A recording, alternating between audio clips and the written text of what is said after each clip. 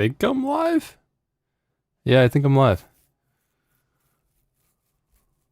All right, baby. What is going on, chat? Let me know if everything sounds good, looks good. I should be live, and you should be able to hear music too. What's up? What's up?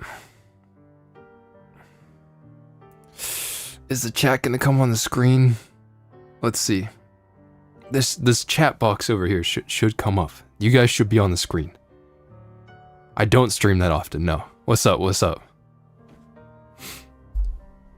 Let me know on the volume on the music. So I'm like sitting here, I'm just like sitting here trying to figure out what I'm doing with the streaming, because I'm like, I haven't streamed in like, God, like 6 months probably. Please make my sleep worse. That's the goal right now. It's probably what, like 2 in the morning where you are? What's up, guys? What's up? I want a Honda Civic. I don't think there's any AI in Honda Civic. That's a problem. We need some AI. Huge fan, bro. Thank you. Oh no, we just talked about computers here.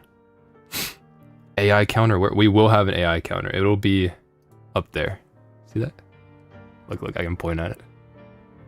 You guys are, the chat is supposed to be working on the left side. Ugh, God. Ah. Why is it broken? Why are you broken? Well, let's go here. Still not showing up there. Guys, what the hell is going on? I'm getting sabotaged. You guys should be on the screen right now. God damn it. I saw some... There's a whole bunch of... There's actually a little bit more going on with the Nvidia presentation than I would have thought. Yeah, it's gonna get crazy. I see some people... Oh, it's working! What? It's working. There's a few people on screen. There's a few. Yo, say hi. Say hi. There you go. I'm not showing toes. That's for another day. I gotta save it for the million sub special. There you go. Is it members only? Shouldn't be. If you can't talk, then maybe screwed. Although, by the way, we have Kat. She has really been looking for some RAM and has still yet to find it. Been kind of screwed. There is more going on in the presentation. Oh man, you guys, oh, it's okay. The chat is really working on the screen now. Spooky, I'm sorry, you gotta move. Ah. You can sit down here. Yeah. Guys, I also have a problem. Because recently, I did get, I think I might have started to fall. Because I got some IEMs. You know, like, there's like a whole freaking community with these little earbud things, and I'm like, bruh, it's way too complicated. But I've been trying them out too. Do you like my jacket? Dude, I'm excited to see his jacket this year. That was a huge jacket last year. Okay, I can crop it a little bit. So, by the way, there is a timer for when the Nvidia stream starts. Now, I know there's going to be a lot of people out there that are going to be like, hey, Nvidia's already streaming right now, because they technically are. They are technically live, but this isn't the presentation, so it doesn't really matter. Like, they're probably just talking about how everybody should pump their money into Nvidia stock right now, because AI. So, I don't think that this is going to work. Oh, so this chat's a little bugged out. Okay, let me see if I can fix that one. Let's see. Okay, 1 second.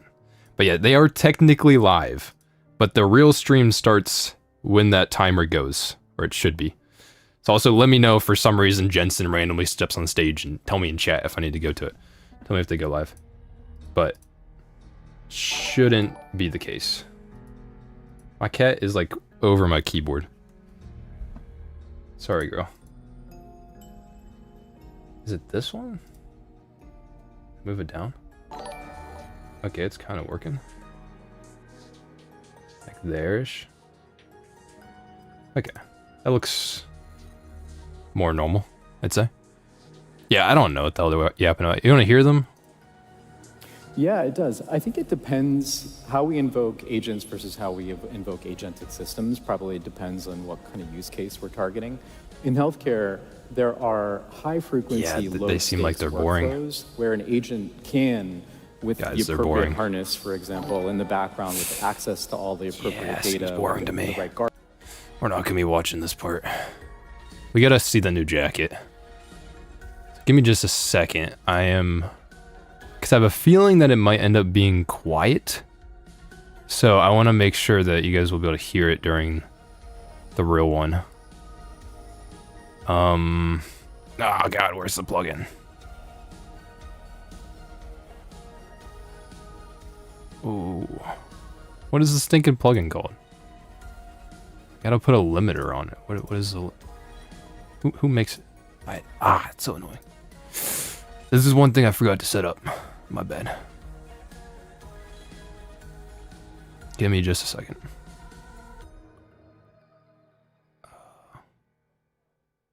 There it is. Found it.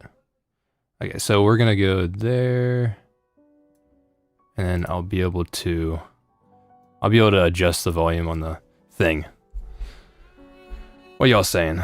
Where's my AI counter, bro? It will be on the stream. It will be on the stream, but not yet.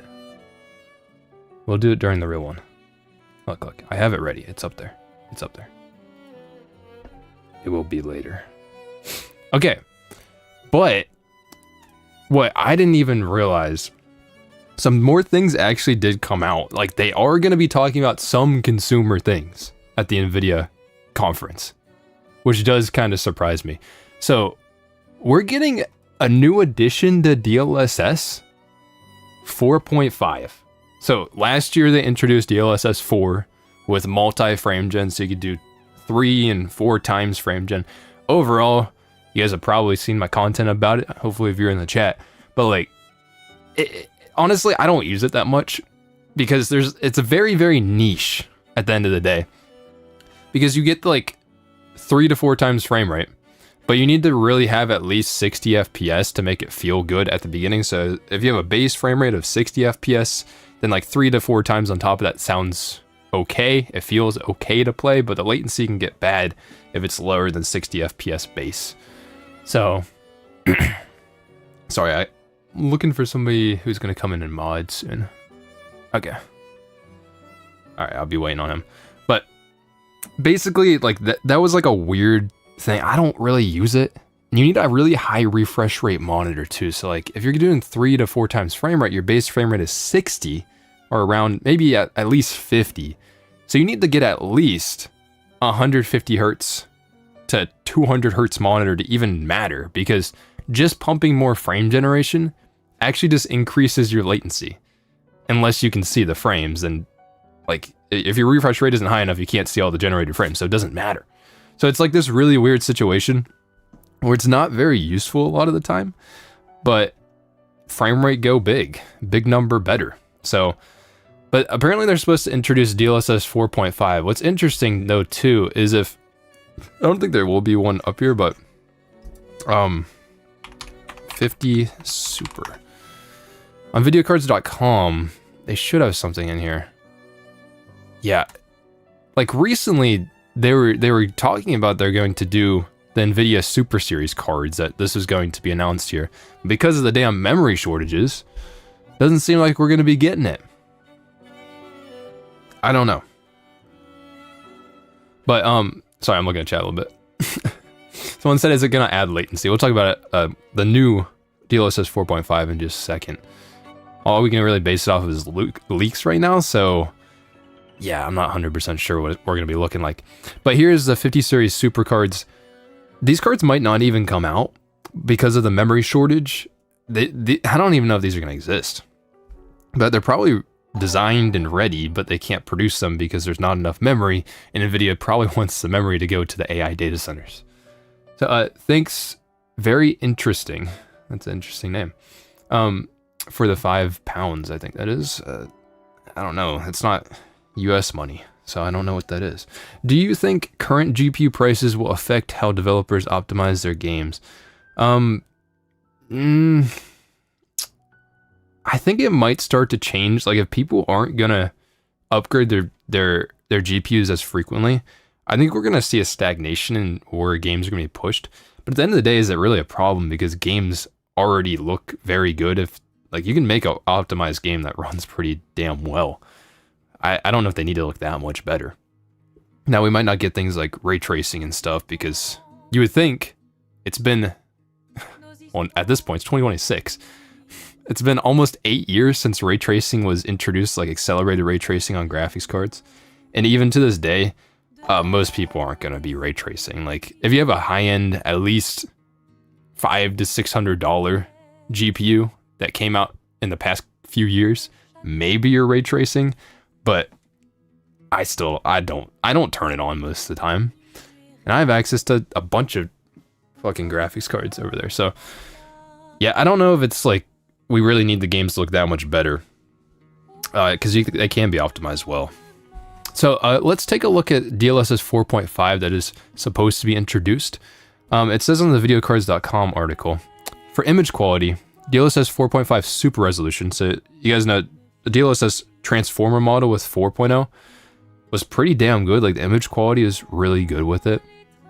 It looked really sharp and stuff, but it did still have some problems. So I don't know if this is going to get changed. It's going to go into second generation transformer model.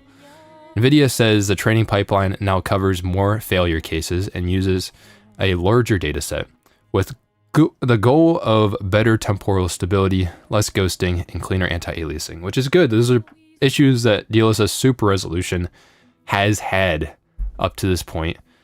I don't know when we're going to be seeing this stuff, by the way, if it's going to release immediately or what. But yeah, DLSS 4 already looked very good, and it looks like this is going to be an improvement on that. But one thing I'm seeing immediately here is because it uses a larger data set. So right here it says larger data set.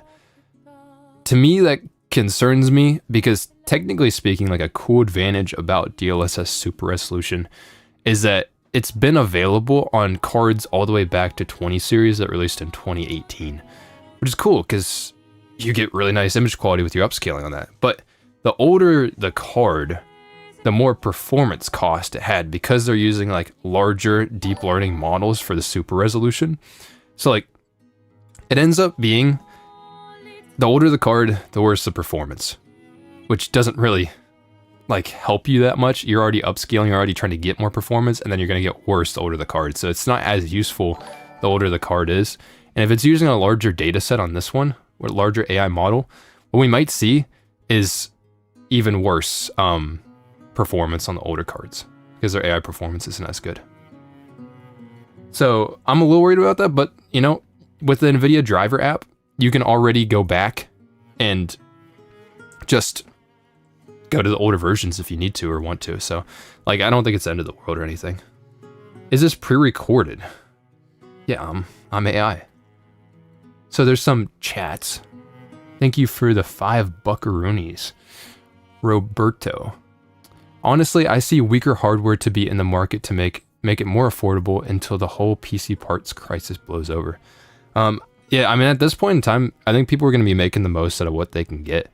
You know, I would make your gear last as long as possible, and I think that's where people already were. Basically, because you could just make, like, a lot of people are still using cards from 5 years ago, and they're still very good today. You know, like the 30 series cards from Nvidia, 6000 from AMD, still very good cards today. Things haven't progressed that much. Like, hardware progression has slowed down. Okay, and then another $5 from the PC Pro. Hot takes. Nvidia is slowly leaving the consumer market because we always have something to complain about, and the 1400K is working better. What? Talking about Nvidia, and then he started talking about Intel. I don't think it's a secret that Nvidia is leaving the consumer market. You see how much money they can make with AI? They don't get nearly as many complaints from businesses. Well, there's probably more stuff than we know about that goes on behind the scenes. But yeah, basically it says that they're improving the super resolution, stability, and the image quality, which is pretty good. And you can always go back with the driver app to whatever version you want. So if the new one is harder to run for your system, then use the older version. I don't think it's really that bad at all. But really the big thing that we're seeing here is more frames, but dynamically.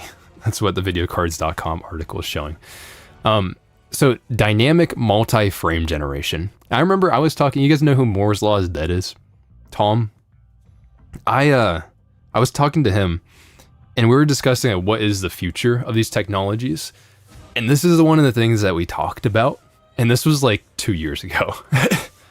Is that Nvidia probably wanted, and it seems like they are. This is just a rumor right now, but you know, I'm assuming that this is true at this point because it's about to happen, the Nvidia presentation. So we talked about how Nvidia wants to probably use frame generation to target refresh rates, not multipliers of your frame rate. So like right now, they're taking your base frame rate, just multiplying it. Like you say you have 50 FPS to start, you're getting 3 times frame rate, so you're gonna get 150 FPS if you were to be able to maintain that same base frame rate. There's weird shit that goes on with it because using frame gen usually takes a hit to your base performance, but we're not gonna talk about that right now. But you know, it multiplies your frame rate, which means is if you go over the refresh rate of your monitor, then it doesn't really matter because you can't see the frames and it doesn't add to your actual performance. It doesn't make the game run faster or anything like that. So with this, what they're gonna do is instead of, it seems like, we'll read through this, it seems like they're gonna be targeting the refresh rate of your monitor and not a multiplier of frames. So let's, so it'd be like more useful a lot of the time. You have a high refresh rate monitor, you can take advantage of that monitor. So it's kind of like how lossless scaling works with the frame generation. You can target a refresh rate that you want instead of this, or at least that's what I'm thinking. Let's read through this. Okay, so dynamic multi-frame generation. As the name suggests, it is not locked to a single multiplier. Instead, users may say 3 to 6 times more frames depending on the settings. Nvidia frames this update as a way to deliver smooth gameplay on high refresh rate monitors, including 240 Hz panels, which 240 Hz is not expensive nowadays. So I think this is a good target. You can basically just be like, oh, I can get, you know, like a 1440p 240 Hz monitor for like 250 bucks, and you could just always hit it. That's one thing, despite all of the issues that are going on with RAM, chip shortages, monitors and TVs are fucking cheap. And that's the cool thing. 240 Hz is not expensive, I'm not gonna lie. At least here. I disagree. It really doesn't cost that much. You can get like a nice 240 Hz for like, you know, 200 to 300 bucks. And that's 1440p.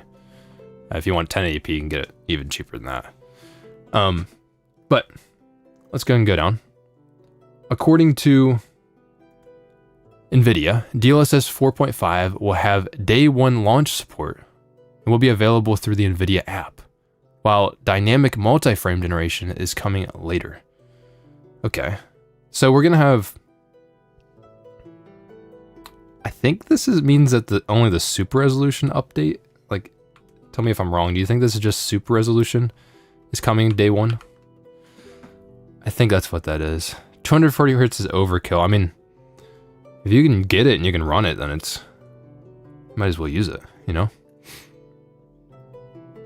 Yeah, I think this is probably just the super resolution.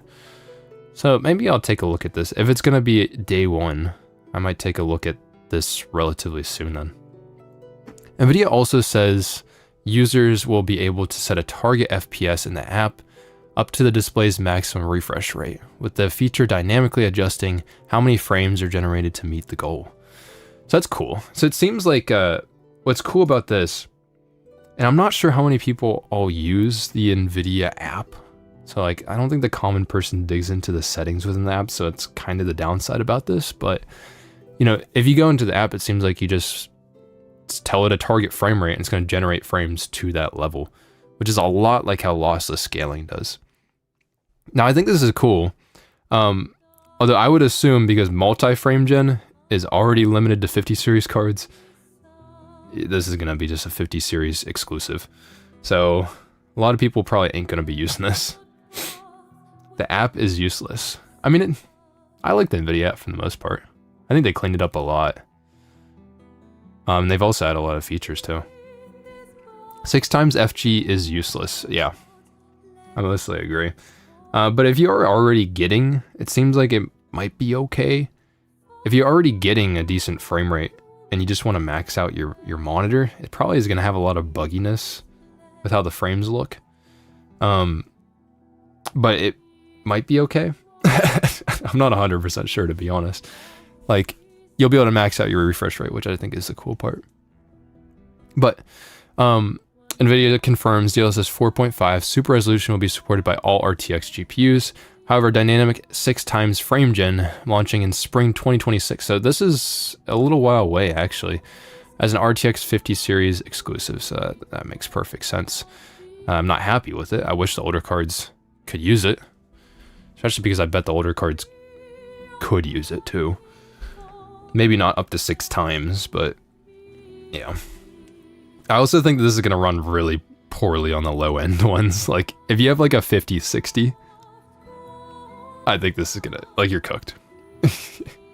Imagine how it would be playing, because it'd be targeting a frame rate. So say you're on a 5060, you have 144 hertz monitor, and you're frame generating to 144 hertz.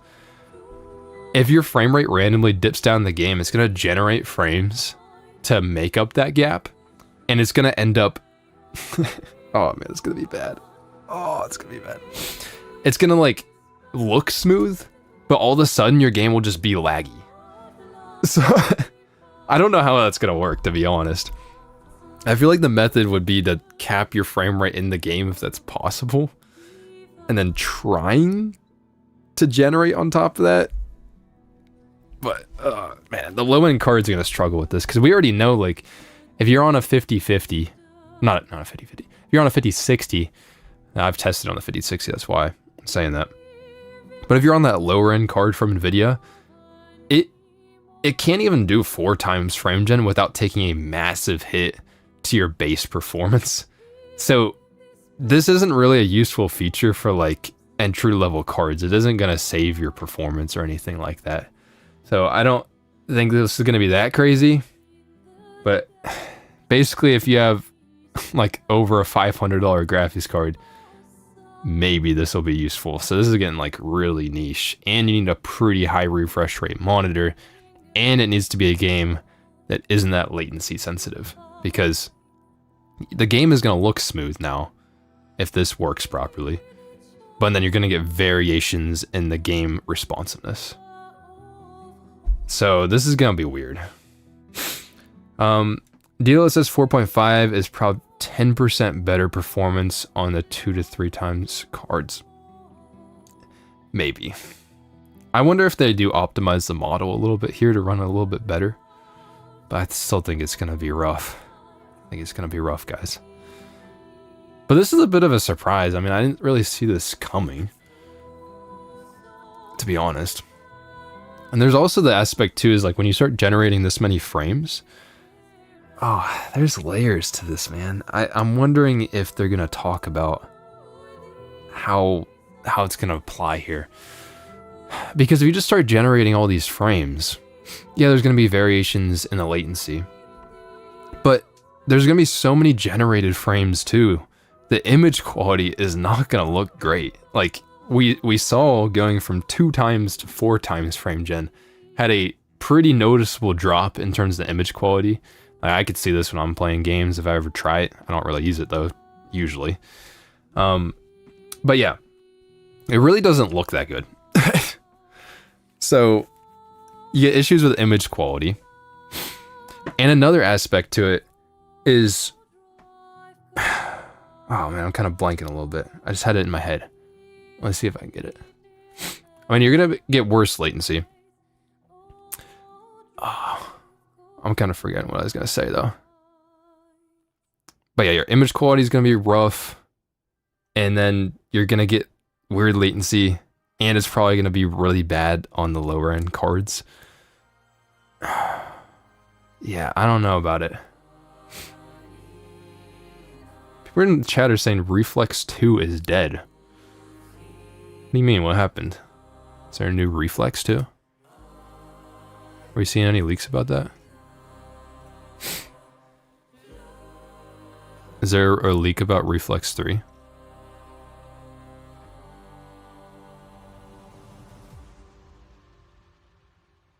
Long live Reflex 2. Yeah, I mean, people didn't even... We never got Reflex 2. I think there was like 2 games that used it. Basically what Reflex 2 did is...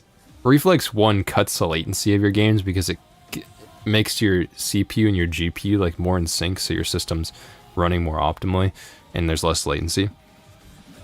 But Reflex 2 took it a step forward and it wanted to predict what the next frame was going to be. And we never really saw that in that many games. It existed. I don't know how the image quality really turned out. I think some people did test it. I never even tested it, to be honest, because I just never saw it coming out. But I don't know what Reflex 3 would be like. What the hell? Oh, I remember what I was going to say, though. The thing about it, because of dynamic frame generation, if it's going to be doing variable things to get up to your monitor refresh rate, it makes me wonder if there's going to be even more latency than there was before. Like, am I crazy? Because at random points in time, it's going to have to, like, wait more and more for the frames. Maybe it'll just feel like the latency is variable, though. But at random points in your gameplay, if your performance drops or something, then it's going to need to compensate with even more generated frames. So I'm worried if the processing time to make these generated frames is even worse than it was before with normal frame gen. I crazy, this doesn't seem great. Someone chat said, I can't pronounce the name. I think the latency will feel worse because it will be variable latency and you should feel more. That's what I'm worried about. Now, we could have already, and I have experienced this, and for the most part, you guys have probably experienced, what's it called? Lossless scaling frame generation. With that, you can target a refresh rate and then just kind of make that work. But that one didn't feel that great either. Like, if you had it targeting the frame rate, the latency was worse than if you just multiplied, like, flat out all of your frame rate. Now, it used a little bit less performance to generate those frames, but like, the latency was bad. Like, you could feel it. Lossless scaling is great for animes and movies. He's lossless scaling for media player. That's interesting. I didn't even know you could do that. You turn like a lower FPS video into a higher one. If Reflex 1 sucks for 4 times frame generation, imagine it for 6 times.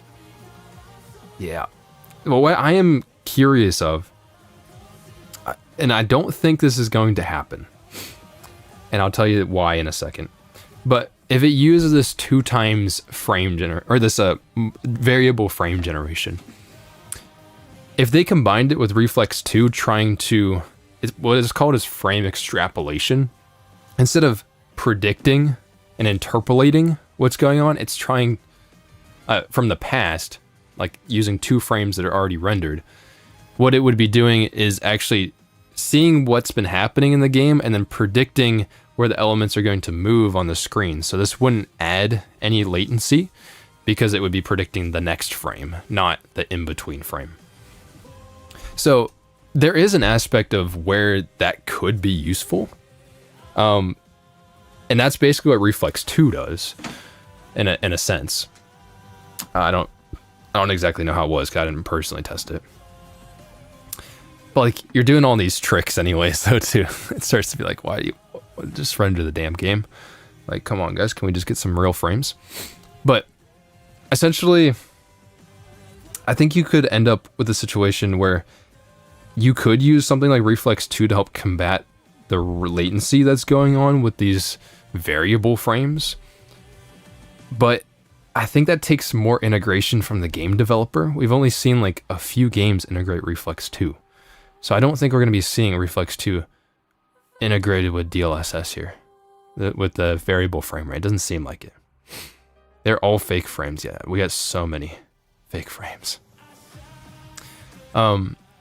So that's where I'm at with it. I just don't think that that'll get in that many games. Maybe it could work to predict the next frame, but we're not really seeing that.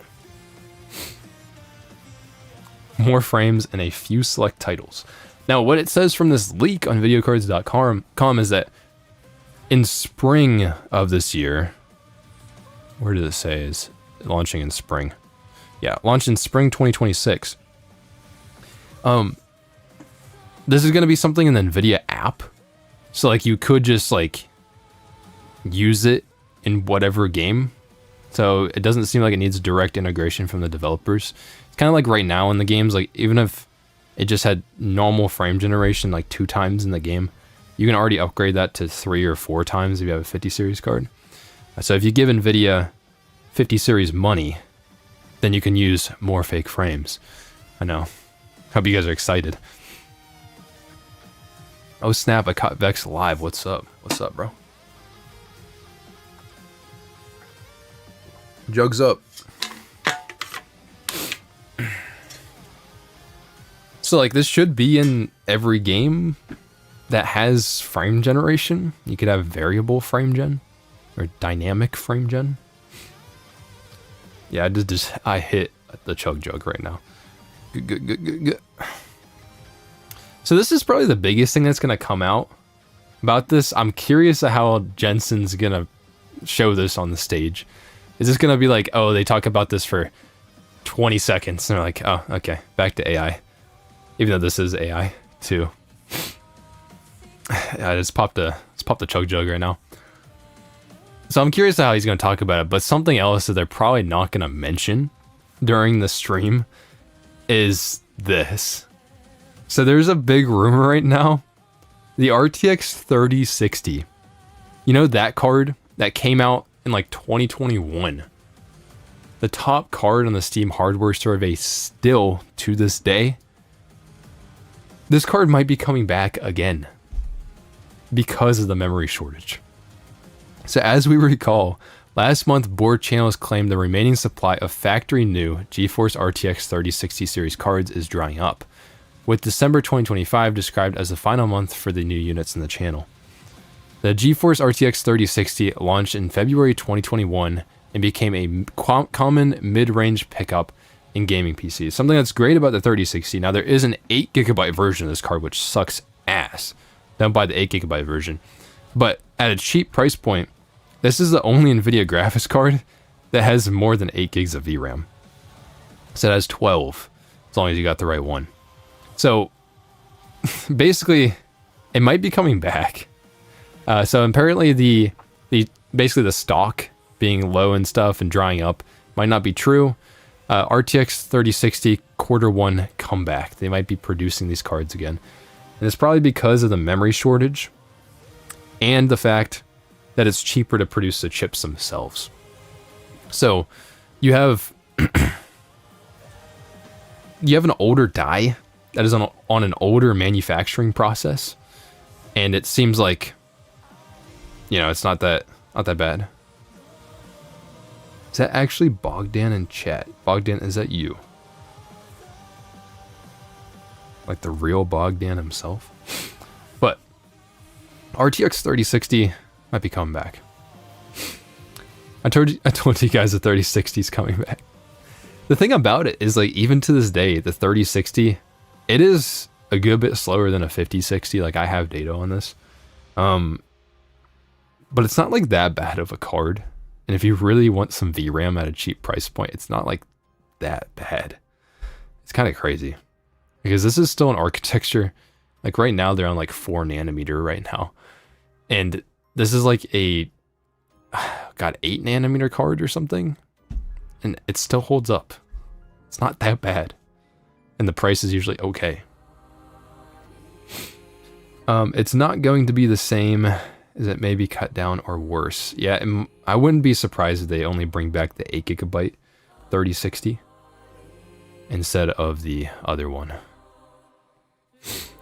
So they show this here. Here's the 8GB 3060. This one sucks. Like it performs worse than you would think. because the memory bandwidth is cut down significantly because there is less VRAM on it, and the fact you don't have more VRAM. Now, I will say the 3060 does struggle at things like 1440p. It's probably just a 1080p card most of the time, but yeah. 8GB VRAM is bad. Damn, I'm on 6 gig. Dude, I bought a gaming laptop that had a 3050 Ti in it, which didn't exist on desktop. The 3050 Ti was a laptop exclusive. That card only had 4 gigs of VRAM. And I was like, shit, that's bad. That's bad. Someone said in chat, Vex, when do you think the RAM crisis will end? I'm not sure if it's ever gonna end. Ooh, someone got ads in chat. Ooh, you're getting ads.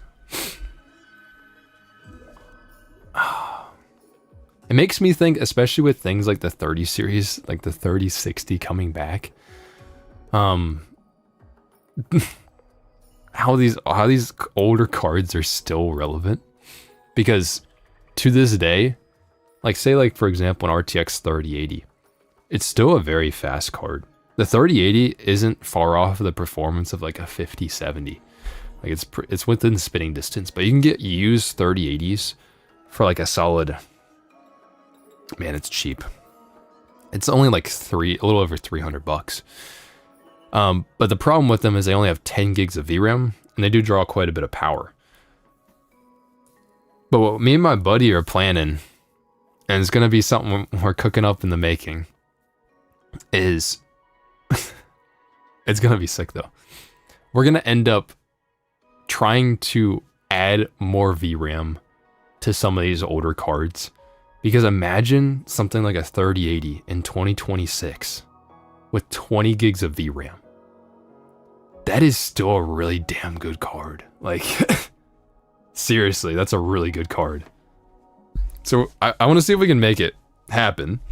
I don't know if I'd recommend people to do that shit, because you know, if the 3080 is like your only graphics card and you're going to try to mod it and put more VRAM on it, you might just brick your fucking card.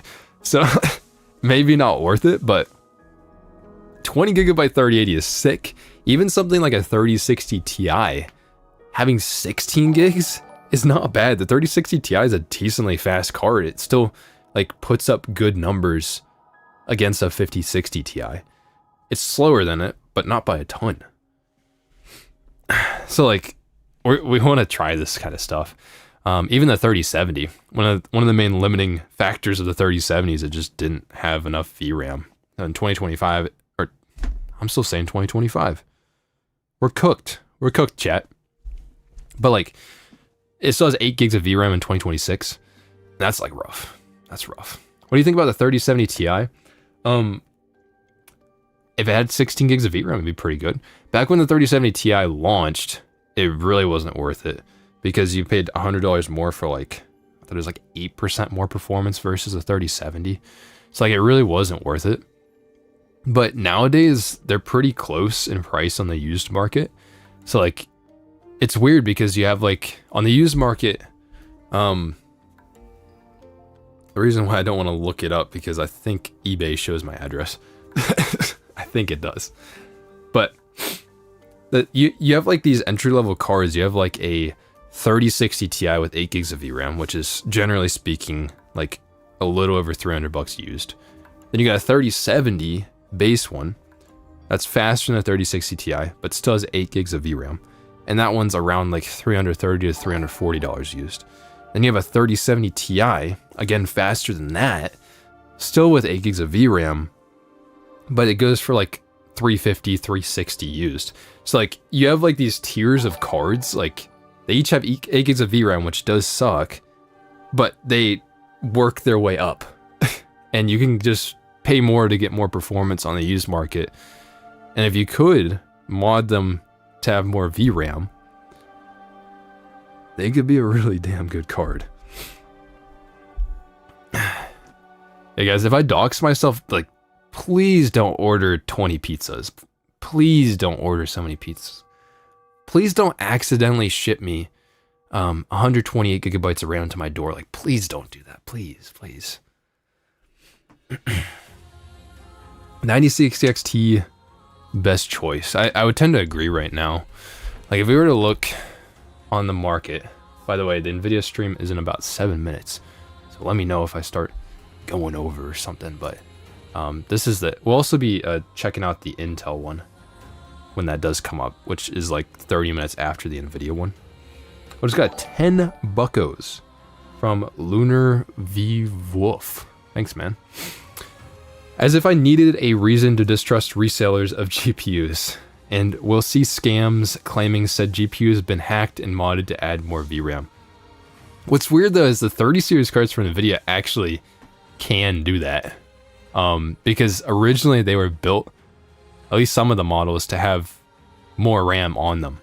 They were actually built to have like the 3060 Ti, I'm pretty sure, or was it 3070? It was actually built to have 16 gigs of VRAM, but they took it away last second. They're like, let's just give them 8. Which, fuck you, Nvidia, for that. Those would be insane cards today. Now, AMD chose to add more VRAM, but yeah, Nvidia didn't do that. Yeah.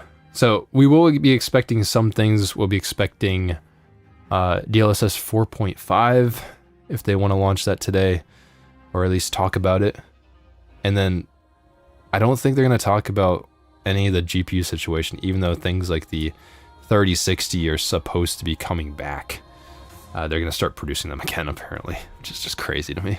This card is, dude, this card is pushing 5 years old. God damn. Still the entry level. We will do an AI counter. God, we will. Don't worry. Don't worry. But yeah, let's look at the actual market right now. So I'm going to hide you guys with my camera for a bit. But if you go into the GPU market at the moment, the lowest price card is still the 5050 from Nvidia. Not a good deal. Pretty bad value for that price. But the 9060 from AMD is also going up. Even the 8 gig version, 290, dude, over $300 for 8 gig 9060 XT is not great. I think those price increases are starting to take effect. So that's not great.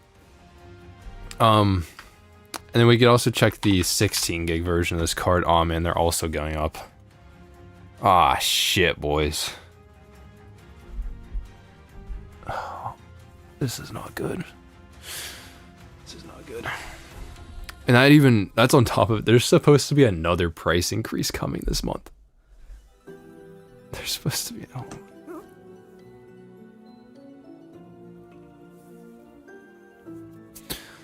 Oh, fuck. This is not it. Oh, shit. Let's see the 5060.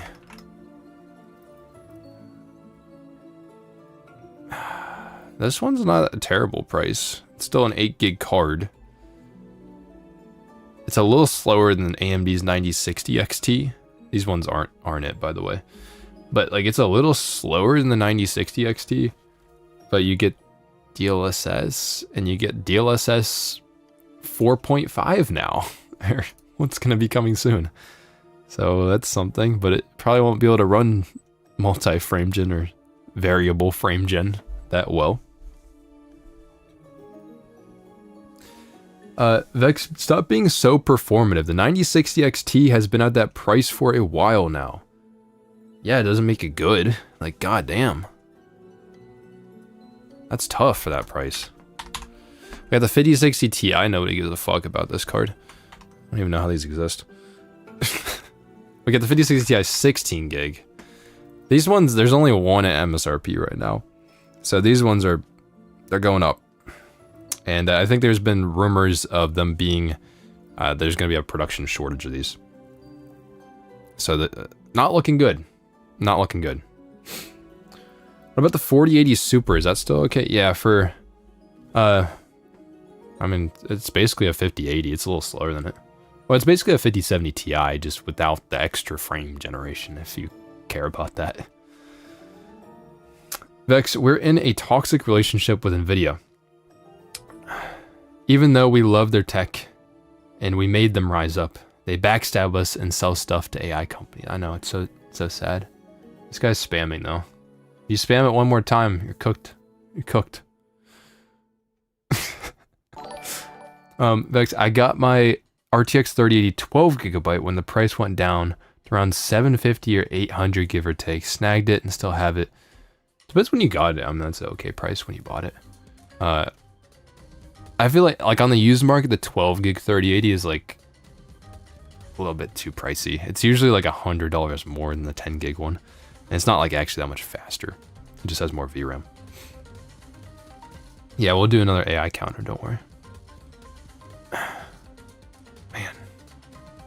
I feel like we should check the stream. Okay, there's nothing going on the stream right now.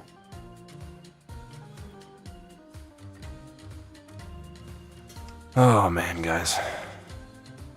Ready for another one? We ready for another one?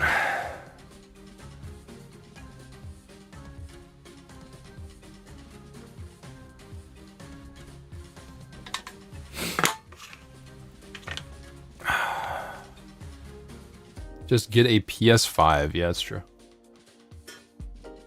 Guys, can we just all buy PS5s? Oh, what's up, bro? What's up?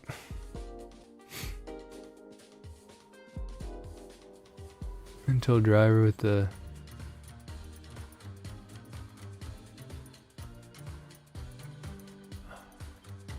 Sorry, I'm like, I'm trying to see if mods from the Discord server are coming in. I'm gonna go ahead and ask.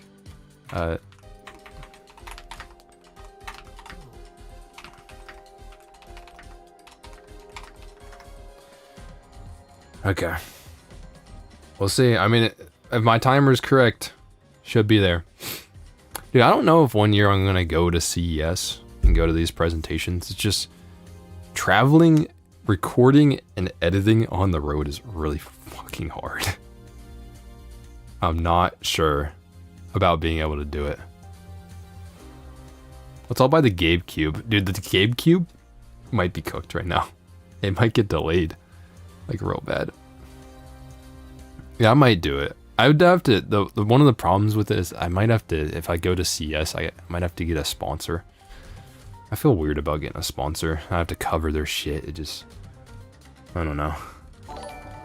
Thank you for the 5, some kind of European unit, of money. Got myself a 4070 for 440. That's pretty good. Decent upgrade from a 2070 Super. It's pretty good, actually. That's used. 4070 still holds up. €5, yeah. Fake money. Fake money. Okay, apparently it should be live here. Am I caught up? Okay. They're a little late. They're a little late, guys. CES is now corporate electronics show, probably. €5 is $6. Oh, never mind. That's profit. Thanks. Robots at live right now. I need to blow my nose. By the way, I was gone for a little bit. Obviously, I was visiting family during Christmas. And I got sick when I was there.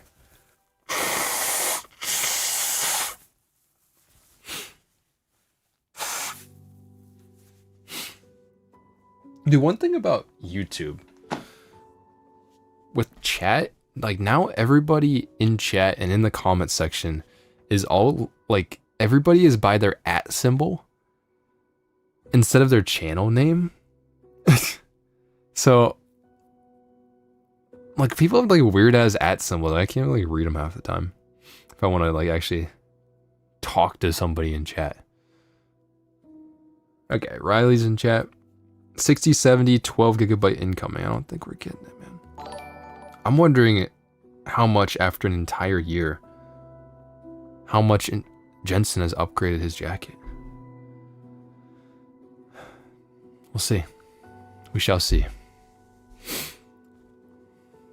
Bro's spacing comments but saying the same stuff until someone reads it considered spamming. I actually didn't know. Dude, no, you spam the same comment like 4 times. What are you talking about? Will B770 be mentioned on Intel's presentation? I have no clue, to be honest. If you want references, so Intel's presentation is going to be immediately after Nvidia's, pretty much just a 30-minute gap between them. So we'll see how this ends up working out. I'm not 100% sure, but I don't think Intel is talking about anything because we haven't seen that many leaks. We would have seen leaks about Intel stuff by this point, and we haven't seen that much. So here's Intel's presentation. Nvidia is talking about suckers, not customers. Yeah, we're getting played like a video game. Hence Battle Mage B77, maybe? We'll see if they talk about the B770. My fear with the B770 is its performance probably isn't going to be too much faster than like a 9060 XT and a 5060 Ti, if it even is going to be faster than it. And I don't know how cheap they can charge for this card because their ARC B580 was already like very expensive to produce at $250. Now there gives me a memory shortage, and I just don't know how they're going to be able to get away with it and charge like an aggressive price point that undercuts the 5060 Ti and the 9060 XT. Like, is it going to be like they have a card, the B570 is like $220 and the B580 is like $240. Like, would the B770 be, I don't know, 300? I don't know. It's gonna have 16 gigs of VRAM though, which is pretty cool. But it does seem like it's coming. We didn't know for a while if this was gonna exist. Intel owning the fab should help, but Intel doesn't make memory, and they don't actually make the die that's in the, at least in the B580, that's made by TSMC. But B770, maybe it would be on an Intel fab. I don't know. Thank you for the $2.10. Paid $260 for a 5060 Ti 16 gigabyte and got a stick of DDR5 16 gig for free. What the hell? How did you get that deal? Who do you know? Who do you know? Man, they're really late. They're really late, guys. Huh. Jeez, what are they doing? They checking their stock prices right now? They're like, oh, look at the money going up. Jensen's son. What's funny, actually, I remember I talked about it recently in the video, but like Jensen on the he went on Joe Rogan, right? Let me pull it up.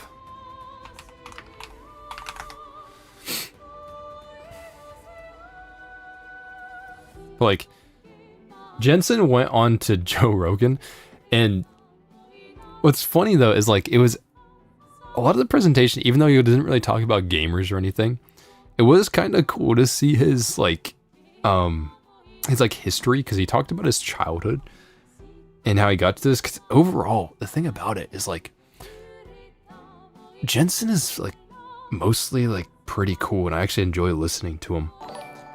I don't like what his business has done to us. I wish it could have like separated the GPU market, like the consumer market, from the business market, and they did that for years. But now in 2026, it doesn't seem like they're separate anymore. They both affect each other. So the only way to really get out of this would be like if there is competition in the AI space for Nvidia. Like Google right now, I'm probably gonna make a video on this, but like Google has some. Jensen is cool with caveats, I agree. I mean, he's pretty cool. Are they live now? They're still not live. Zuckerberg of Nvidia. I mean, he is the CEO. Am I caught up? I am caught up, I'm pretty sure. Yeah, still not there. And when it starts, by the way, let me know on the volume coming in if it sounds good. Thank you for the €5. CPU makers. That's the thing, is that they show the @ symbol on YouTube now. I don't know how to say his name. Musashi? I don't know. CPU makers have to plan lithographified HBM RAM directly into their CPU architecture if they want to sell them in the future. Intel, I'm guessing? Or sell them in the future, lol. I think that's what he tried to say. I mean, like, they could. HBM's just expensive, so like I don't think that's going to come to consumer that much. Also, thank you for the $5 Canadian. Lipstick and dresses, boys. What? Okay, I don't know. Bro, yapping? Fruitinger... Dude, I can't see the names, bro. Thanks for the $2, though. Can't wait for Pantherlake. It's actually interesting. I'm excited for the Intel presentation, surprisingly. Because... Actually... like, their Lunar Lake stuff and their Arrow Lake stuff on laptops is pretty damn good. Actually, recently... I'm working on a video on it, but I actually got it like a laptop. But this is the Zephyrus G16. It is not a cheap laptop, but if you want a good laptop, they kind of cost a lot of money. But like, yeah, this has Intel Arrow Lake in it. It has a 285H, which is a 6 performance core, I think 8 E-core laptop chip, and it's pretty good actually. Do you invest in Nvidia stock? I mean, I have money in like the S&P and stuff, so like it covers all these companies. The Nvidia stream is delayed because it needs upscaling for Jensen's out-of-touch attitude towards consumers and MFG. I think we need to start generating the presentation. Why aren't we there yet? All you gotta do is have Jensen say AI in different ways, different flavors over and over again. But thanks for the 500 RSD. I don't know what currency that is, but thanks. Thank you, Underclock Studios, for the €2. Delivery agent just crashed with my 5070 Ti. What, bro? Damn, you can't be wasting GPUs like that. Why are you crashing cars? That guy needs to be arrested. Do you like my jacket? I'm wondering if we get another iconic jacket from him here. Last year's was crazy. Why is the dislike button disabled by the owner? Is they're afraid. There isn't, by the way, on the Nvidia chat, there isn't even a live chat. Comments are turned off. They just know that normal people are going to come in here and spam the fuck out of it. It's not great. Thanks, Fruitiger Lounge, for another $2. We should count on how many times he says AI. We will. We will. We will be doing this. You see above me? AI counter. Look, I can add to it. Boom. 1, 2, 3, 4. And we're going to be counting every single time AI appears on the screen, every time he says it. If he says artificial intelligence, we're going to be absolutely counting everything. And we're going to do this for all the presentations, not just NVIDIA. Every time he does it, let's take a shot. We might be dying today, boys. But it's okay. It's okay. It'll be alright. Count gaming. Oh, that would be funny, actually. I don't think I have a way to separate them right now. Hey, if you guys want to in chat, just keep a gamer count too. Like every time he says game, count that, because it's probably going to be on one hand throughout the whole presentation. So, I don't know when this is going to start. I'm getting confused now. They're like really late. We got Nvidia at CES.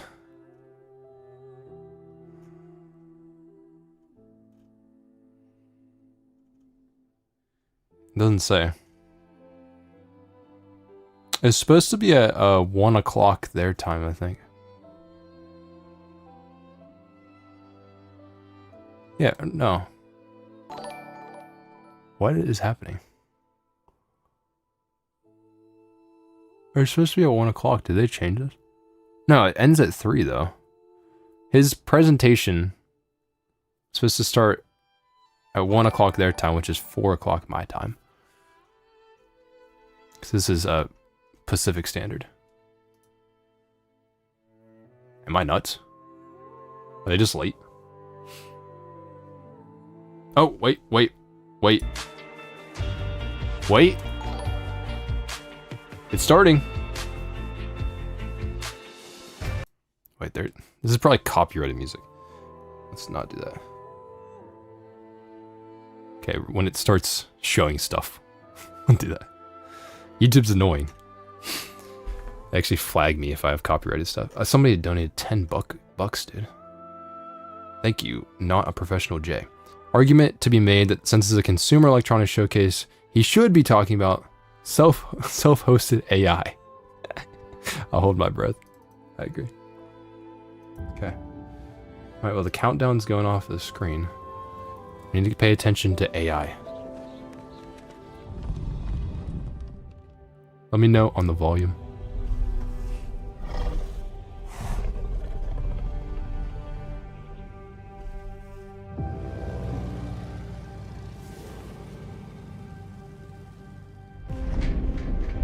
Let's go, guys. Guys, I'm sure there's gonna be so much about gaming in this. And they are starting off with gaming presentation, like trailers. Thanks for the €5. Musashi.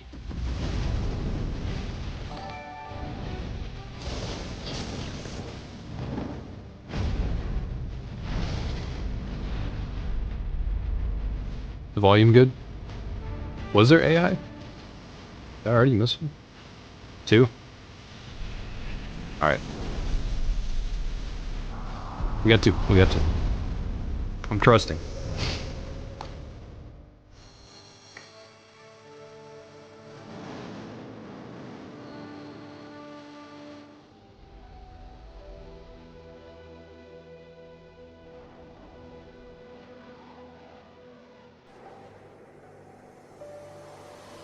I can go a bit smaller, I agree.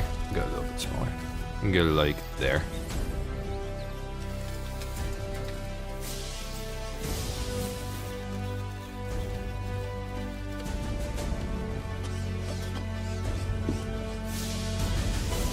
Any more AIs? I think I did miss one. So like they showed some gaming stuff and then they're already back to robots. You're betting... Oh, we could do an over-under. Vince Salim, thanks for the dono. I bet 229 AI counters.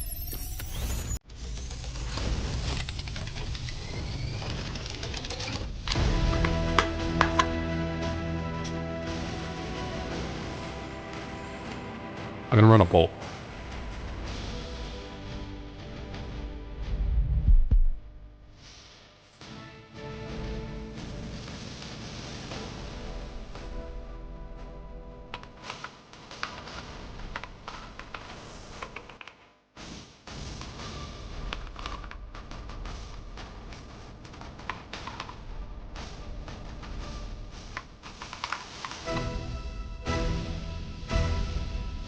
Oh. How many AIs will it be?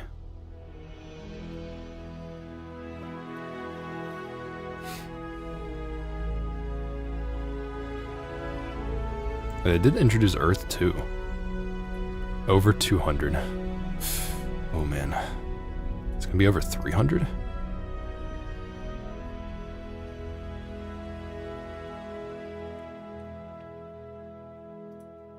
There it is. Welcome to the stage, Nvidia founder and CEO, Jensen Huang.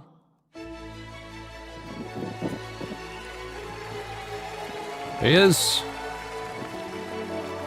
Let me move it. Hello, Las Vegas! Happy New Year! Welcome to CES. It's the same jacket. Well, we have about What is 15 this shit? kilos worth of material to pack in here. I'm so happy to see all of you. You got 3,000 people Is in this it? auditorium. There's 2,000 people in the It is kinda courtyard wild. watching us. There's another 1,000 people apparently in the 4th floor where there were supposed to be NVIDIA show floors, all watching this keynote. And of course, millions around the world are going to be watching How much does this this jacket to cost? kick off this new year. Well, every 10 to 15 years, the computer industry resets. A new platform shift happens. From mainframe to PC, PC to Yeah, internet, 10 to 15 years ago, you used to internet be to cloud, cloud to mobile. Each time, the world of applications target a new platform. That's why it's called a platform shift. You write new applications for a new computer. Except this time, there are 2 simultaneous platform shifts, in fact, happening at the same time. While we now move to AI, applications are now going to be built on top of AI. At first, people thought AIs are applications, and in fact, AIs are applications, but you're going to build applications on top of AIs. Oh man, that's like, I heard But 3, in addition 7. to that, how you run the software, how you develop the software fundamentally changed. Let me know on The how loud it entire is. 5-layer stack of the computer industry is being reinvented. You no longer program the software, you train the software. Okay. You don't run it on CPUs, you run it on GPUs. You can tell that how And much he's talking whereas about gaming already. applications were pre-recorded, pre-compiled, and run on your device. Now applications understand the context and generate every single pixel, every single token, completely from scratch every single time. Computing has been fundamentally reshaped about gaming. as a result of accelerated computing, as a result of artificial intelligence. Every single That is layer one. of that 5-layer cake paying is now attention, being paying attention. reinvented. I'm locking in. Well, what that means is some $10 trillion or so of the last decade of computing is now being modernized to this new way of doing computing. What that means is hundreds of billions of dollars, a couple of $100 billion in VC funding each year is going into modernize and inventing this new world. And what it means is $100 trillion of industry, You heard gaming once? several percent of which is R&D budget, is shifting over to artificial intelligence. People ask, where is the money coming from? That's where the money is coming from. I caught it. I The caught it. modernization of AI to AI, Oh, the that was 2. shifting of R&D budgets from classical methods to now artificial intelligence methods. Enormous amounts of investments coming into getting this bad. industry, which explains why we're so busy. And this last year was no difference. This last year was incredible. This last year, there's a Oh slide coming. God. 1, 2, This is 3, what happens when you don't 4. practice. I see 4 here. It's the first keynote of the year. I hope it's your first keynote of the year. Otherwise, you have been pretty busy. This is our first keynote of the year. We're going to get the spider webs out.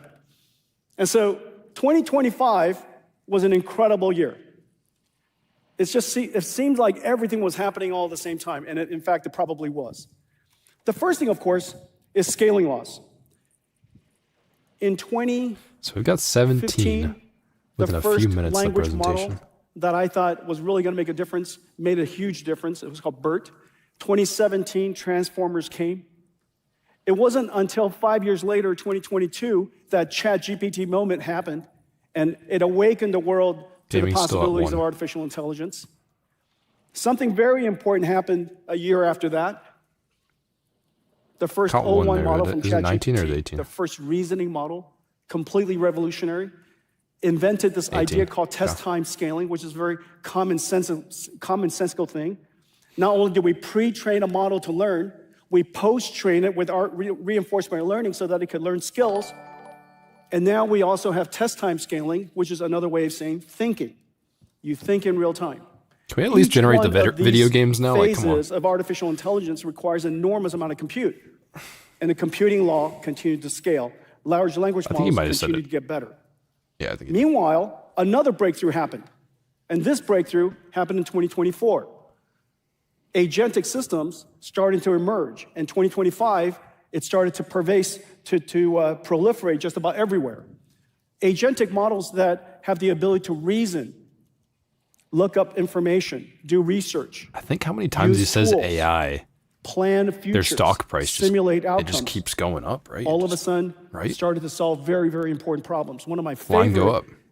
agentic models is called Cursor, which revolutionized the way we do software programming at NVIDIA. Agentic systems are going to really take off from here. Zuzula. Of course, there are other types of 777. AI. We know that large AI language models overlord. isn't the only type of Jensen. information. Wherever the universe has information, wherever the universe has structure, we could teach a large language model, a form of language model, to go We had understand 20. that information, to understand its Everybody's saying 20. representation, and to turn that into an AI. One of the There's biggest, one. most important one is physical AI. AIs that understand God, the he's laws of spamming. nature. It's And then, ulting. of course, physical AIs is about AIs interacting with the world, but the world itself has information, encoded information, and that's called AI physics. AI that, in the Jeez, case he's of spamming. physical AI, you have AI that interacts with the physical world, and you have AI physics, AI that understands shit. the laws of physics. And then lastly, one of the most important things that happened last year, the advancement of open models. We can now know that AI Dude, is going to he's proliferate AI maxing. everywhere when open source, when open innovation, when innovation across every single company and every industry around the world is activated at the same time. Open models really took off last year. In fact, last year, we saw the Oh, wait, they're going advance to be on the of screen now. DeepSeek R1, the first open model. I that's a actually don't see reasoning AI system. on here. It caught the world by surprise. Musashi, and it thanks for the activated €5. literally this entire movement. It's AI will never really develop exciting cool work. games. I We're so happy with it. mostly agree now with that. we It'd be a have good tool, though. open model systems all over the world of all different kinds. Seen And 31. we now know that open models have also reached the frontier. Still solidly is 6 months behind the frontier models, but every single 6 months, a new model is emerging, and these models are getting smarter and smarter. Because of that, you could see the number of downloads has exploded. The number of downloads is growing so fast because startups want to participate in the AI revolution. Large companies want to, researchers want to. I love my students want electricity to, bill just going about up. Every single country wants to. How is it possible that intelligence, the digital form of intelligence, will leave anyone behind? And so open models has really revolutionized artificial intelligence last year. This entire industry is going to I would be say one of the only reshaped as a things I'm result like of that. actually excited Now, for we is had if they this can inkling use some time AI to ago. compress You might have memory heard and make that memory cost several less years for ago, us. we just started to build and operate our own AI supercomputers. Are they really We gonna do call that? them DGX clouds. A lot of people asked, are you going into the cloud business? The answer is no. We're building these DGX supercomputers for our own use. missed one. Well, it turns out we have billions of dollars of supercomputers in operation so that we could develop our open models. I am so pleased with the work that we're doing. It is starting to attract attention all over the world and all over the industries because we are doing frontier AI model work in so many different domains. The work that we did in proteins, in digital biology. I saw a lot there. Proteina to be able to Sorry, I'm locked synthesize in. and generate proteins. OpenFold 3 to understand the structure of proteins. Evo 2. There's a lot to in the understand main and graph. generate There's extra 2 in there. Multiple proteins, otherwise the beginnings. Does of this AI count? That one? cellular You representation. see that? Earth 2, AI Earth that 2? understands the laws of physics. The work that we did with ForecastNet, the work that we did with Cordic. Bro, I'm waiting for Earth really 3. revolutionized the way that people What is are this doing shit? weather prediction. Nemotron, we're now doing groundbreaking work there. The first hybrid transformer SSM model saying 42. that's incredibly They might have fast said it. and therefore can think for a very long time or can think very quickly with that for not a very long time and produce very, very smart, intelligent answers. Nemotron 3 is groundbreaking work, and you can expect us to deliver other versions of Nemotron 3 in the near future. Cosmos, a frontier, open, world foundation model, one that understands how the world works. Groot, a humanoid robotic system. Groot? Articulation, mobility, locomotion. Talking about damn Guardians of These the Galaxy now? models, these technologies are now Say it being twice. integrated, and in each one 44. of these cases, open to the world. Groot? Frontier I am humanoid AI? robotics models open to the world. And then today, we're going to talk a little bit about Alpamayo, the work that we've been doing in self-driving cars. Not only do we open source the models, we also open source the data that we use to train those models. Because in that way, only in that way, can you truly trust how the models came to be. We open source all the models. We help you make derivatives from them. We have a whole suite of libraries. We call the NeMo libraries, physics NeMo libraries, and the Clara NeMo libraries, each BioNeMo libraries. Each one of these libraries are lifecycle management systems of AIs, so that you can process the data, you can generate neuron data, activates when he says AI. You can create the model, evaluate the model, guardrail the model, all the way to deploying the model. Each one of these libraries are incredibly complex, and all of it is open sourced. And so now, on top of this platform, NVIDIA is a frontier AI model builder. And we build it in a very special way. So he's talking about that they're building the back end stuff. In the open, so that we can enable every company, every industry, every country to be part of this AI revolution. I'm incredibly proud of the work that we're doing there. In fact, if you notice RSV Blue, thanks for the 25 the chart shows that will a 4070 Ti be too much for a industry 5600X? I think actually that's a decent pairing. In fact, continue to do that, if not I accelerate. would want to upgrade my CPU a little These bit if I had that models card, are but also it's pretty world-class. decent.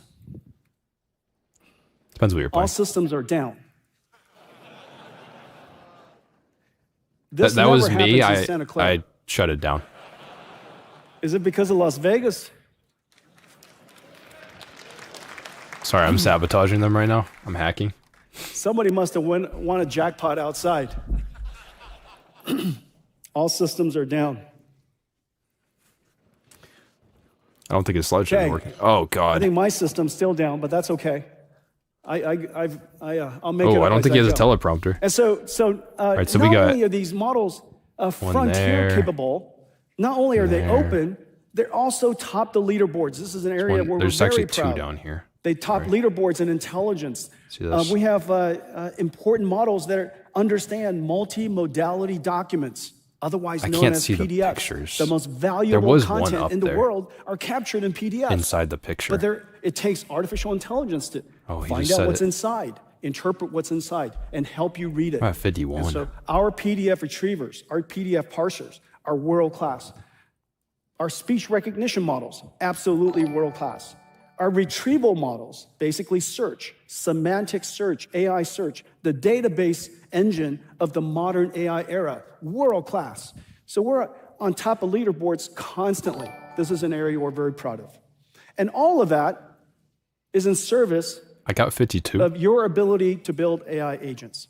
Oh, there's one. This is really a groundbreaking area of development. You know, at first when ChatGPT came out, people said, you know, gosh, it produced really interesting results. But it thanks for the 10 euros. Did you see Samsung CES presentation focus heavily on AI? Nvidia is going even further. The real issue is consumers pay prices.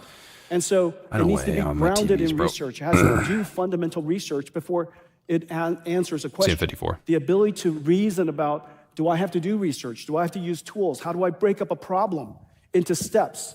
Each one of these steps, something that the AI model knows how to do, and together it is able to compose it into a sequence of steps. My question with AI is, how are they going to get it to integrate into a bunch of different programs? This is the wonderful capability of reasoning. How does it just see everything encounter you're a doing circumstance we've never seen before and break it down into circumstances and knowledge or rules We're fucked at that point. that we know how to do because we've experienced it in the Apparently past. there's one mention of gaming. So the ability for AI models now to be able to reason, incredibly powerful. The reasoning capability of agents opened the doors to all of these different applications. We no longer have to train an AI model to know everything on day one. Just as we don't have to know everything on day one. That we should be able to, in every circumstance, reason about how to solve that problem. Large language models has now made this fundamental leap. The ability to use reinforcement learning and chain of thought, and, search and planning and all these different techniques in reinforcement learning has made it possible for us to have this basic capability, and is also now completely open sourced. But the thing that's really terrific is another breakthrough that happened. And the first time I saw it was with Ervin's Perplexity, the search company. the AI search company, really innovative company. And the first time I love realized Perplexity. they were using multiple models Guys, at the what the same fuck is time, that? I don't use I it. thought it was completely genius. Of course we would do that. Of course an AI would also call upon all of the world's great AIs to solve the problem it wants to solve at any God, they're part communicating of the now. reasoning chain. Oh, And this is shit. the reason why AIs Oh, are really no. multimodal. meaning Gemini they is going to start understand flirting with speech Siri. and images and text and videos and 3D graphics and proteins. It's multimodal. Oh, there's one. It's Is this also an AI? multi-model, Is that an AI? meaning that it should be able to use any model That one? that best fits the task. It is counting- multi-cloud I think by I'm gonna count definition, that. therefore, because these AI models are sitting in all these different places. Oh, he said it. And it also is hybrid cloud. Because if you're an enterprise Sayla company or or Pharma, you built a robot thanks for the or 20 whatever that device is, CZK. sometimes it's You will at the rent your edge, computer and will sometimes be the happy. radio cell tower, I love renting my maybe computer. I sometimes can't it's wait. in an enterprise, or RGB maybe it's a slot cover. place Thanks for where the 10 a hospital euros. where you need to have the data Gamers in real made time Nvidia right big. next to you. Now Nvidia Whatever those gives a applications shit. are, we know now about gamers. this They is don't what give an a AI shit. application looks like. Screw in them the over and future. care about shareholders. Or Yep, another way to it's think rough, about man. that, because On a professional future J, thanks for the applications are $2. built on AI AIs. integration with other products. this is the basic framework tough. of It's future tough. applications. This basic framework, this basic structure of agentic AIs that could do the things that I'm talking about, that is Guys, we're getting really close to the bad multi-model, number. has now turbocharged AI startups of all kinds. What is our And pace? now This you can pace is also- insane. Because of all of the open models and all the tools that we provided you, you could also customize your Oh, AIs no. to teach your AI skills that nobody No. else is teaching. Nobody else is causing their AI to become intelligent or smart in that okay, we way. got past it, we You got could do it for yourself. And that's the work that we do with Nemotron, Nemo, and all of the things that we do with open models is intended to I'm like do. traumatized You by put that a number. smart router in front of it, and that router is essentially a manager that decides which one of the tasks, based on the intention of the prompts that you give it, which one of the models is best fit for that application, for that solving that problem. Okay? So now, when you think about this architecture, what do you have? Are we gonna get When you think nothing about this architecture, about all of a gaming? sudden you have an AI that's on the one hand completely customizable by said you. it. Something that you could teach We're at the funny to do number. your own very skills for your company. I have Jensen Something AI that's fatigue domain all at secret. once. Something For where the you two guys. have deep domain expertise. Maybe you've got all of the data that you need to train that AI model. On the other hand, your AI is always at the we're frontier. past a good number. By We're out. definition. We're out, boys. You're always at the frontier on the one Maybe hand. we can You're hit 420. always customized on the other hand, and it should just run. And so we thought we would make the simplest of examples 1671. to make it available to you. This entire framework we call a blueprint. And we have blueprints that are integrated into enterprise SaaS platforms all over the world, and we're really pleased with the progress. But what we do is show you a short example of something that anybody can do. This Let's Jack build has a got a personal assistant. VRAM modules. Oh, we're cooked. I want it to help me with my why calendar, they all went. emails, to-do lists, and even keep an eye on my home. I use On my Breadth Mac. to turn my DGX Spark into a personal cloud. So I can use the same interface whether I'm using a cloud GPU or a DGX Spark. I use a Frontier Model API to God. easily get started. There is one here. I wanted to help me with my emails, so I create The hell an is email Jensen tool for my doing? agent to call. I want my emails to stay private, so I'll add an open model that's running locally on the Spark. I saw an AI get autofilled Now for any there. job, I want the agent to use the right model for the right task. So I'll use an intent-based model router. This way, prompts that need email will stay on my Spark, and everything else can call the Frontier model. I want my Something going on assistant to interact with my world, so I'll hook it up to Hugging Face's Reachy mini robot.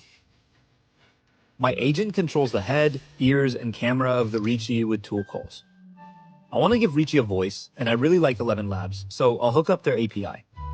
Hi, I'm Richie, running on DGX Spark. That little robot looks cool. what's on my but- to-do list today? Your to-do list today. Grab groceries, eggs, milk, butter, and send Jensen the new script.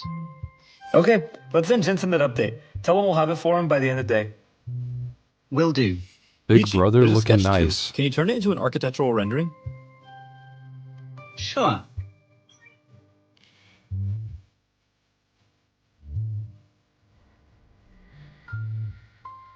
Nice. Now How make do a you need a video and show robot me to around the do room. this? Here you go. That's great. With Brev, I can share access to my Spark and Richie, so I'm going to share it with Anna. It's low-key kind of cool. Hey, I don't Richie, know why what's the hell you Potato need up this. to? Am I crazy? He's on the couch. I remember you don't like this. I'll tell him to get off. Potato, off the couch. With all the ET progress in open sexy. source, it's incredible to see what you can build. Thanks for the $2. I'd love to see what you create.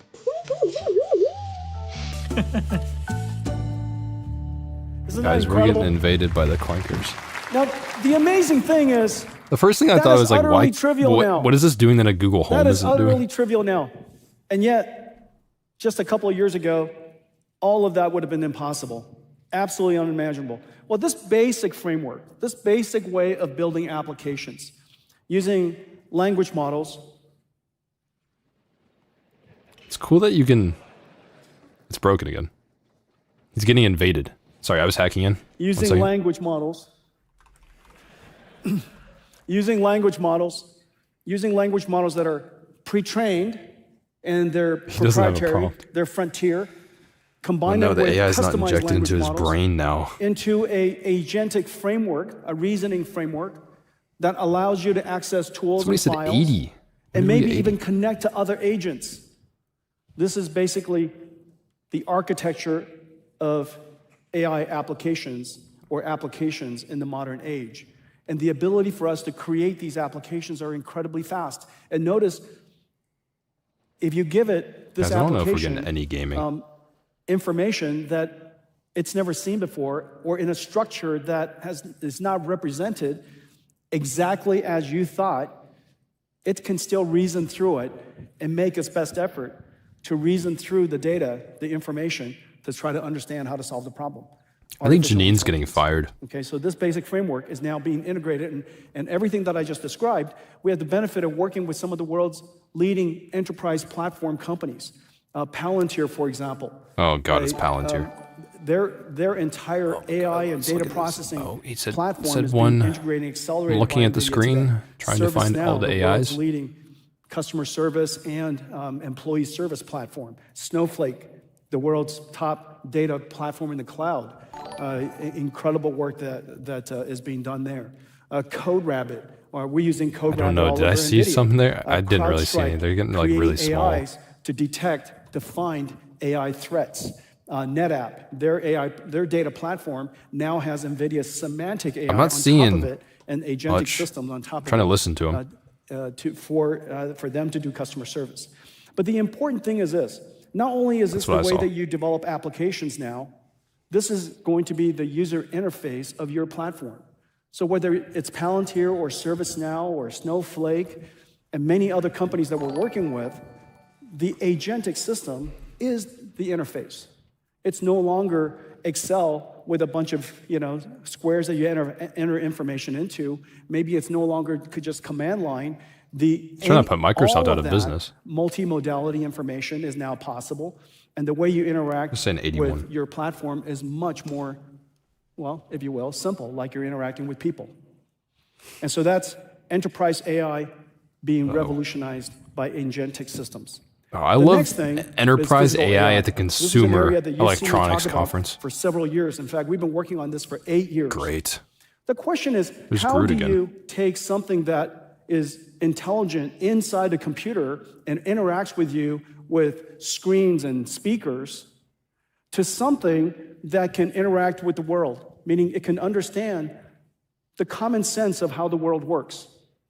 Object permanence. If I look away and I look back, that object is still there. Causality. If I push it, it tips over. It understands friction and gravity. It understands inertia. That Does it? heavy truck His AI rolling videos down still the look pretty road weird. is going to need a little bit more time Think to stop. 6 freak. That a ball is for gonna 5 keep on euros. rolling. POV Nvidia. We have These GPUs, ideas but are not for common you. sense to even a little child, but for AI, it's completely unknown. And so we have to create a system that allows AIs to learn the common sense of the physical world, learn Thanks, its Grimlink, laws, for the but 10 also PLN. to be able to, of course, learn from data, infomercial and the ad. data is quite scarce, and to be able to evaluate whether that AI is working, meaning it has to simulate in an environment. How does an AI know that the actions that it's performing is consistent with what it should do if it doesn't have the ability to simulate the response of the physical world back on its actions? The response of its actions is really important to simulate. Otherwise, there's no way to evaluate it. It's different every time. And so this basic system requires 3 computers. One computer, of course, the one that we know that NVIDIA built for training the AI models. He just hit a quick alt. It was off cooldown. Another computer that we know is to inference the computer, inference the models. Inferencing the model is essentially a robotics computer that runs in a car or runs in a robot or runs in a factory, runs anywhere at the edge. But there has to be another computer that's designed for simulation. And simulation is at the heart of almost everything NVIDIA does. This is where we are most comfortable. And simulation was really the foundation of almost everything that we've done with physical AI. Microslop is drooling right now. Thanks for the two bucks. And multiple stacks that run on these computers, these libraries, to make them useful. Omniverse is our digital twin, physically based simulation world. Well, so their Omniverse thing is actually pretty cool. Like it simulates the real world, not the real physics. Model for language, but and it's trying to learn off of that so you can train faster. And it's also aligned with language. So we can. You could say something like, what's happening to the ball? They'll tell you the ball's rolling down the street. And so a world foundation model. It's like the Matrix. Matrix. Then, of course, the robotics models. We have 2 of them. One of them is called Groot. The other one's called Alpamayo that I'm going to tell you about. Now, one of the most important things that we have to do with physical AI is to create the data to train the AI in the first place. Where does that data come from? Rather than, instead of having languages, because we created a bunch of text that are what we consider ground truth that the AI can learn from. How do we teach an AI the ground truth of physics? There's stuff to announce too. Lots and lots of videos, but hardly enough to capture leaks. the diversity and the type of interactions that we need. And so this is where great minds came together and transformed what used to be compute into data. Now, using synthetic data generation that is grounded and conditioned by the laws of physics, grounded and conditioned by ground truth, we can now selectively, cleverly generate data that we can then use to train the AI. So, for example, what comes into this AI, this Cosmos AI world model on the left, he's spamming. Over here, is the output of a traffic simulator. Now, this traffic simulator is hardly enough for an AI. This is a simulator?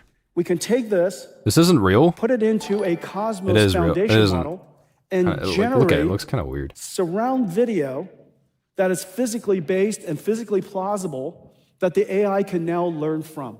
Okay, this is AI fucking human centipede. What?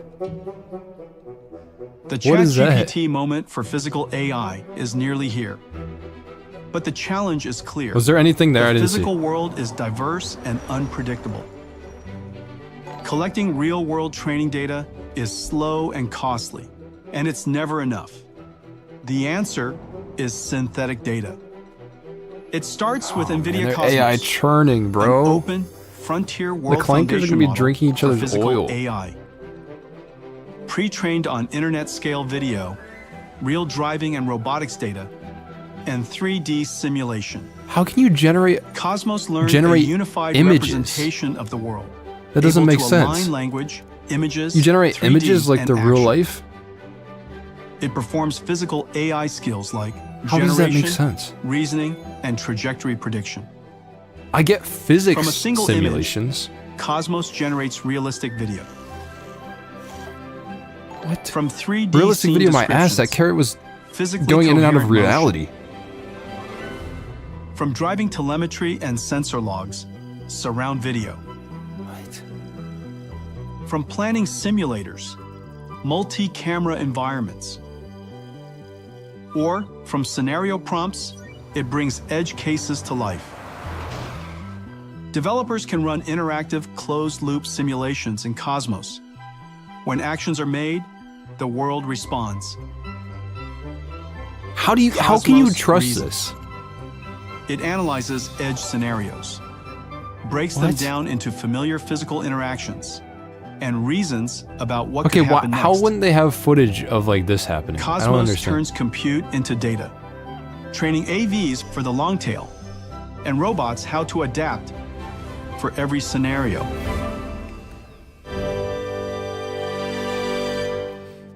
They're like baby birding I know, it's incredible. AI Cosmos is with the doing world's leading calculations that could foundation kill model, people. World foundation model. It's been Because it'd be downloaded on millions the of cars. times, used all over the world.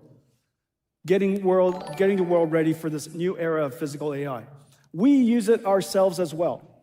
We use it ourselves to create our self-driving car. Using it for scenario generation and using it for evaluation, we could have something that allows us to effectively travel billions, trillions of miles, but doing it inside a computer. And we've made enormous progress. Today, we're announcing Alpamayo, the world's first thinking, reasoning, autonomous vehicle AI. Alpamayo is trained end to end, literally Are from they making a camera damn in car? to actuation out. The camera in, lots and lots of miles that are driven by itself, where we human drive it. They're trying to compete with Using Tesla? human demonstration. And fuck? we have lots and lots of miles that are generated by Cosmos. In addition to that, hundreds of thousands Doesn't Tesla already do this? of examples are Like they labeled very, generate very it? carefully so that we could teach the car how to drive. Alpamayo does something that's really special. Not only does it take sensor input Alpamayo, they made and a fucking activates car. steering wheel, What is happening? brakes, and acceleration, it also Is this GTA 6? reasons about what action it is about to take.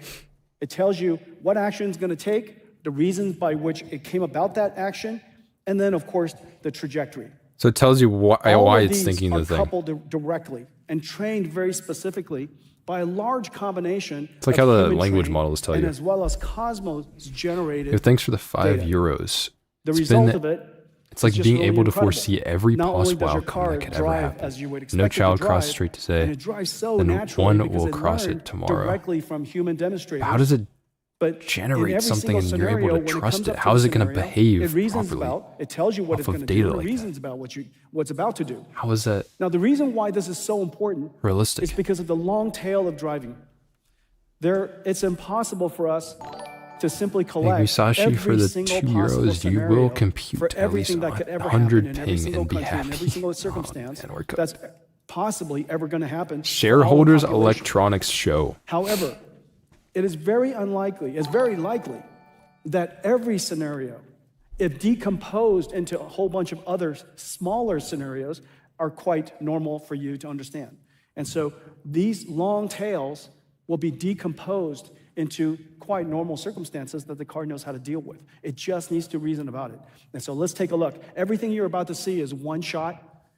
So they're going to show the Nvidia GeForce car. Routing to your destination. Buckle up.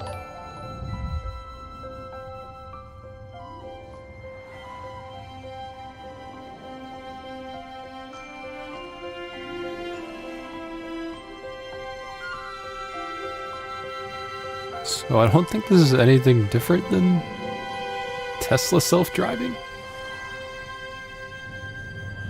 Is it using LiDAR too? I don't think it is, right? No, it's not a Mercedes, that's the Nvidia car. So it seems like this would be something that they integrate into the car, I guess. Like, it'd be like the company would pay Nvidia for it.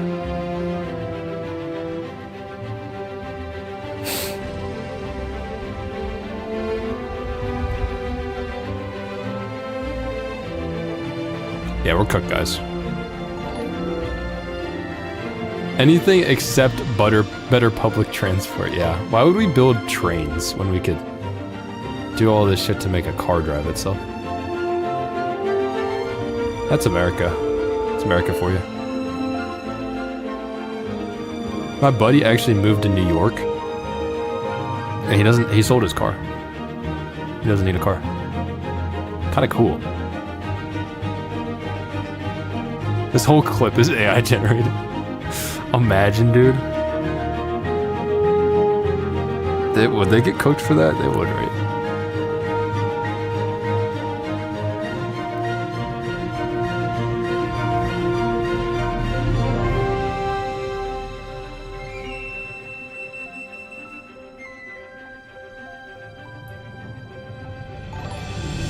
Can't wait to physically get run over by AI cars. No, I can't wait.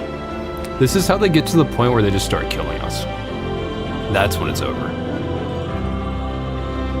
One day, the AI hive mind snaps, and they just start running us over.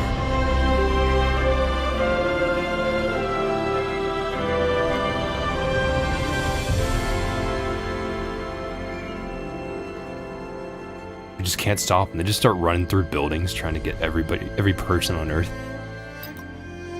You have arrived. That's such a weird route to get there.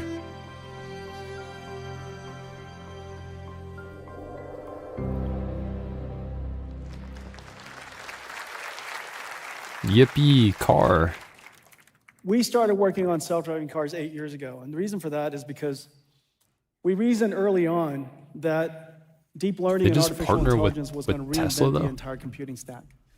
And if we were ever going to understand how to navigate ourselves and how to guide the industry towards this new future, we have to get good at building the entire stack. Well, as I mentioned earlier, AI is a 5-layer cake. The lowest layer is land, power, and shell. In the case of robotics, the lowest layer is the car. I think we might hit 200. The next layer above it is chips. GPUs, networking chips, CPUs, all that kind of stuff. The next layer above that is the infrastructure. That infrastructure, in this particular case, as I mentioned with physical AI, is omniverse and cosmos. No way someone would risk their life. And then above that are the models. And in the case of I don't know. People don't trust. I kind of trust models above that I just shown you. I've never been in one. The model here is called Alpamayo. I've barely even ever used Uber. And Alpamayo today is open sourced. This incredible body of work, it took but the ones with LiDAR, like Waymo? People. Our AV team is several thousand people. Those are kind of good. Perspective. The ones that just use cameras, I don't know if I trust that. Ola, I think Ola's here in the audience somewhere. Mercedes agreed to partner with us 5 years ago to go make all of this possible. We imagined that someday 1 billion cars on the road will all be autonomous. You could either have it be guys, we don't need gaming anymore. We can just AI game our cars in real life. And driving by itself. Or you could decide to drive for yourself. I think we're not considering the possibilities here. Vehicle capability. Every single car will be AI powered. And so the model layer in this case is Alpamayo, and the application above that is the Mercedes-Benz. Okay, and so this entire stack is our first NVIDIA entire stack endeavor. And we've been working on it for this entire time, and I'm just so happy that the first AV car from NVIDIA is going to be on the road in Q1. MS3? Then it goes Europe in Q2, here in the United States in Q1, then Europe in Q2. Is it 113? I think it's Asia in Q3 and Q4. And the powerful thing is that we're going to keep on updating it with next versions of Alpamayo and versions after that. There's no question in my mind now that this is going to be one of the largest robotics industries. And I'm so happy that we worked on it. And it taught us an enormous amount. Well, I cover AMD. Yeah, AMD's tonight. World build it's pretty robotic far. Systems. That like 9:30 my time. And knowing how to build it ourselves, building the entire infrastructure ourselves, and knowing what kind of chips a robotic system would need. In this particular case, dual Orans. You might have said AI there. The next generation dual Thors. These processors. So how much does that car cost? Like a nice, affordable. It was designed for the highest $300,000 car. Capability. This car just got rated. It just went to production. The Mercedes-Benz CLA was just rated by NCAP. The Nvidia car.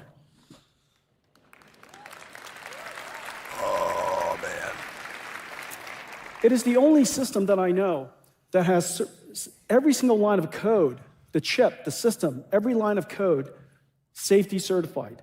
The entire model system is based on sensors are diverse and redundant. Get an Nvidia cars before is GTA the 6. self-driving car stack. And before they The even Alpha make Mile stack is any trained gaming end-to-end news. and has Any. incredible skills. However, nobody knows until you drive it forever that it's going to be perfectly safe. And so the way we guardrail that is with another software stack, an entire AV stack underneath. That entire AV stack is built to be fully traceable. And Can you it's taken overclock us the car? Some 5 years to build that. Some Can't 6, 7 overclock their years, actually, GPUs, so to probably build that not. second stack. These You two put your software GPU in stacks sport mode. are mirroring each other. And then we have a policy and safety evaluator decide, is this something that I'm very confident and can reason about driving very safely? If so, I'm going to have Alpamayo do it. If it's a circumstance that I'm not very confident in, and the safety policy evaluator decide that we're going to go back to a simpler, safer guardrail system, then it goes back to the classical AV stack. We're the only car in the world with both of these AV stacks running, and all safety systems should have diversity and redundancy. Well, our vision is that someday, every single car, every single truck But it still will be only autonomous. uses And cameras, we've been though, working right? towards that future. This entire stack is vertically integrated, of course, Cameras in are the case still of a Mercedes-Benz. problem. They need like We LiDAR. built the entire stack together. We're going to deploy the car. We're Use going the to car to operate the play stack. We're going to games. maintain the stack for as long as we shall live. Let's see. However, like everything else we do as a company, we build the entire stack, but the entire stack is open for the ecosystem. And the ecosystem working with us to build L4 and robotaxis is expanding, and it's going everywhere. I fully expect this to be Haven't said AI this in is a already a minute. giant business for us. It's a giant business for I'm us looking up because they there. use it for training data, processing Actually, data. don't see and any training their AIs up models. there. They use it for synthetic data generation in some cases, in some cars, think he in said some it, though. companies. They pretty much just build the computers, the chips that are inside the car. And some companies work with us full stack. Some companies work with us some partial part of that. Okay, so it doesn't matter how much you decide to use. My only request is use a little bit of NVIDIA wherever you can. And, but Guys, the entire The thing more is you open. buy, Now, this is going to be the first more you save. large-scale, mainstream AI, physical AI market. Uh-oh. And this is now, I think we can all agree, Is sure- fully here. Isn't this And wrong? This inflection point of Like, going from Tesla not already autonomous has vehicles self-driving to out there. autonomous How vehicles is this the first one? Probably What? happening right about this time. In the next 10 years, I'm fairly certain a very, very large percentage of the world's cars Nice will be AI, but it autonomous, was highly unable to find the autonomous. fastest But way. this, True. this basic technique that Thanks, I just Davis. described, The 2 in euros. using the 3 computers, using synthetic data generation and simulation, applies to every form of robotic systems. Did I miss It could be a something? Did I robot miss something? that is just an articulator, a manipulator. Maybe it's a mobile robot. Maybe it's a fully humanoid robot. And so the next journey, Wake me up when we have AI girlfriends. the next era for robotic systems is going to be Car goes to muddy robots. terrain and no more these camera robots are equals going to come death. in all That's kinds why- of different sizes. And I invited some friends. I actually was Did they driving come? with my dad. He got a Toyota RAV4, and it has like the lane, guys. the following distance, which Hurry up. uses I a got a lot of stuff to sensor cover. that goes in front of the car. Come and on, that got covered by hurry. snow, and it didn't work anymore. Did you tell R2D2 you're going to be Which I here? guess isn't different. Like if our eyes got Did covered you? by a windshield. And C3PO? I wonder if these robots will be just Okay, as dumb as all they right, were come last here. time. Now, one of the things that's really, you have Jetsons. They have little Jetson computers inside them. They're trained inside Omniverse. And how about They're this? cute, Let's show though. everybody That's how they the get us. simulator that you guys learned how to be robots in. You guys want to look at that? Okay, let's look at These that. were trained Run it, in please. software. Oh god, think about what Amazon's gonna do with that. Be patient, guys. He'll get to the gaming, so 1 minute left on the clock. Thanks, Game Freak, for the 5. Oh. He just clipped right through that.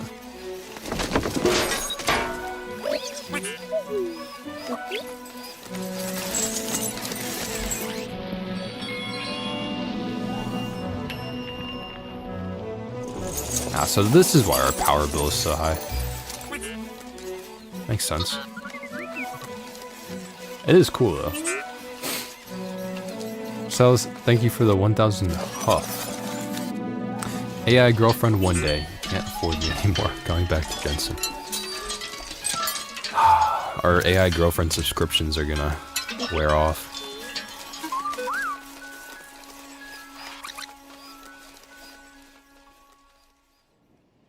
Isn't that amazing? Uh-oh.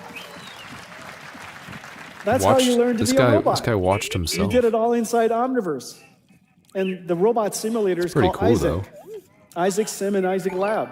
And anybody who wants to build a robot, you know, Yo, I should thank for the two. Nobody's going to be You're trying to sell us PhysX again. Apparently, actually, sneakily, now we have PhysX 32-bit came back to the new cards in a driver We're building update. big ones.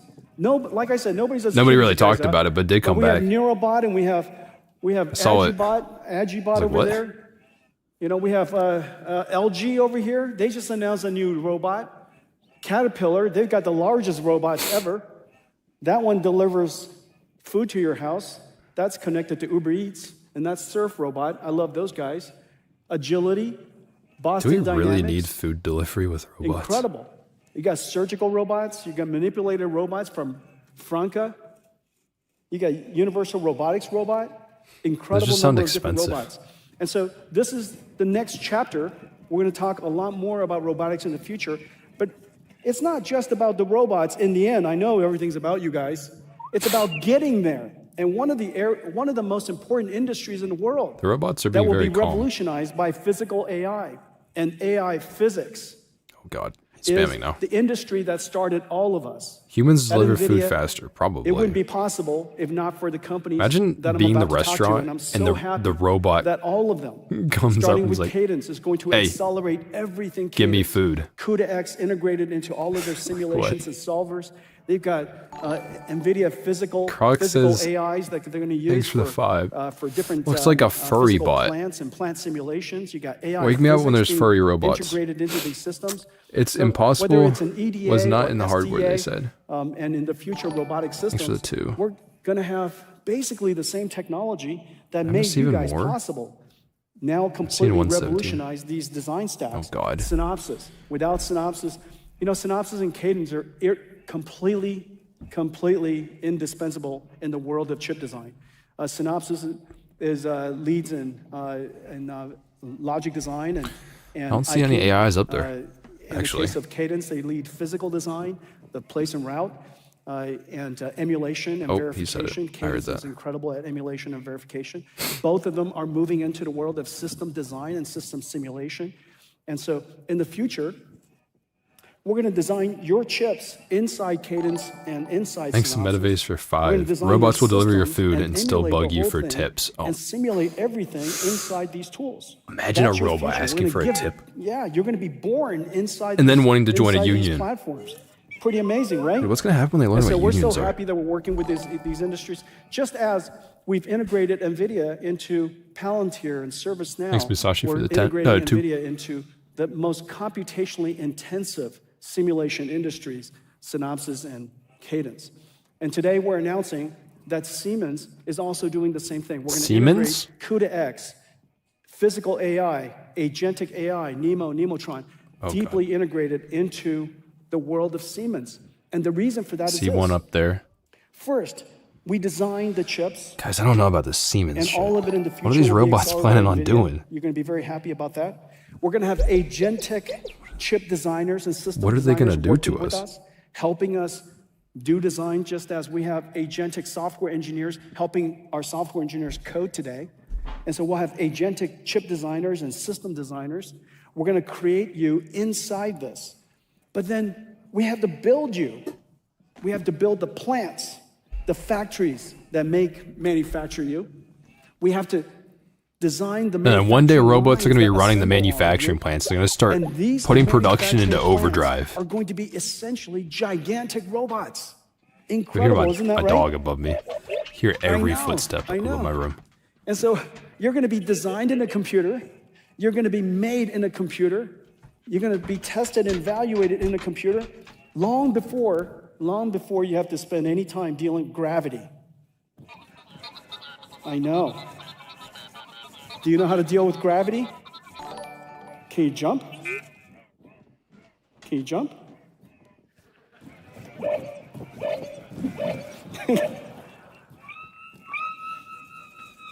You guys can't see it as much. Okay, all right. They did don't jump. show off.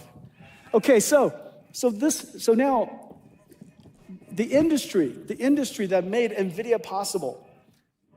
I'm just so happy Guys, we're that cooked because now they're the cute. technology that we're creating is at a level of sophistication and capability that we can now help them revolutionize their industry. We're creating And so Skynet. what started with Yeah.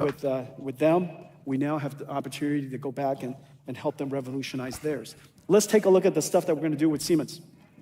With what? Come on. Breakthroughs in physical AI are letting AI move from screens to our physical world. As real dogs are over. And just in time, as the world builds factories of every kind for chips, computers, life-saving drugs, and AI. As the global labor shortage worsens, we need Foxconn. automation powered by physical AI Yeah, and robots robotics more than Don't ever. care about the suicide nets. This, where AI meets the world's largest physical industries, is the foundation of Nvidia and Siemens partnership. And what? For nearly 2 centuries, Siemens has built the world's industries. And now, it is reinventing it for the age of AI. Siemens is integrating NVIDIA CUDA-X libraries, AI models, and Omniverse into its portfolio of EDA, CAE, and digital twin tools and platforms. Together, we're bringing physical AI to the full industrial lifecycle. From design and simulation to production Oh man. and operations. We stand at the beginning of See a my new question? industrial revolution. The age of physical AI, built by NVIDIA and Siemens for the next age of Dude, I industry. guess everything's gotta start with something, huh? But like when they make Incredible, these right, things, guys? they generate like a factory. What do you think? Does it like model All right, like a hang on 3D tight, just hang model on tight. And after the fact, so this it doesn't get if confused you or look something? Like at- I don't understand look what at the happens. world's models. There's no question OpenAI We've seen is this the- slide before. The leading token generator today. Earth More OpenAI 2. tokens are generated than just about anything else. The second largest is probably open models. And my guess is think that we saw over this time, slide, right? because there are so many companies, so many researchers, so many different types of domains and modalities, that open source models will be by far the largest. Let's talk about somebody really special. You guys want to do that? Let's talk The about robots Vera are still Rubin. here. The clankers are still Vera observing. Rubin, yeah, go ahead. plotting She's right an now. American astronomer.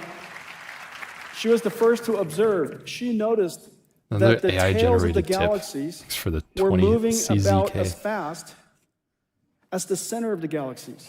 Thank you, Musashi, for the 2 I know, euros. it makes no sense. It makes no sense. Newtonian physics would say, just like the solar system, the planets further away from the sun is circling the sun slower than the planets closer to the sun.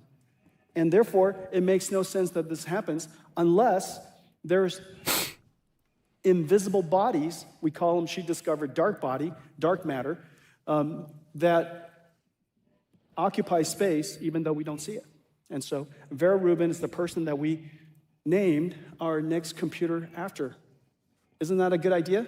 What do their new computers have to do with dark matter? Okay, Vera Rubin is designed to address this fundamental challenge that we have. The amount of computation necessary for AI is skyrocketing. The demand for NVIDIA I'm looking at the screen GPUs too. is skyrocketing. It's skyrocketing because models are increasing by a factor of 10, an order of a magnitude every single year. And not to mention, as I mentioned, O1's introduction was an inflection point for AI. Instead of a one-shot answer, inference is now a thinking process.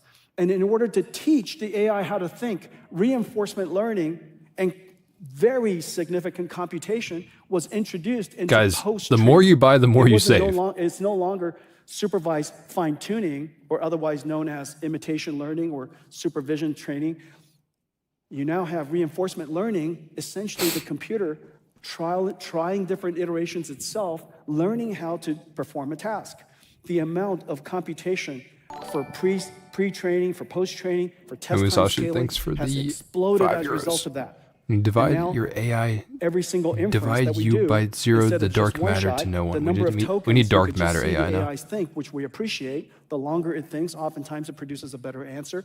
And so test time scaling causes the number of tokens to be generated increase by 5x every single year. Not to mention, meanwhile, I don't know if it's the gonna keep race going is by on 5x for every AI. single year. Everybody's trying to get to the next level. Everybody's trying to get to the next frontier. And every time they get to the next about that frontier, one.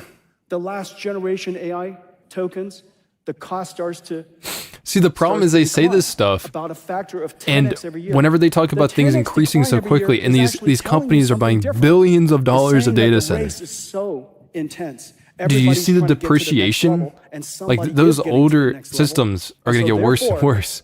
All of it is a so computing quickly. problem. The faster you compute, the sooner you can get to the next level of the next frontier. All of these things are simultaneously happening at the same time.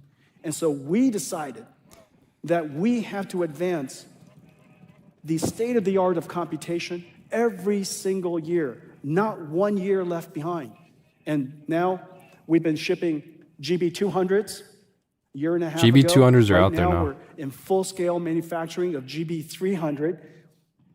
And if Vera Rubin is going to be in Those time aren't for this gaming year, graphics cards, it must be by the way. in production by now. Clanker's And so Electronics today, Show. I can tell you that Vera Rubin is in full production.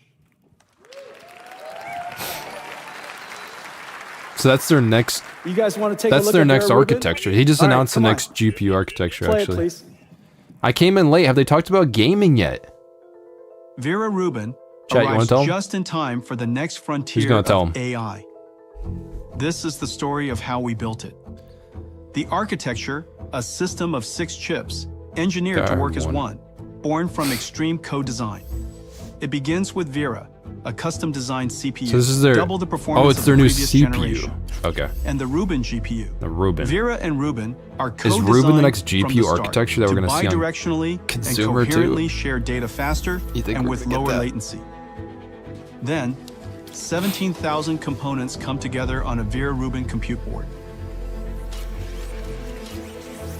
High-speed robots place components with micron precision before the Vera CPU Robot. and 2 Rubin GPUs complete the assembly. Capable of delivering Thanks, 100 Musashi, petaflops for of AI, The 2. 5 times that of its predecessor. Thank you, Rebel, for the 5 PLNs. AI needs data, fast. Connect X9 delivers 1.6 terabits per second of scale-out bandwidth to each GPU. Bluefield 4 DPU offloads storage and security, so compute stays fully focused on AI. The Vera Rubin compute tray, completely redesigned with no cables, Goddamn. hoses, Whoa. or fans. Featuring a Bluefield 4 DPU, 8 Connect X9 There isn't even NICs, any cables 2 Vera anymore? CPUs, and 4 It's the most Rubin integrated GPUs. server ever, but imagine The are you compute gonna be able to building block upgrade of these the things? Vera Rubin AI supercomputer. Oh god. Next, the 6th generation NVLink switch. Moving more data than the global internet, connecting 18 compute nodes, scaling up to 72 Rubin GPUs, operating as one. Dang, imagine if we could use this for not Then, data centers. Spectrum X Ethernet photonics. The world's first Ethernet switch with 512 lanes. They still use and Ethernet? 200 gigabit capable co-packaged optics. 200 scale out gigabit. thousands of racks into an AI factory. Damn. 15,000 engineer years since design began. The first Vera Rubin MVL 72 rack comes online. 6 breakthrough chips, 18 compute trays, 9 NVLink switch trays, So they've already 220 surpassed trillion transistors, Blackwell, weighing nearly which 2 was announced tons. 2 years ago, and it's really only just rolling out. One giant think, into leap data to the centers. next frontier of AI. Like kind of regularly. Rubin is here.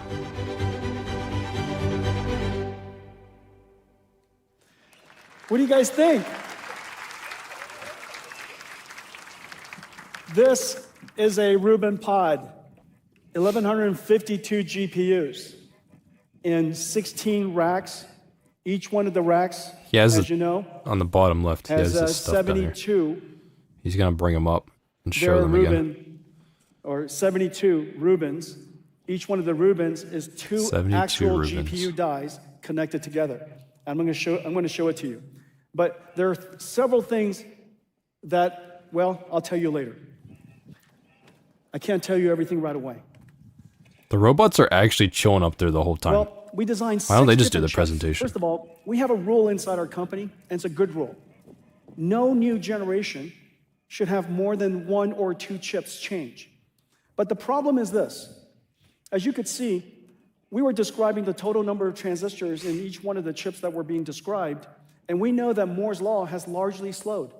And so the number of transistors we can get year after year after year can't possibly keep up with the 10 times larger models. It can't possibly keep up with 5 times per year more tokens generated. It can't possibly keep up with the fact that cost decline of the robots are tokens leaving. are going to be so aggressive. They left. It is impossible to keep up with those kind of rates if for the industry to continue to advance. Guys, Moore's law is dead, so we unless can't make consumer we products deployed anymore. aggressive, extreme co-design, basically innovating across all You of just the need a chips, cloud across computer. the entire stack, all at the same time.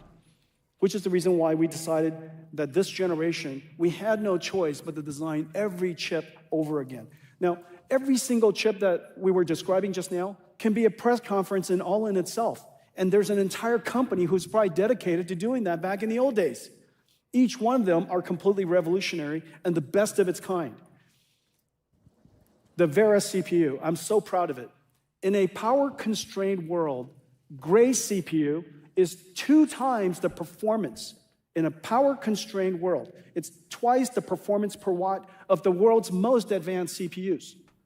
Its data rate is insane. It was designed. It's not on the ARM architecture, by the way, process their Grace one. So supercomputers. And Vera was an incredible Vera GPU. is this new Grace CPU. was an incredible GPU. Now Vera increases the single-threaded performance, increases the capacity of the memory, increases everything. you Just guys didn't know dramatically. Nvidia It's a does make giant CPUs. chip. This is the Vera CPU. They tried to buy ARM This is too. one CPU. I miss a. We at And 149. This is connected to Can they generate CPU cores now? the Rubin GPU. Look at Damn, that those thing. things are fucking big. It's a giant chip. Now the thing that's really special, Holy and shit. I'll go through these. It's going to take 3 hands, I think. Imagine if we 4 could hands. game on that. Okay, so this is the Vera CPU. It's got 88 Damn. CPU cores, and the CPU cores are designed to be multi-threaded.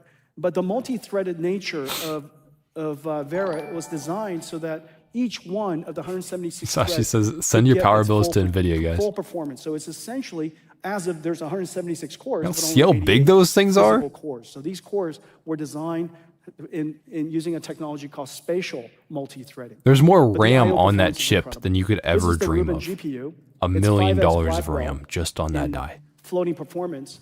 But the important thing is go to the bottom line. The bottom line, it's only 1.6 times the number of transistors of Blackwell. That kind of tells you something about the levels of semiconductor physics. So they're not today. getting that many more If we transistors, don't but do they're co-design, advancing if we do- the don't do processing by extreme quite a bit. co-design at the level of basically Yeah, so the every next single chip architecture is probably going to be called Rubin, across the entire system. even on our How is GPUs. it possible we deliver performance level? Because last time it that was is, Blackwell on data center, and it was at Blackwell best, on consumer too. 1.6 times So we each year.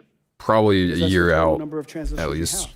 And even if you were to have a little bit more performance per transistor, say 25%, M5 it's nut. impossible to get 100% Thanks for the £5 yield out of the number of transistors British you get. currency. And so Cloud computing is 1.6x coming. kind of puts a You'll ceiling own nothing on how and far be happy. performance can go each year unless you do something extreme, and we call it extreme co-design. Well, one of the things that we did, and it was a great invention, is called NVFP4 Tensor Core. The transformer engine inside our chip is not just a Henry, thanks for the 4-bit £5 floating as point well. number somehow that Gaming? we put into the data path. It is an entire processor. Dude, imagine gaming on this processing unit GPU. that understands how to dynamically, adaptively adjust its precision damn. and structure to deal with different levels of the transformer so that you can achieve higher throughput wherever it's possible to lose precision and to go back to the highest possible precision wherever you need to.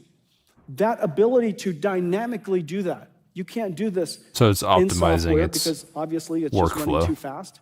And so you have to be able to do it adaptively inside. Compromising a the processor. tiny bit That's on quality. what an NVFP4. Can it run Borderlands 4 When without somebody says upscaling? FP4 or FP8, I don't know about that it one. almost means nothing to us. And the reason for that is because it's the tensor core structure and all of the algorithms that makes it work. NVFP4, we've published papers on this already. The precision, that the level of throughput and precision it's able to retain is completely incredible. This is groundbreaking work. I would not be surprised if the industry would like. This is to where make all the this memory is format going, by the and this way, structure if you're an industry curious. standard in the future. This is completely revolutionary. This is how we were able to deliver such a gigantic step up in performance, even though we only have 1.6 times the number of transistors. Okay, so this is Wow, why should I care about any of once this you have again? a great processing node. Thanks, bro, for the and 5. This is the processor node. And inside, so this is for example, here, let me do this. Okay, guys, I'm not gonna lie. I have to go to the bathroom. This is, I think this is a decent time. wow, it's super heavy. I need you have to guys be a to CEO keep in really track good of shape all to the do this AIs job. really quick. I just need to take a pee. All right, Okay. because all right. I know So we're this not gonna thing game on these GPUs. Is I'll be I'm back. gonna guess this is probably, I don't know, a couple of 100 pounds. I thought that was funny too. Come on, it could have been. Everybody's going, no, I don't think so. All right, so look at this. This is the last one. We revolutionized the entire MGX chassis. This node, 43 cables, 0 cables, 6 tubes, just 2 of them here. It takes 2 hours to assemble this. If you're lucky, it takes 2 hours. And of course, you're probably going to assemble it wrong. You're going to have to retest it, test it, reassemble it. So the assembly process is incredibly complicated. And it was understandable as one of our first supercomputers that's deconstructed in this way. This, from 2 hours to 5 minutes.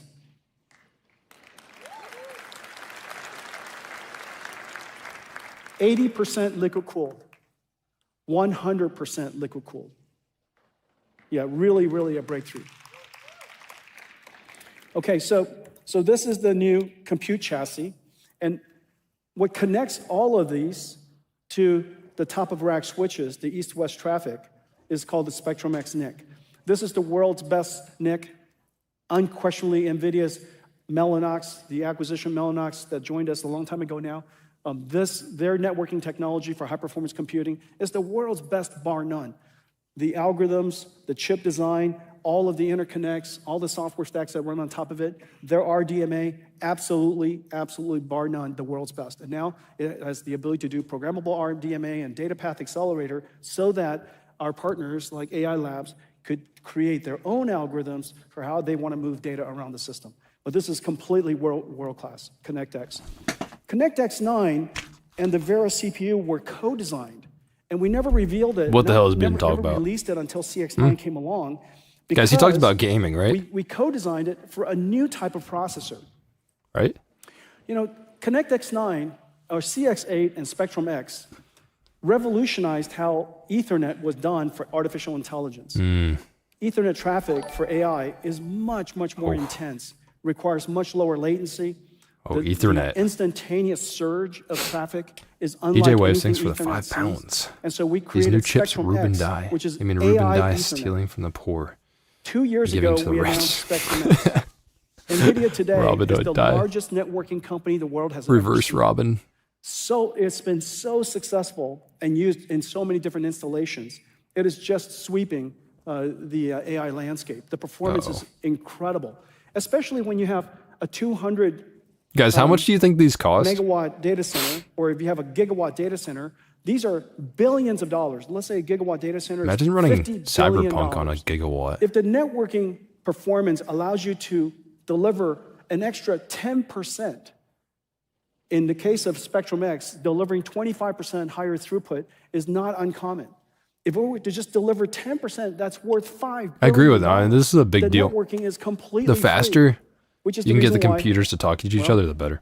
So you guys are everybody saying, uses Spectrum-X. It's about just an incredible thing. 250K. And now we're going to invent a new MS2. type a new type 154. of data processing. 250K? Yeah, maybe. So 90K? Spectrum X is for east-west traffic.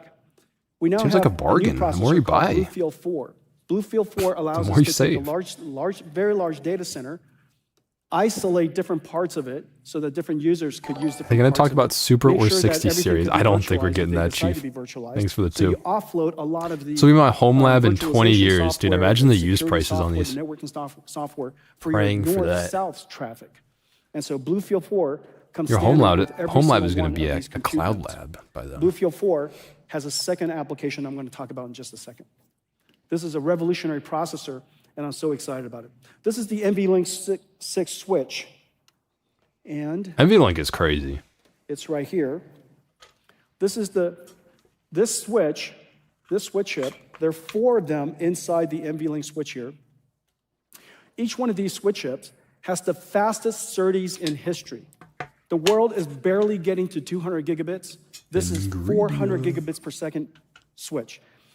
The reason why this is so important is so that we could have every single gigawatt home GPU lab. talk to every other for the GPU at two, man. exactly the same time. This switch on the backplane of one of these racks enables us to move the equivalent of twice the amount of the global internet data, all of the world's internet data at twice the speed. You take the cross-sectional bandwidth of the entire planet's internet, it's about 100 terabytes per second. This is 240 terabytes per second. So it kind of puts it in perspective. This is so that every single GPU... Dang, can imagine work we with could every single other download games GPU at on exactly the Steam same with time. that. Holy shit. Okay? Then on top of that, okay, so that this could is one download my rack. whole Steam This library is one rack. in less Each than a one of second. the racks, as you could see, the number of transistors in this one rack is 1.7 times. Yeah, could you do this for me? So it's usually about 2 tons, but today it's 2.5 tons because when they shipped it, they forgot to drain the water out of it. So we shipped a lot of water from California. It's that premium water. Why would you put out fires hear with it that? squealing? With that when you could put it in a data You know, center? when you're rotating 2.5 tons, you're going to squeal a little. Jesus Christ. You could do it. It's spinning, bro. It's going to fall on them. Okay, we won't make you do that twice. All right, so behind this are the NVLink spines. Basically 2 miles of glowing in the copper real one? cables. Copper is the best conductor we know. And these are all shielded copper cables, structured copper cables, the most the world's ever used in computing systems ever. And our SerDes drive the copper cables from the top of the rack all the way to the bottom of the rack at 400 gigabits per second. It's incredible. And so this has 2 miles of 400 total copper cables, 5,000 copper cables.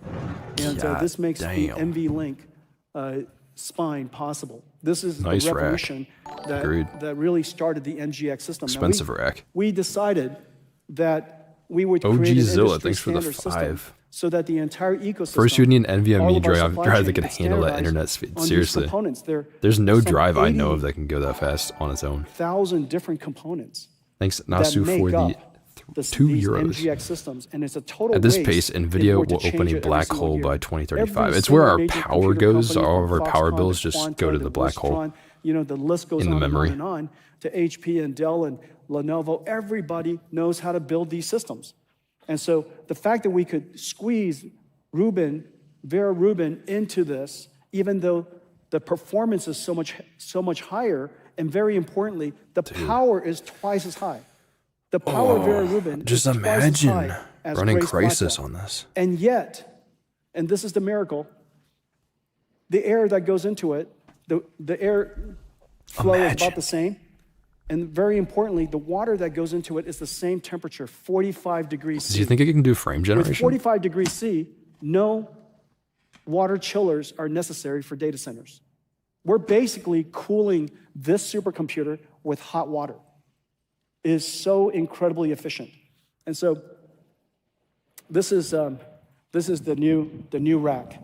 1.7 times more rack. transistors, but 5 times more peak inference performance, 3.5 times more peak training performance. Thanks for the 2. No power and water for us. They're connected on top using Spectrum We don't X. need that. Oh, thank you. Dude, he really has been on cooldown for a while. He hasn't said AI in a minute. This is the world's first manufacturing chip using Thanks printer stand TSMC's for $5. new process that We can now created render the called Earth, COUP. but the AI It's a silicon drive-through can't photonics, process. integrated silicon photonics process technology. And We have this Earth allows 2. us to take silicon photonics directly right to the chip. And this is 512 ports at 200 gigabits per second. And this is the new Ethernet AI switch, the Spectrum X Ethernet I didn't even switch. know Look at this Nvidia giant did chip. Ethernet. But what's really amazing is it's got silicon photonics. that was like an directly Intel connected thing. to it. And lasers come in. Lasers. Lasers Wait, are they come using in the through light here. processing? I Lasers heard come about in through this. here. The optics are here, and they Oh, what connect the out to hell? the rest of the data center. This I'll show you in a second, but this is on top of the rack. And It's like this is using the fiber new optics Spectrum inside of a X, chip. This thing is nuts. silicon What photonics the switch. hell? That thing looks like a that'd be like the central we have something new I processing wanna tell of you like about. all So of just as I AI. mentioned, a couple years ago- that is AI. We introduced Spectrum X so that we could reinvent the way this one. that networking is done. Ethernet is really easy to manage, and everybody has an Ethernet stack, and every data center in the world knows how to deal with Ethernet.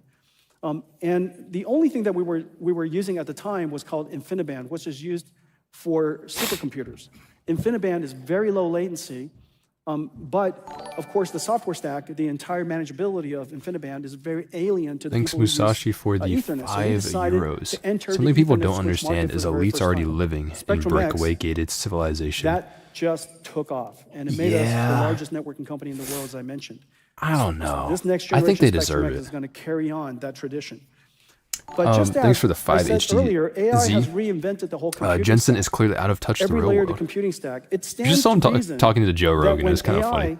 starts to get deployed in the world's enterprises, it's going to also reinvent the way storage is done. Well, AI doesn't use SQL. AI uses He's spamming. semantics He's spamming now. information. And when AI is being used, it creates this temporary knowledge. He realized, like, he's off temporary cooldown. memory calls KV cache. Key value combinations, but it's a KV cache, basically the cache of the AI, the working memory of the AI. And the working memory of the AI is stored in the HBM memory. Every single token, for every single DJ token, Waves, thanks for the 5. the 400 the gigabit, but GPU it can't run reads physics. in the model, the entire model. It reads in the entire working memory, and it produces 163. one token. And it stores that one token back into the KV cache. And then the next time it does that, it reads in the entire memory, reads it, and it streams it through our GPU, and then generates another token. Well, it does this repeatedly, token after token after token, and obviously, if you have a long conversation with that AI, over time, that memory, that context memory is gonna grow tremendously. Not to mention the models are growing, the number of turns that we're using the AIs are increasing. We would like to have this AI stay with us our entire life. We are and remember rushing every towards single 200. conversation we've ever had with it, right? Every single lick of research that I've asked it for. Of course, with the number of people that will be sharing the supercomputer is going to continue to grow. And so this context memory, which started out fitting inside an HBM, is no longer large enough. Last year, we created Grace Blackwell's very So they have all fast that damn memory and they still can't fast fit this context shit? memory. That's the reason why we connected Grace directly to We have some of it then? That's why we connected Grace directly to Blackwell, so that we can expand the context memory. But even that is not enough. And so the next solution, of course, is to go off onto the network, the north-south network, off to the storage of the company. But if you have a whole lot of AIs running at the same time, that network is no longer going to be fast enough. So the answer is very clearly to do it different. And so we created Bluefield 4 so that we could essentially have a very fast KV cache context memory seeing any AIs on here. right in the rack. And so I'll show you in just one second. Nice but rack. There's a whole new category of storage systems.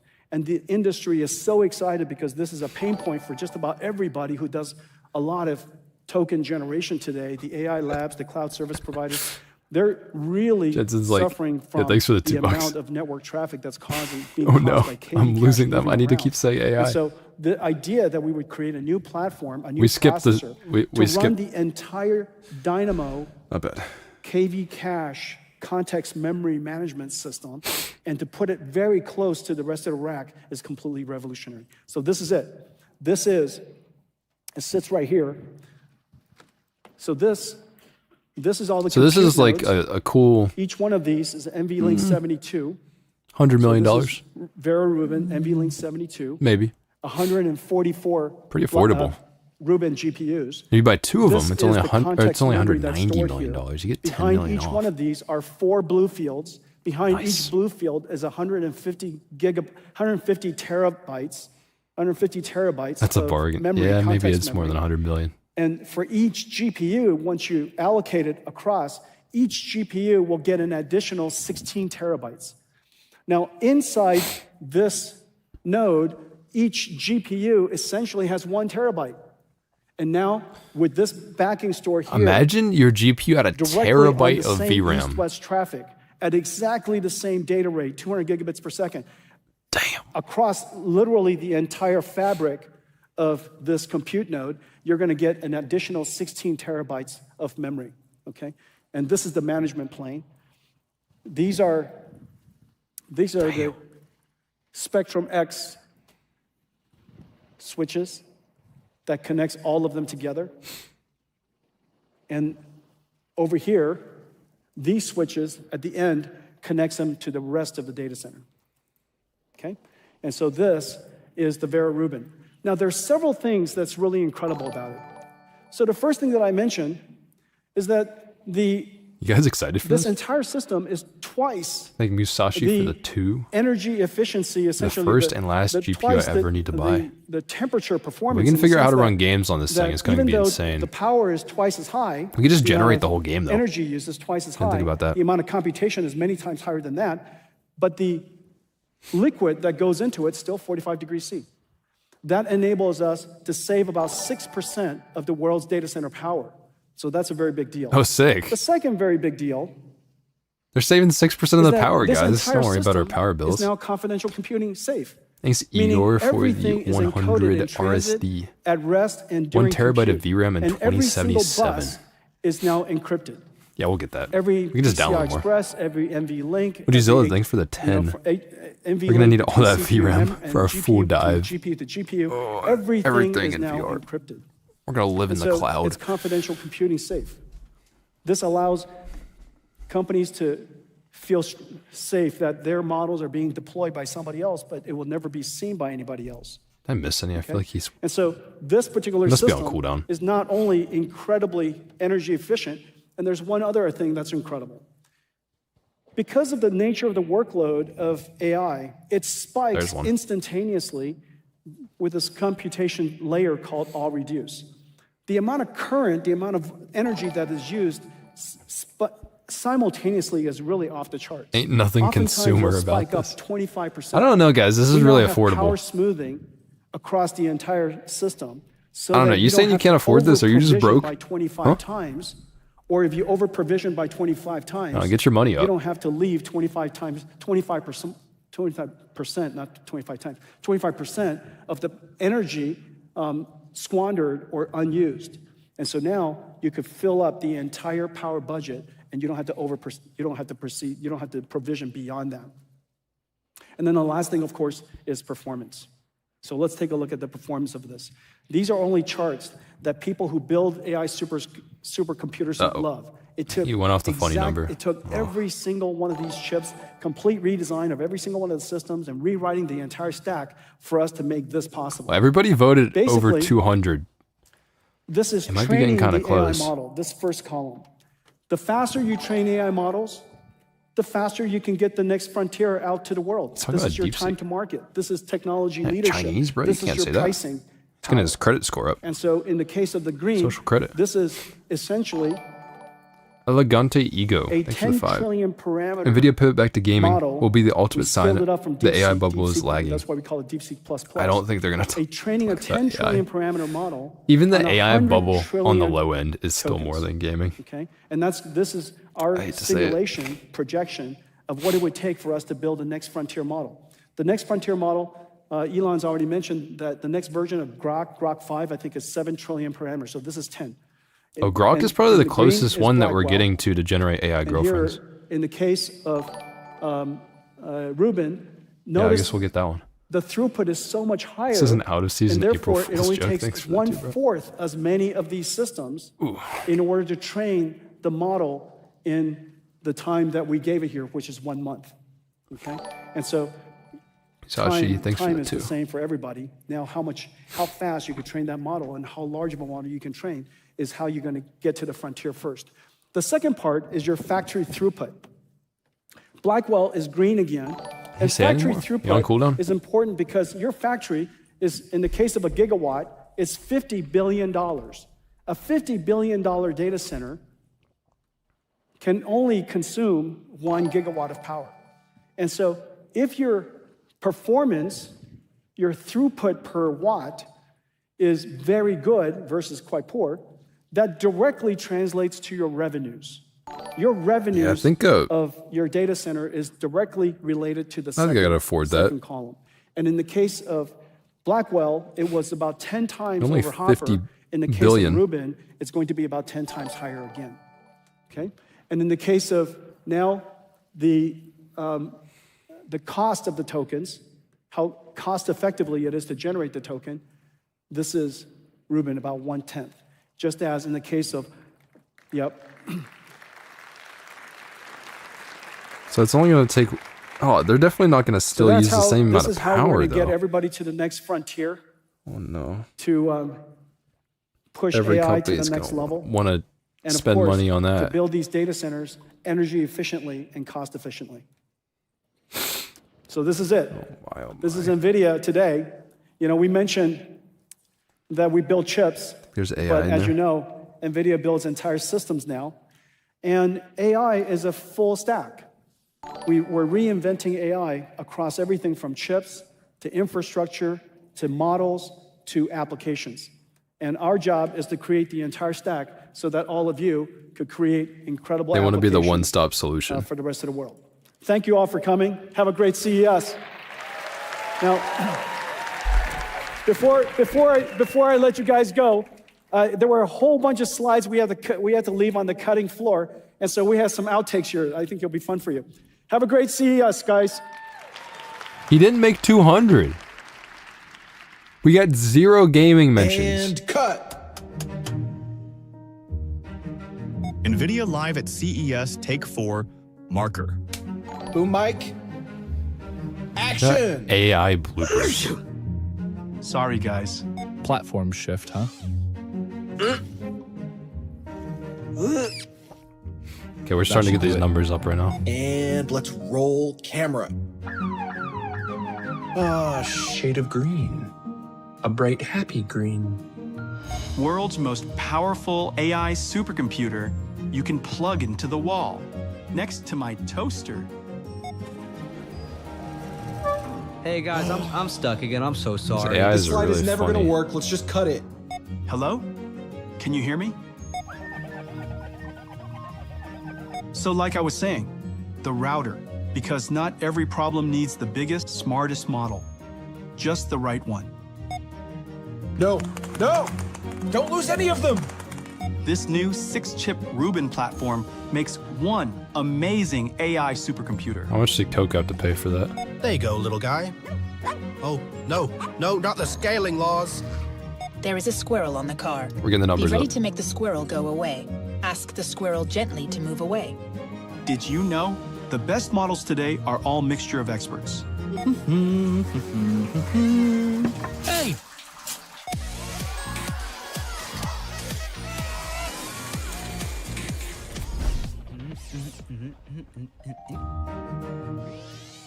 Where'd everybody go?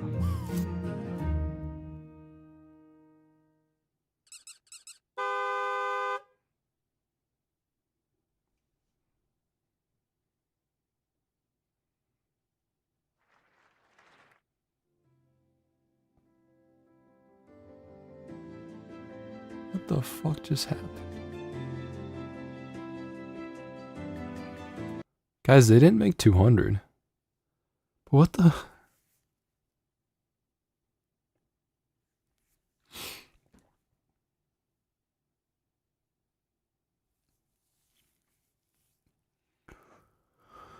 I just wanted to point out again that, just to remind you, this is a consumer electronics showcase. The consumer one. You guys buying the $50 billion data center? I think it's underrated. Good value. The more you buy, the more you save. But we might be able to turn this to the Clanker Electronics Showcase. We could do that if we are interested. You're buying 2? Yeah, you do get more value. So I want to point out, so this ending was especially goofy with the squirrel. But you know how like earlier in the presentation, like they're showing that they're going to use this generated data. Where's the squirrel? Where'd everybody go? Where's the squirrel? There. Look at this. Dude, it's like squirrels don't do that. And they're going to train cars off of this generated data? They're going to train cars. Squirrels just don't go like, ugh. It's like it floated up. Am I crazy?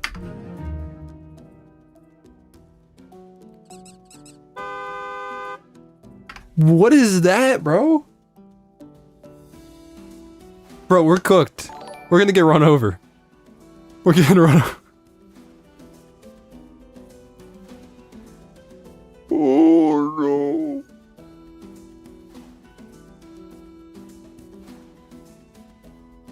So we got 0 mentions of gaming. The company is that we want to. Can I play it? What is the okay. panel here? Oh my god, bro. We did get a Palantir mention. Intel starts in like 10 minutes. Oh my god. Hey, shut up.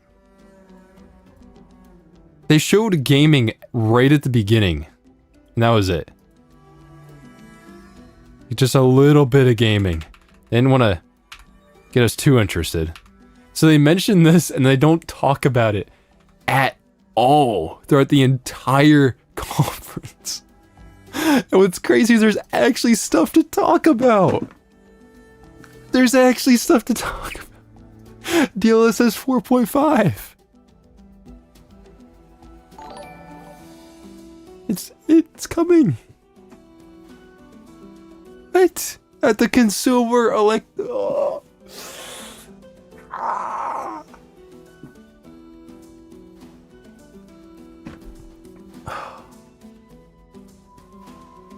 Guys.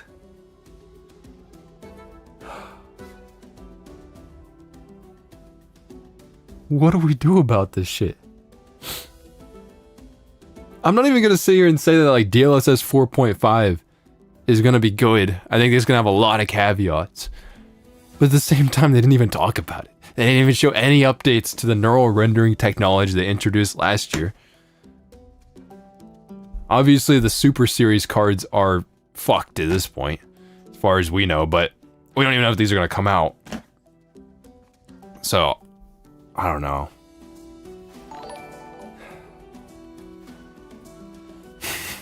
Quit complaining, go buy your damn data center. Yeah, we need to get our money up. We can just take out a small loan of $50 billion and get a data center. Thanks for the 5, man. Jeez. Okay. There's barely anything to talk about.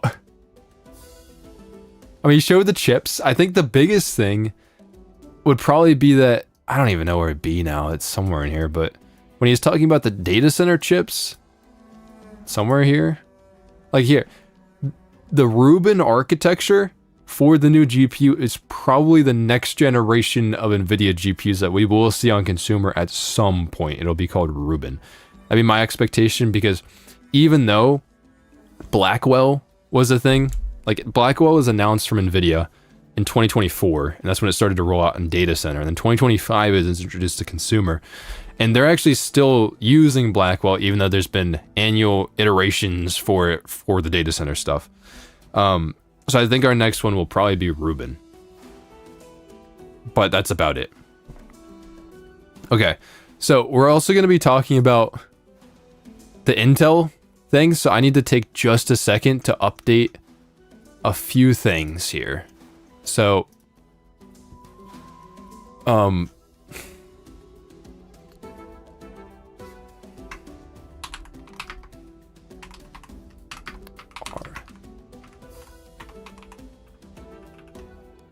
okay, let me just change this really quick. I have another thumbnail. I made another thumbnail. So 1 second. I just gotta update the stream. But yeah, we're gonna talk about the Intel thing. We've got another presentation. It starts in 6 minutes. And they have a chat. So we also had 192 AI counter for Nvidia there. It's 9 p.m. PT for DLSS. There's another stream? Actually? Is that real? There's another stream?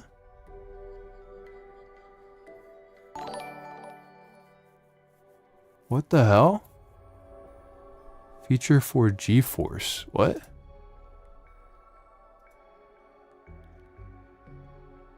GeForce on. 9. Oh my god. Guys, that's like midnight.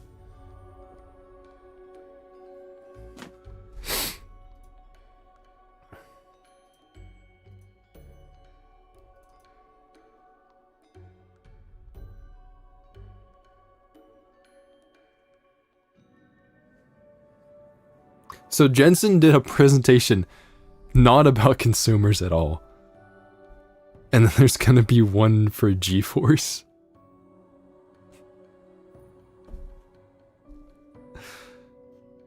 What is this about?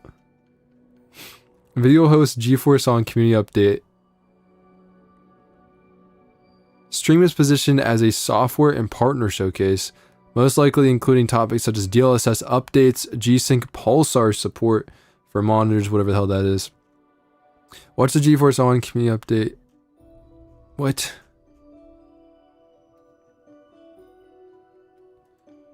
That's a crazy looking GPU, holy shit.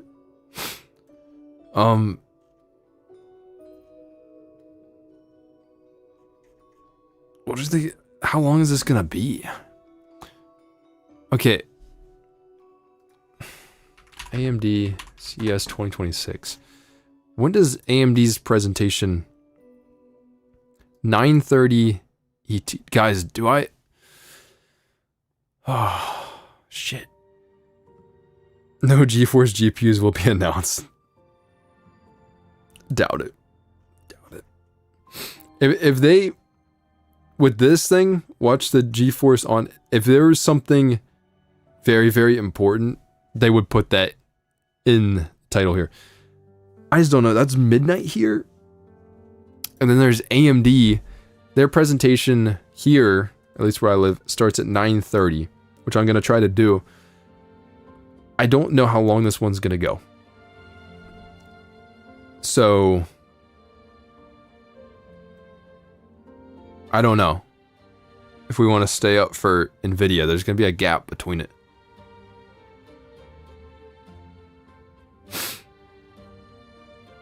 Not sure. Yeah, thanks for the 5. I don't know how to say that. Even AI GPUs are fucking costly, leaving companies. Dude, only the really, like, very valuable companies are buying these data centers, like the really big ones. AMD is is announcing some products. We'll talk about it during that showcase, but yeah, let's see.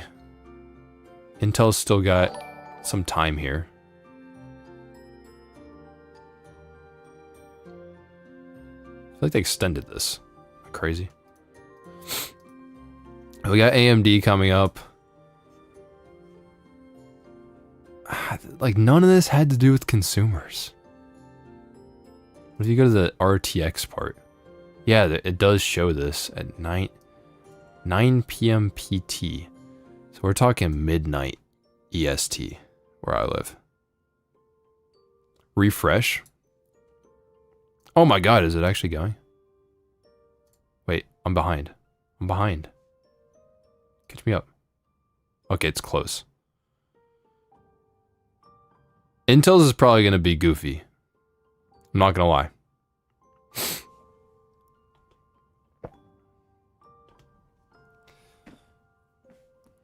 Intel's probably going to be goofy. Now, Intel, they have what's been rumored is Pantherlake. So their new GPU chips are probably going to be announced here, but I have no clue what else.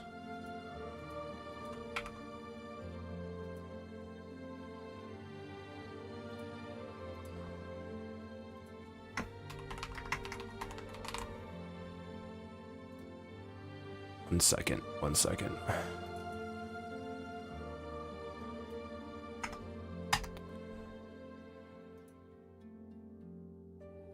Okay, the AI counter is reset. We're good. We didn't get 200 on the Nvidia one. I'm surprised. We hit over 200 last year. Yeah, so they're saying they already have in the title of it. Chat. I'm hiding chat for a second. But Intel Core Ultra Series 3, so Panther Lake. But I think Panther Lake is only on laptop. It's only a mobile processor. Because the next generation on desktop is supposed to be Arrow Lake Refresh, which isn't really a generation. And then it's supposed to be Nova Lake. So I think this is laptops, but their laptops have been starting to look pretty good, so I guess we'll see. Is this gonna happen? Oh, they're going. Maybe? Please welcome Chief Executive Officer, Lip Bu Tan.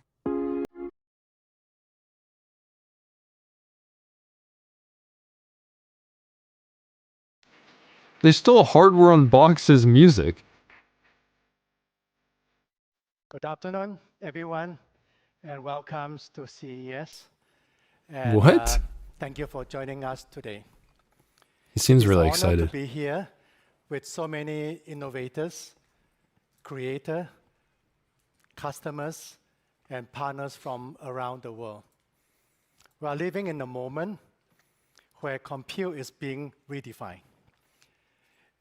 AI is reshaping every workflow, every industry, and every device from cloud to edge. At Intel, our mission is to make that intelligence accessible, efficient, and ubiquitous. Over the last year, our team have pushed the limits of architecture, fabrication, and co-optimization across hardware and software. I'm pleased to share that we have delivered our commitment on shipping our first 18A products by the end of 2025. What was that? Yeah, he does need some cocaine, bro. We are over-delivered. Needs to get going. I'm delighted to announce that Intel 18A, that was one of their highest end manufacturing processors on Intel fabs. Was it Ultra Series 2? What is it? What you will see and hear later today are breakthroughs that can only be enabled by a tight integration of silicon design, advanced silicon process, and packaging technology. When I hear him talk, I'm not 100% sure is uniquely if he knows what he's talking about. That's what weirds me out. With our OEM partners and the open ecosystem. You will hear from Jim later on, and his team talk more about all the technology we are announcing today. Our latest Series 3 base system Pantherlake truly represent a new class of computing. Do you guys need me to turn him up? AI-driven future. I think he's quiet. Built to empower developers and creators and engineers to drive then deliver massive leaps in performance and efficiency. This announcement will representing the next evolution of the PC. So thank you for joining us. Let us talk about what is next and show you what is possible. Thank you.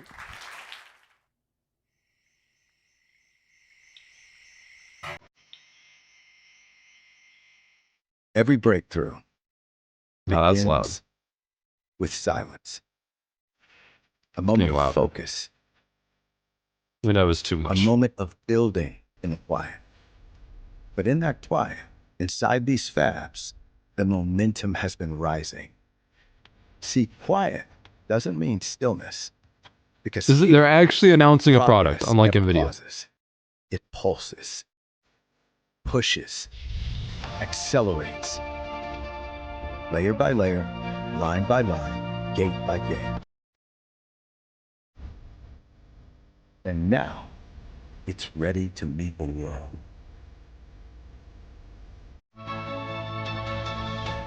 Progress never pauses. It's a cat. And neither do we. Core Ultra Series 3. Please welcome Senior Vice President, General Manager, Client Computing Group, Jim Johnson.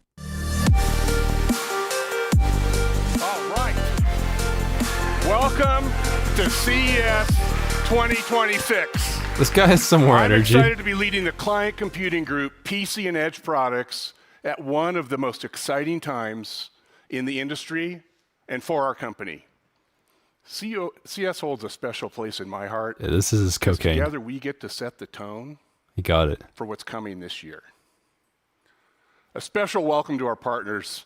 Thank you for coming and spending the time with us. You know, we could not do it without God, I see an AI up there. This partnership is what delivers. Do you guys see any? But before we talk about client, let's stop for a second and talk about Intel. The industry and Intel needs to be addressed. Are both at a strategic inflection point. You got bailed out. In 2026, we're delivering leadership products on a leadership process node, combining compute, so some actual competition to TSMC. And scaling it with customers to be the broadest AI PC platform together we have ever built. In the last 5 years, we've invested heavily in capital, R&D, new fabs, new tools. Much of this investment aimed at pushing process technology forward, expanding manufacturing capacity in the United States and around the globe. 18A is the center of that effort. As Lip-Bu mentioned, we're in production and ramping Pantherlake. This is a big milestone. This is actually huge. As the world's first foundry node with ribbon FET and PowerVia technologies. What are those and why are they important? Ribbon FET is gate-all-around technology, transistor technology, that provided our architects a way to precisely control electrical current, critical for performance and energy efficiency. Backside power delivery via PowerVia enhances power flow I'm hoping they have a real vision signal delivery. What's this mean? It enables Intel to deliver up to 15% better performance per watt with more than 30% better chip density. This was not we'll see how that manifests. But we executed to our plan, and we're ramping to our expectations. The thing is, desktop, Intel hasn't been that great. Manufacturing Mobile, has again become a strategic Intel's pretty solid. Of Intel. alongside delivering x86 solutions at kinda weird for unmatched them. scale. This is where our multi-gen effort to drive power-efficient performance, hybrid core architectures, There's a AI here, and a by the way. multi-engine local AI Oh, are coming to life. said it. We build for what's needed today, but work really hard with our partners to It anticipate is like the Gillette what's font. required next. And right now, as we know, that next wave is AI. It's everywhere, it's in every industry, and it's in every conversation, and we'll talk about it more today. Oh boy. It's a huge opportunity for all of us, and together we've been out front shaping what it means for personal and edge computing. I still like with this all guy's the energy's excitement pretty around good. AI, Like, what the hell is lip we on, bro? always remind He's gonna fall ourselves asleep. fundamentals Sleepy lip boo. still matter. Everybody wants a cool, quiet PC, strong performance, all-day battery life when we're on the go, and the next step of the journey is here. Okay, this is Ultra Series 3, I think? Because this is going to give us a sneak peek of what I think Nova Lake is going to be on the computer. Now it's kind of loud. Turn it down. This Small intro. is Core Ultra Series 3. Okay. We have another NPU. The first processor built with 18A technology, the most advanced Yeah, these are for process laptops. in the world. I think. We've taken big steps in improving our major SoC IPs in virtually every piece of the chip design, bringing the latest and greatest on all fronts. We have new E-cores. New E-cores. Are they going to bring Brand back new hyper-threading? E-cores, a massive GPU with built-in ray tracing, and an NPU That's that packs XE3. more low-power AI That's Celestial. in a very dense area, much denser than prior generation. Oh, and faster RAM. Next-gen that we memory, can't buy. next-generation Sports I/O, LP and the Cam latest 2 connectivity, modules, wired up and to wireless. 9,600 megatransfers per These were second. all done to achieve That's a fast. primary goal with our partners to scale power efficiency leadership, performance across all workloads, expanding our graphics capability. I can't wait till you see this. XE3 and enabling a broader that's set of Celestial, devices. right? With our OS partners, with our ODM partners, our OEM customers, and importantly, the ISV community. Together, we've nailed these goals with Core Ultra Series 3. Achieved by combining the performance and power efficiency we launched Lake. across our Series 2 family of processors into one These were like single very product. power efficient, but their overall And this peak isn't performance marketing was like speak. really low on the We will laptop. show you how it's deeply architected into the SoC through our fabrics and with our 18A process node.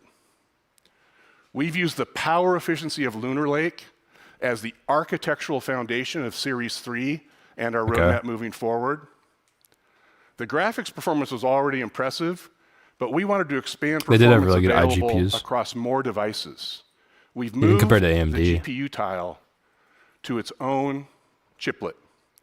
And now we can attach larger or smaller chiplets based on Oh, the they wanna market compete with segment Strix needs and the Halo. device needs of our customers. Okay. We're continuing to push This through sounds our actually hybrid really core cool. strategy, redesigning The only cores problem for is now 18A so Nvidia they owns part of operate Intel. Are they at going to want significantly to lower take up voltage. that? It seems like they're building It the means foundation that greater Nvidia could per core performance plug in their own while GPU increasing to efficiency. too. We've improved the multi-threaded performance of Series 3 by adding up to 8 E-cores. And we Just more completely E-cores? redesigned our low-power island No more P cores. with dedicated low-power E-cores with their own cache that run hundreds of workloads that are optimized for maximum battery life. Examples like web browsing. We want battery video life on conferencing laptops. I mean, that I'm not hating demand that. power efficiency. I want it to be cool. The benefit, Laptop to be comfortable to use. better performance, much lower power, longer battery life. We like that. Do they have We've any also data? consolidated all the IOs onto a single chip. This was a big ask by our customers' design teams because they want to take Series 3 and expand its capabilities and its market coverage. But people don't buy SoCs, and we know that. So beyond the SoC, we've deployed other technologies At the platform level, focused on power efficiency. Intel's intelligent display technology. Okay. Context-aware charging, low power video conferencing. It's weirding me out because they're talking about products. They're not talking about AI. Long-lasting connectivity with Intel's Wi-Fi solution. Intel has great Wi-Fi. We bring this all together with our advanced Foveros packaging technology, delivering a full range of Series 3 processors. That I don't know how all these efficiencies are going to line up. Multiple configurations using a single package type up and down our customers' designs. Something they've been asking for 2 generations. So we should have They have more memory options. better configured and they laptops. now can use their own power delivery schemes for possibly their with product upgradable memory product capability. that you can't afford anyways. This gives them design flexibility up and down their product lineup, supporting them into the market in easing design efforts for their teams. So we just covered a lot on architecture. Okay. Let's unpack what it can do, starting with maybe better budget the laptops. x86 core. As long as it doesn't have RAM in it. We're proud of this accomplishment. Right? Core Ultra Series 3 delivers Wow. 60% more performance than Lunar Lake Series 2. And it's faster and more efficient than our highest performing SKU. Wait, my laptop has this chip. Oh. This focus, this maniacal My laptop has a focus our design 285H. teams have on It's more power efficient than efficiency that. And the Oh, implementation no. of the low power This is island true. dramatically This isn't peak performance, improves it's a power range of efficiency. applications we use every day. A simple example would be streaming 4K video on Series 3 draws now 1/3 the power than prior generations. A massive reduction that allows us to be talking about It was battery already life really power efficient for that. in days, not in hours. Jesus, 27 Once again, hours puts of the myth Netflix. to bed. This x86 can't be power efficient, 388H. even at higher performance levels. And this is the last time I'm going to say that. Battery life in Office is like, oh man. That's really good. So let's switch gears and now talk about the GPU, arguably the biggest update to Series 3. Okay. And to walk you through it, let me welcome our GM of PC Products, Dan Rogers, to the stage. Guys, why is this kind of cool? Gaming? Gotta get the gaming counter Thanks, up. Jim. Graphics at Intel is an interesting history. Ubiquitously deployed with a massive install base, but previously lacking in key features, driver support. Intel Arc has been getting and really. frankly, Oh, he's just performance. talking about drivers. 5 years ago, we set on a mission to change that with the announcement of our Intel Arc graphics. Okay. And this was more than a hardware plan. Uh-huh. Arc is our I think that's brand an AI. commitment Yeah, it is. to deliver world-class, there's two. discrete class software across a range of graphics products, including integrated. We've re-architected our entire software stack and strategy to include extensive game day testing, day zero driver support, and a full modern feature set. Last year alone, our engineering teams engaged 300 developers on pre-release titles and supported 50 day zero driver releases. This is Honestly, that's light pretty years good. ahead of where we were just a few years ago.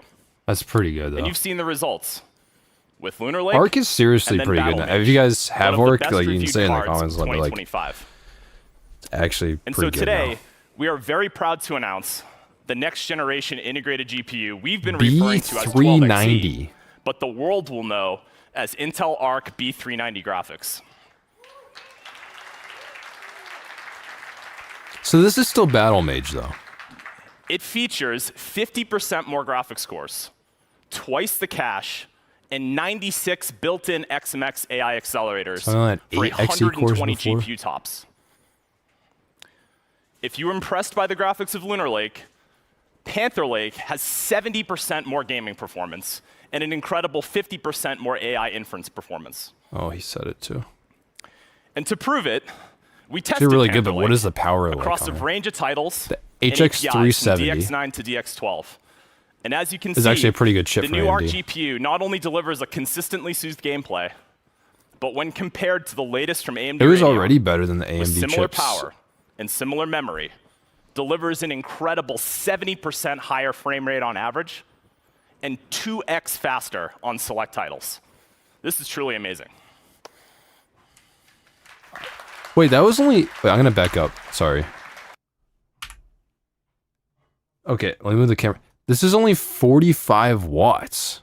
That's pretty good. Wow. What about AMD's? I'm sorry, I'm gonna back it up AMD a little bit. Radeon. The AMD one's using more power. That's 50 watts. Damn, and it's faster. That's actually really impressive. As an example, 'Cause that's what I first-person want, shooters like- such as Painkiller and Delta Force One of the major play at problems well is over like 100 frames per second with Mac 1080p high has like settings the one and chip, XeSS super and it's really resolution. good. And Windows To the doesn't really have developers that. and engineers at Intel and partners across the industry, thank you. Through your hard work, millions of PC gamers still will not a be able to dedicated GPU or experience something, a but- great discrete class game performance on a thin and light laptop for the first time in 2026. But as impressive as this performance is, in a way, it's a look only at today.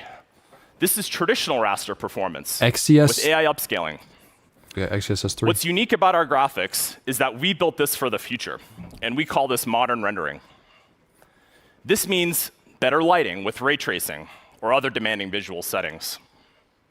Sharper visuals with high-quality textures and larger geometric assets, and the ultimate in smoothness through AI-generated frames.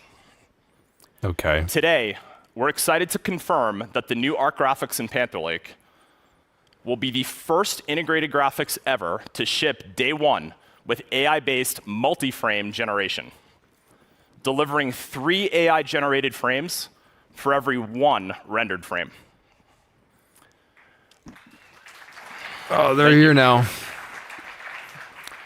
It's a big moment for our graphics team. A great example of the Okay, you benefits don't want of to these frame is generate from Battlefield 29 to 6, which just 57. launched late last year. Intel has been working with EA closely, the developers of Battlefield, to unleash the full performance of this title on Arc graphics. With the most demanding visuals That's not great.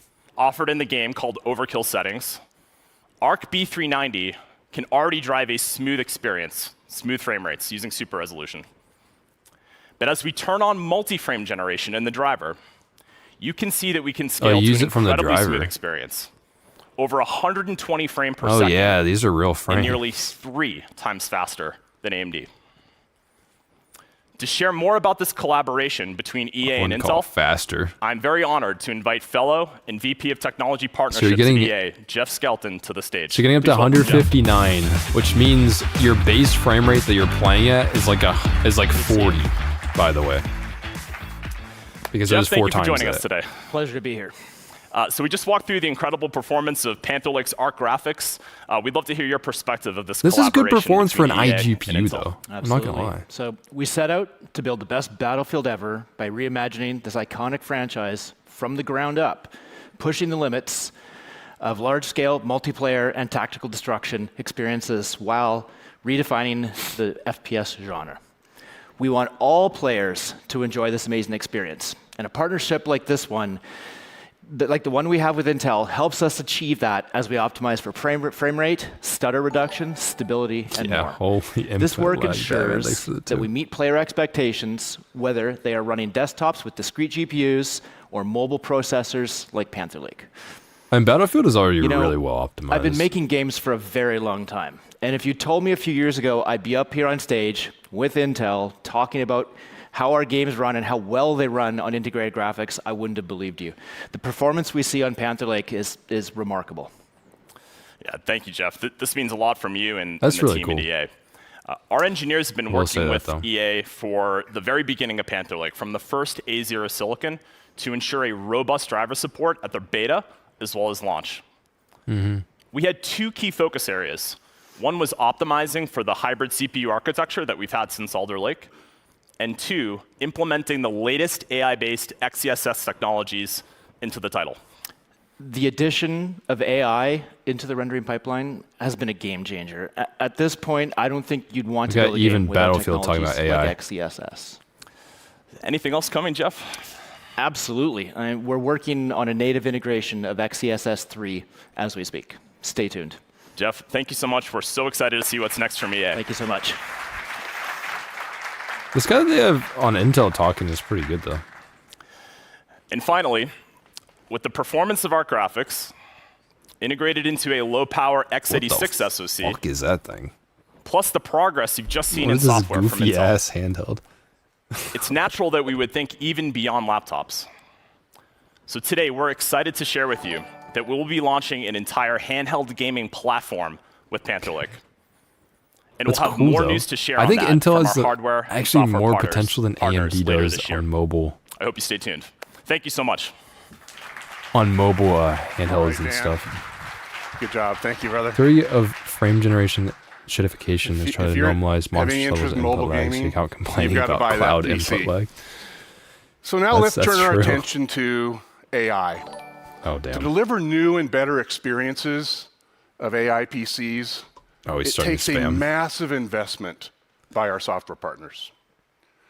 When we created the AI PC category back in 2023, we understood it was a partnership See an AI up here. between our hardware and infrastructure and the software ecosystem that would ultimately deliver on the experiences.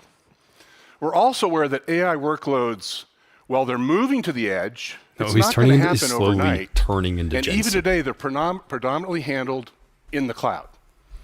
But that's changing. We're going to show you some There's of this. another AI agent. We thing are on the left committed side. and delivered. Oh my God, there's We another committed and delivered the largest AI PC footprint in the industry. This sparked the investment of the software community, and that investment accelerated innovation. It continues to accelerate innovation in very short periods of times and cycle time. Early inference, it's hard to believe just 2 years ago, it was all about background blur and noise suppression, nose dogs barking. And then we evolved to Gen AI and advanced transformer models. It really started rewriting the personal in our personal computer, offering something different for all of us, I think these augmenting and computers are accelerating feeling less and less personal our than ever daily before. work. I don't know what he's talking about. And I have a personal experience I'd like to share. My son leads a large software team in smart energy services, and AI-enabled coding is completely overhauling vibe how they coding. develop products. Software engineering is not about typing syntax. It's about architecture and design. AI helps them automate the construction phase. I need to try freeing up vibe coding. I need massive it. amounts of engineering cycles to design better products, better systems for scalability, reliability, and importantly, observability. And now with vibe coding, his team can spin up custom observability frameworks and analysis tools in days rather than months if they ever even got around to it. Oh, no, we have And this is AI unlocking code. It's an amazing ability to instrument all aspects of his software products. The best analogy, it's not perfect I can think of, is just think about what CAD tools did for mechanical and civil engineers, eliminating the need of tedious drawing on draft boards. That's the type of thing that's happening in the various industries we serve. At the end of the day, We have invested vibe coding is significantly useful, in though. software engineering and in infrastructure. We support hundreds of leading ISVs with the tools they need to deliver new AI applications optimized for Intel's CPU, GPU, and NPU. For example, Adobe Premiere Pro. They're using the Arc GPU Dan just shared to search for media. You simply describe what you're looking for, and it'll find the match, even if it's unlabeled or just buried in footage. Something you cannot do without this capability. Another example is I'm not gonna Zoom. lie. They have a virtual ring light, and their model it runs does on actually our help me low-power NPU for editing. that brightens our image Takes forever to while find clips. automatically dampening and dimming the background. We also support the AI models that people depend on running locally on the PC. Breadth, of course, is important, but also quickly optimizing for updates and enabling new models as they become available. Very important. So, for example, in PRC last October, where some of the fastest innovation is taking They still place, got 37 we had so day far. zero support for Alibaba's new Qwen 3 LLMs on Core Ultra, so developers could simply plug and play. We ensure software runs in the richest set of frameworks and tools and have support for major industry deployment paths like Llama CCP and PyTorch. And Intel's open Vino tools provide deep production-ready optimizations across our engines so developers can deploy state-of-the-art Gen AI and vision models immediately with no custom tuning or hardware-specific rewrites. And working closely with Microsoft on Windows ML, we're the only silicon vendor supporting EPs on all three processors, CPU, GPU, and NPU today. And to ensure consistent performance, we've also integrated key open optimizations such as primitives deep within Windows ML. Yeah, so thank you, Pavan and Team Microsoft. This would not be happening without you. We're also a time-to-market partner for Copilot Plus, which you will find in all SKUs of Core Ultra Series 3 families as they ship. So thanks again, you guys. Couldn't do it without you.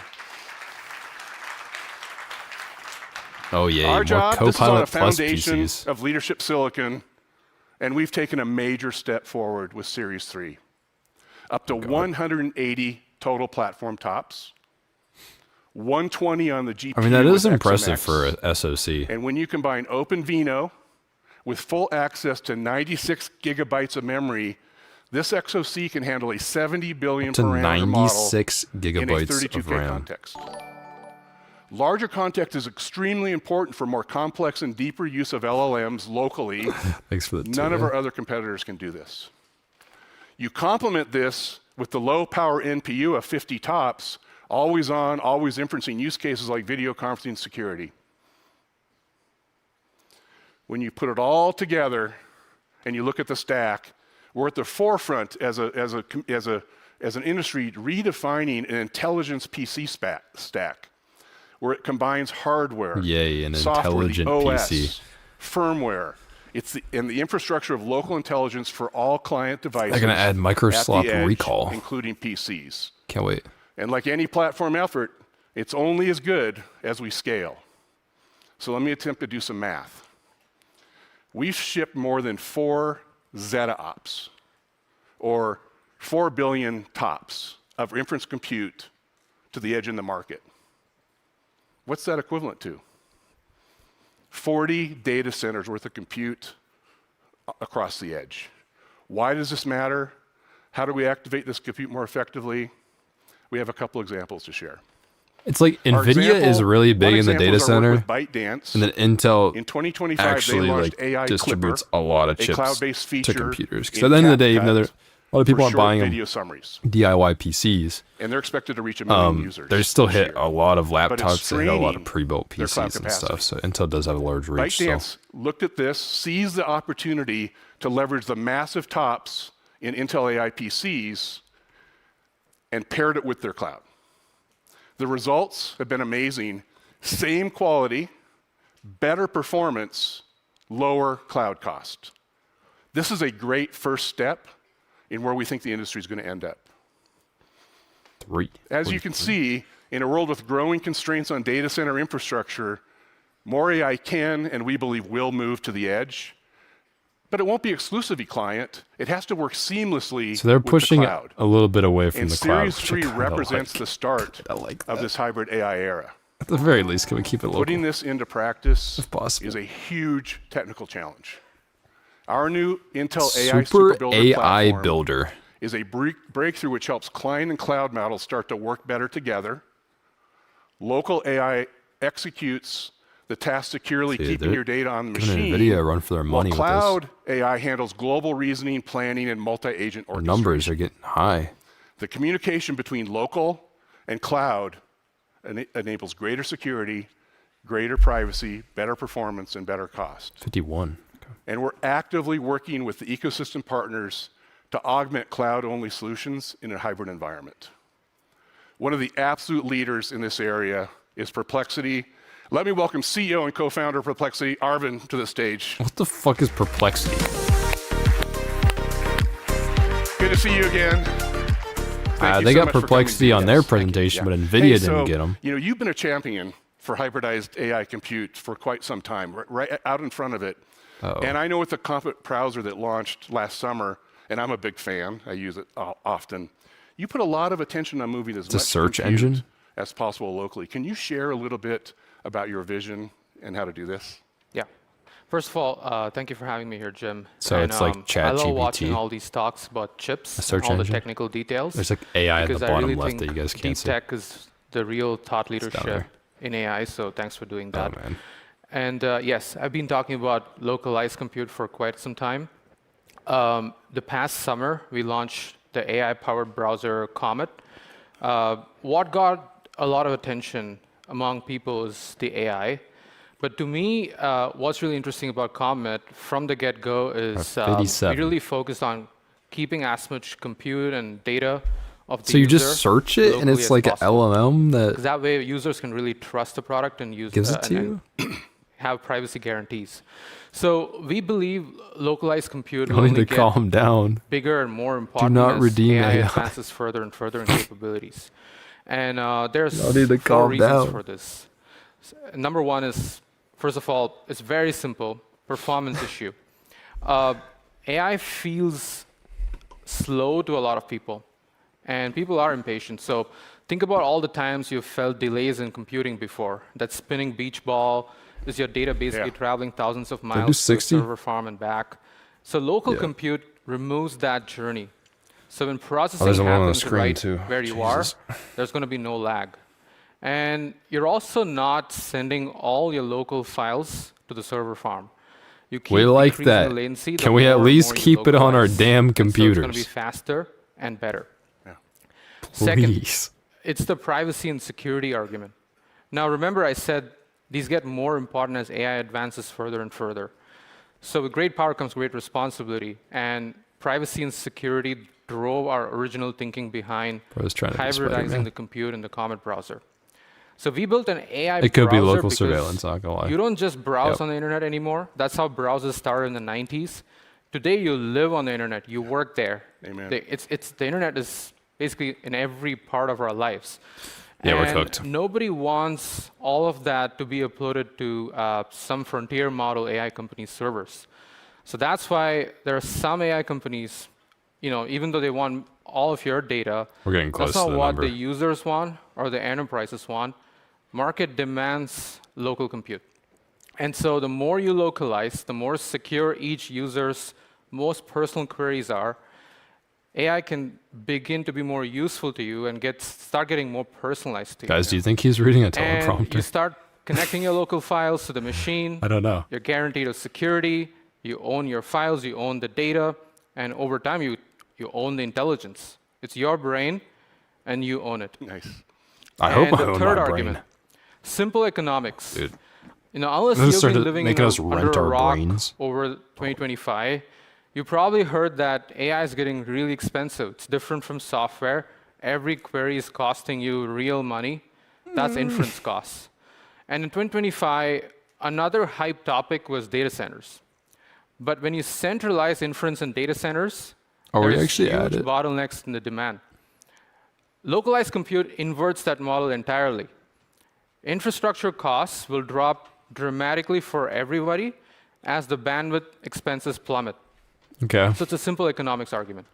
Finally, fourth reason, especially for businesses, control. This is where it gets really serious. Now, 4 of the Max 7 and 92% Does of the Perplexity Fortune run 500 local? companies entrust Perplexity with their data on our servers. That's a big responsibility. And as a founder, I really know how they feel. That's why we take data control pretty seriously at Perplexity. Are we actually at the number? And with local compute, whatever is your competitive enterprise intelligence should remain exclusively yours, and that's the not only way local? to do it. Because it's what is he right talking there about? on your machines. You own those machines. They You control rolling those something out? machines. Thereby, you control the intelligence. And you control its jurisdiction, its compliance, everything. So that's it. 4 arguments: performance, security, economics, control. But these makes local compute such an obvious thing to work on. Every business is going to care about this. Every user is going to care about this, and they always will. So we'll be launching. So Nvidia's like, yeah, for we'll sell you a enterprise data next center month for based 50 on billion all if you these want exact local principles. AI. And the entire industry, as Jim and Intel know, is going to move more and more towards local compute. So thanks a lot for having me here. You know, we share your vision. Thank you so much for your leadership. And our team looks forward to doing the hard work to make this true. Thank you. Thank you so much for coming. Thank you.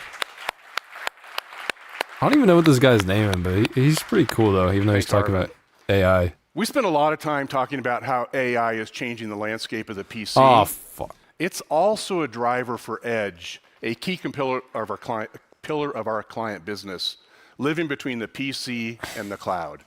Agentic and physical AI show up as vision language models, or VLMs. Think of it as a close cousin to LLMs. And for example, in industrial environments where automation is used for quality controls, we're now seeing VLMs being deployed that are 140 times bigger than ones just a couple years ago. And we're taking the same approach on the edge. Can this help me vibe code my AI waifu? Establish a large footprint of leadership hardware. When are we getting there? That activates investments in applications by our software partners. Together, we infuse AI and power-efficient x86 right where the compute happens. We're bringing Series 3 to the edge with all of its latest IPs and technologies. There's an AI on there. And because of the growing demand of AI at the edge, we're now accelerating the launch of 18A products for this market to align directly with the PC launch, so Edge has the newest hardware at the same time. I'm actually really excited for the Series 3 chips. We design and test and validate for high and low extreme temperatures, 24/7 reliability, and extended life support, because these are additional table stakes for our critical Edge customers. You will see Edge devices in hundreds of form factors across key segments like smart cities, factories, healthcare, and all sorts of automation. Yeah, Pantherlake's coming. The demand is huge, growing, and Series 3 was designed for this task. Just look at this data. AI stuff, I don't Nearly really two care. times It's compared directly to latency Nvidia. performance and over 2 times TCO, better TCO Isn't the for Jetson video Orin analytics. like that little mini These PC? SoCs are great at perceiving the environment and then using the built-in processors all on chip to control the machinery. Toothpaste There's and no need bathroom to fonts offload are AI trying to teach to a their discrete card. H1B. What the hell are you We're also seeing a lot of interest in robotics. Thanks for the 5, though. Stationary control arms, autonomous mobile robots, and Gillette even commercial. humanoids. And you'll be able to see one if you're here at the show right back here running Series 3. Oh, man. And to there's facilitate 2 these AIs emerging use over here. cases, we have worked on a reference board and a dev kit with Edge ODMs that includes Intel's robotics suite. The tools, the frameworks, and the applications, all available with the launch of Intel hardware. So let's wrap up with what's next. Our partners have over 200 designs. There will be a Series 3 option for everyone. Gamers, as you see, that want the best performance on the go will want this processor. vPro for business. I don't think it's going to be fast enough for Robotics and gaming on the industrial go edge quite yet. devices. This will be the most broadly adopted and globally available AI PC platform Intel has ever shipped. You can tell we're excited. You can tell I'm excited for Core Ultra Series 3. And instead of doing a recap of These are all of genuinely this, pretty cool, though. the numbers speak for themselves. Cooler than I thought it was going to be. Longer battery, faster graphics, higher performance, more AI. Dude. Oh, wow. And you don't have to wait. 2 more. Core Ultra is ramping now. First consumer designs available to order starting tomorrow. Oh, with more shit. designs rolling out all year. Oh, shit. That's sick. We've covered a lot of ground today. I think we should take away one thing away. Just and that drop is that shit. We are at the strategic inflection point for AI computing in client together. Our job, build leading process and SoCs. Our customers are delivering systems that will surprise the market. And our software partners, as you see, are investing in these platforms for scale. For those Did you miss anything crazy? Kinda. In person. Now, there was gaming on the Intel I one. They have talked about it for another- actually a Do I little have it while. up here? Oh, I don't have it up here. There's some really cool demos in the back. So please, when we're done, He is walk sweating, back there man. and see them.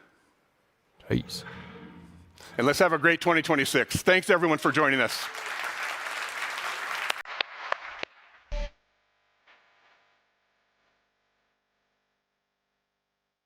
Yeah, just get turn that up.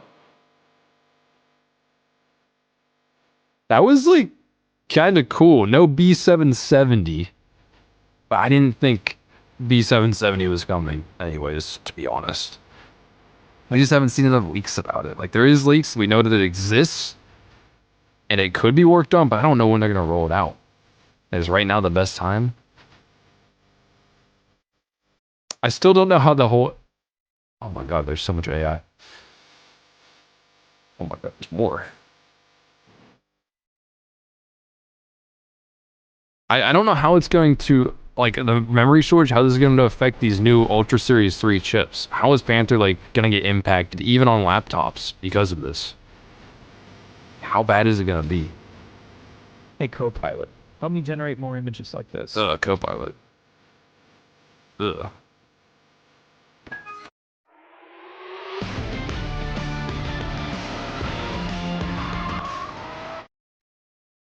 AI cats. I have a real cat. That's true. Hey, when we get AI cat girls, there we go. Run it locally too on our Intel NPU.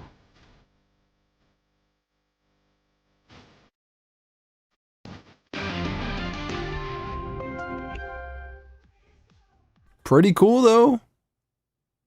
Pretty cool. I think that's it. My dog just barked. I think she's excited, actually, not disappointed.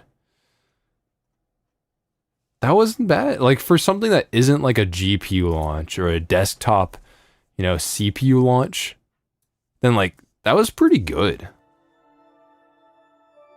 So we can quickly, like, go over this, like, Customers and partners. I'm glad they got him off the stage, bro. Their new CEO is, like, so... Oh, my stomach made a weird noise. He is so boring, I'm not gonna lie. I don't know if internally he's a good CEO. I have no clue. Externally, man, he's boring. I'm sorry. He's like falling asleep talking at the damn show. Oh my god. But you guys can hear the music, right? Oh, no, it just ended. Or something? I don't know. Music might be quiet. But yeah, I want to check out what were we looking at in terms of these like graphs and stuff, because they're introducing these Series 3 processors. And these, I think, what's cool... Oh, my music's messing up. Okay. What's cool is what manufacturing process was Lunar Lake built on? That was built on TSMC, right? Like Lunar Lake, like what is it, like a 280V tech power up? I think this was TSMC. So yeah, it is. So TSMC 3 nanometer. So what we're seeing right now with the Intel thing is this is going to be, I think, built on theirs. Am I wrong? And 18A, I think, is more advanced than TSMC 3 nanometer, I think. And Intel's even working on 14A as well.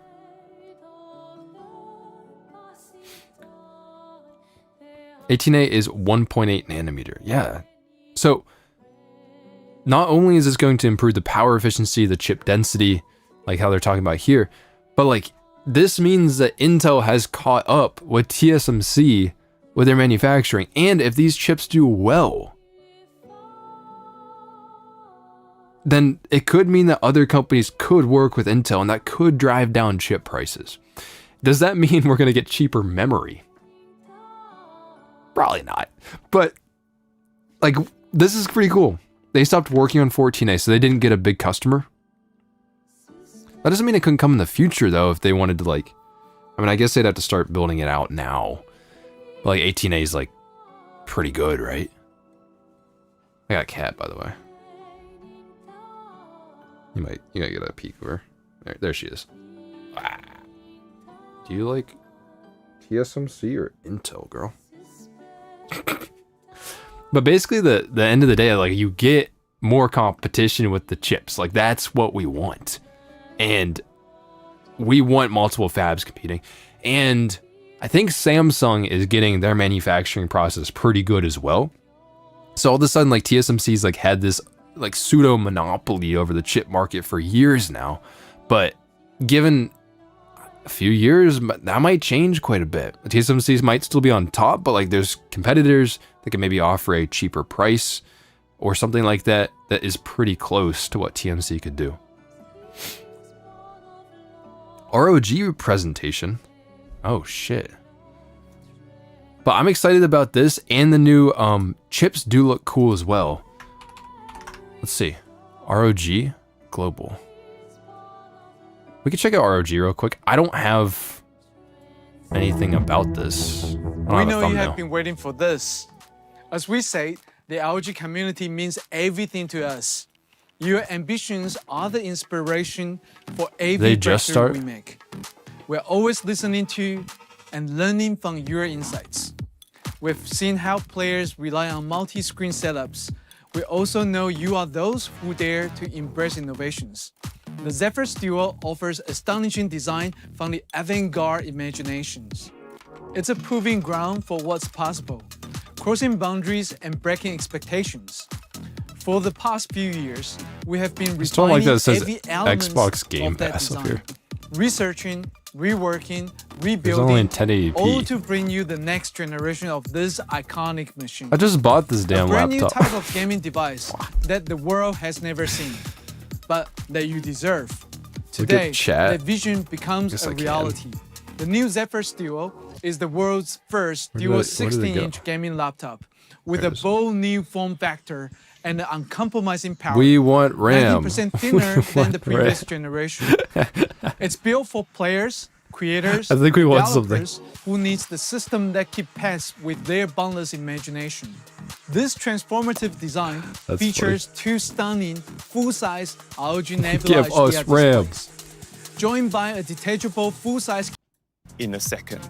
Oh, this is in like the a full BIOS. thing. We ask ourselves.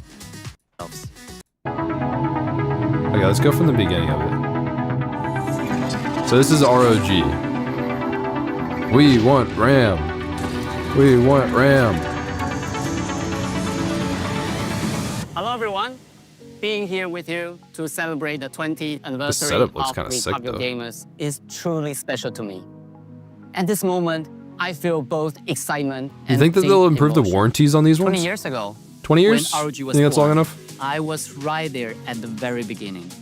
Back then, there were no dazzling stages, just a group of passionate engineers and product managers, united by a simple desire to build incredible products for gamers and for ourselves. The heart of ROG has never been just about specs or technology. It's always been about our love for gaming and the products that power it. When others saw Are there actual motherboards, announcements? components, numbers, what we saw were the possibilities. We ask ourselves, how Oh, do do you we need to reset forge the AI? these weapons to be stronger, I would hope that there's no fiercer, AI and give every gamer a more liberated, things more here. ultimate gaming or overclocking experience? That is, and always will be, the core spirit I'd of hope. ROG. Every generation needs its own faith. Back then, ours was to dare to be defiant. In the early 21st century, gamers everywhere were pushing hardware to the absolute limit. At Asus, a group of like-minded partners, engineers, and product managers by day, and overclocking fanatics by night, endured countless sleepless, accelerating hours to create the A8N32-SLI motherboards. The moment it was unveiled, it became the top choice for elite gamers worldwide. We knew them. See, I A new love era Asus gamers for their has warranty truly policy arrived. After and defying the odds how and much- true to our never like how satisfied affordable gamer their spirit, devices we naturally moved on to dare to be aggressive. So in 2006, the Republic Gamers was born. Our ambition was clear. For every gamer around the world, the most powerful weapons on the battlefield should come from ROG. The first motherboard to carry the ROG badge, the Crosshair, paired with an AMD Athlon 64 FX62, dude, there's a was overclocked to 3658.3 MHz. You're just giving history. Should I just skip the history? The entire community. This was where the ROG legend truly began. But we didn't stop there. It's kind of cool, We but brought out beastly laptops like the G70, dual GPU graphics card like Mars and Poseidon, the world's first. Yeah, I don't really care about their history. Let's skip it. Let's start talking about things. It's innovation, performance, and stunning design. The ROG Strix LC4 series offers versatile options to meet diverse requirements. Thank you. Okay, here we go. Kinda.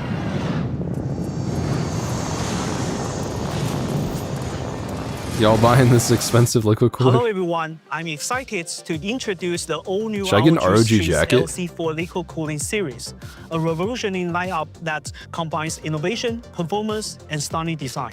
The ROG Strix LC4 series offers versatile options to meet diverse build requirements.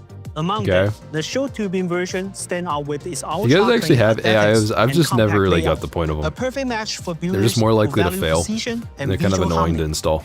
The lineup also includes a standard model and an ARGB logo variant to give users the freedom to personalize their setups. Maybe I'm crazy. The Strix LC4 LCD version features a 5.08-inch full-color LCD, delivering an immersive visual experience. With the new control software, users can seamlessly switch between different custom contents options to express their own unique style. Balancing cooling performance and acoustic comfort is the key priority. The Strix LC4 features a specially engineered water pump that rapidly dissipates heat from CPU, paired with a new all-in-one triple fan design. These coolers deliver powerful airflow while maintaining low noise operation. The most groundbreaking upgrade is the AIO connector technology. Compared with the motherboard featuring the AIO the motherboard has a damn screen on it? Pump, fan, or LCD cables to their corresponding headers. Just align the contact points and all control signals are transmitted directly through the connector, making the setup easier than ever. That seems normal. Beyond simplifying PC DIY, removing these cables further enhances the minimalist aesthetics of a build. Combined with the short tubing, the visual clarity is outstanding. You have a built-in screen on your motherboard. Engineered precision that and RAM, artistic elegance. Here are two rapidly announced flagship X830 motherboards, the ROG X870 Glacial and the ROG X870 How much do you think this motherboard costs, guys? Featuring the new AIOQ connector that makes PC DIY easier than ever. The two models offer distinctive looks, the elegant purity of white and the classic strength of black, giving builders the freedom to express their own style. Both motherboards are fully optimized for AMD's upcoming X3D processors, delivering ultimate performance for any setup. AMD upcoming X3D processors. Okay, that pretty much confirms it. There is a leak about an upgraded 9800 XTD. Winner XTD. of this year's CES Innovation Awards. Unlike previous ROG Extreme motherboards with full coverage water blocks, the latest Glacial shift focus to a premium white aesthetics and flagship-grade design. It embodies cutting-edge performance, damn, that's a lot of USB-C. and distinctive What the hell? style, tailored for builders who seek both ultimate functionality and a bold, pristine look. With this all-white theme and top-tier So you feature also have set, a thing. the ROG So there's no cables too. That's what he was talking about. So if you get their cooler, their damn cooler, there's connects to the little thingies on the motherboard and gets the power and control. I mean, that's kind of cool, but is it? With this Is it worth the ROG tax? and top-tier feature set, the ROG X870 Glacial stands as a new symbol of Acer's high-end innovation. As for Dark Hero, it builds on our legacy and is a massive upgrade across the entire architecture. No the AIs. design established Dark Hero as Why is a unique why is high-end Xbox option Game for Pass just in the users corner the who entire demand time? exceptional performance. What does that have to do with Xbox? Let's dive into some of the standout features of these new motherboards. starting with the 3D-DC M.2 heatsink. This heatsink features a large surface area and connects to heat pipes through a temperature equalization plate, forming a vacuum chamber that greatly enhances cooling for M.2 SSDs. Let's take a closer look at how it works. Crucial Our lives. 3D-DC M.2 heatsink Crucial integrates lives. an extra This heat pipe isn't and the vapor a Gen chamber 5. to This is a Gen increase 5 cooling SSD. across the I've never even entire tried one. M.2 slot. I don't think I'll be able This to tell. structure can but reduce they operating exist. temperatures by up to 10%, delivering highly efficient thermal performance. Yeah, it's for Gen 5. It didn't PCIe even Gen cost that 5 much SSDs. either. It was actually pretty Let's affordable. talk about PCIe LAN allocation.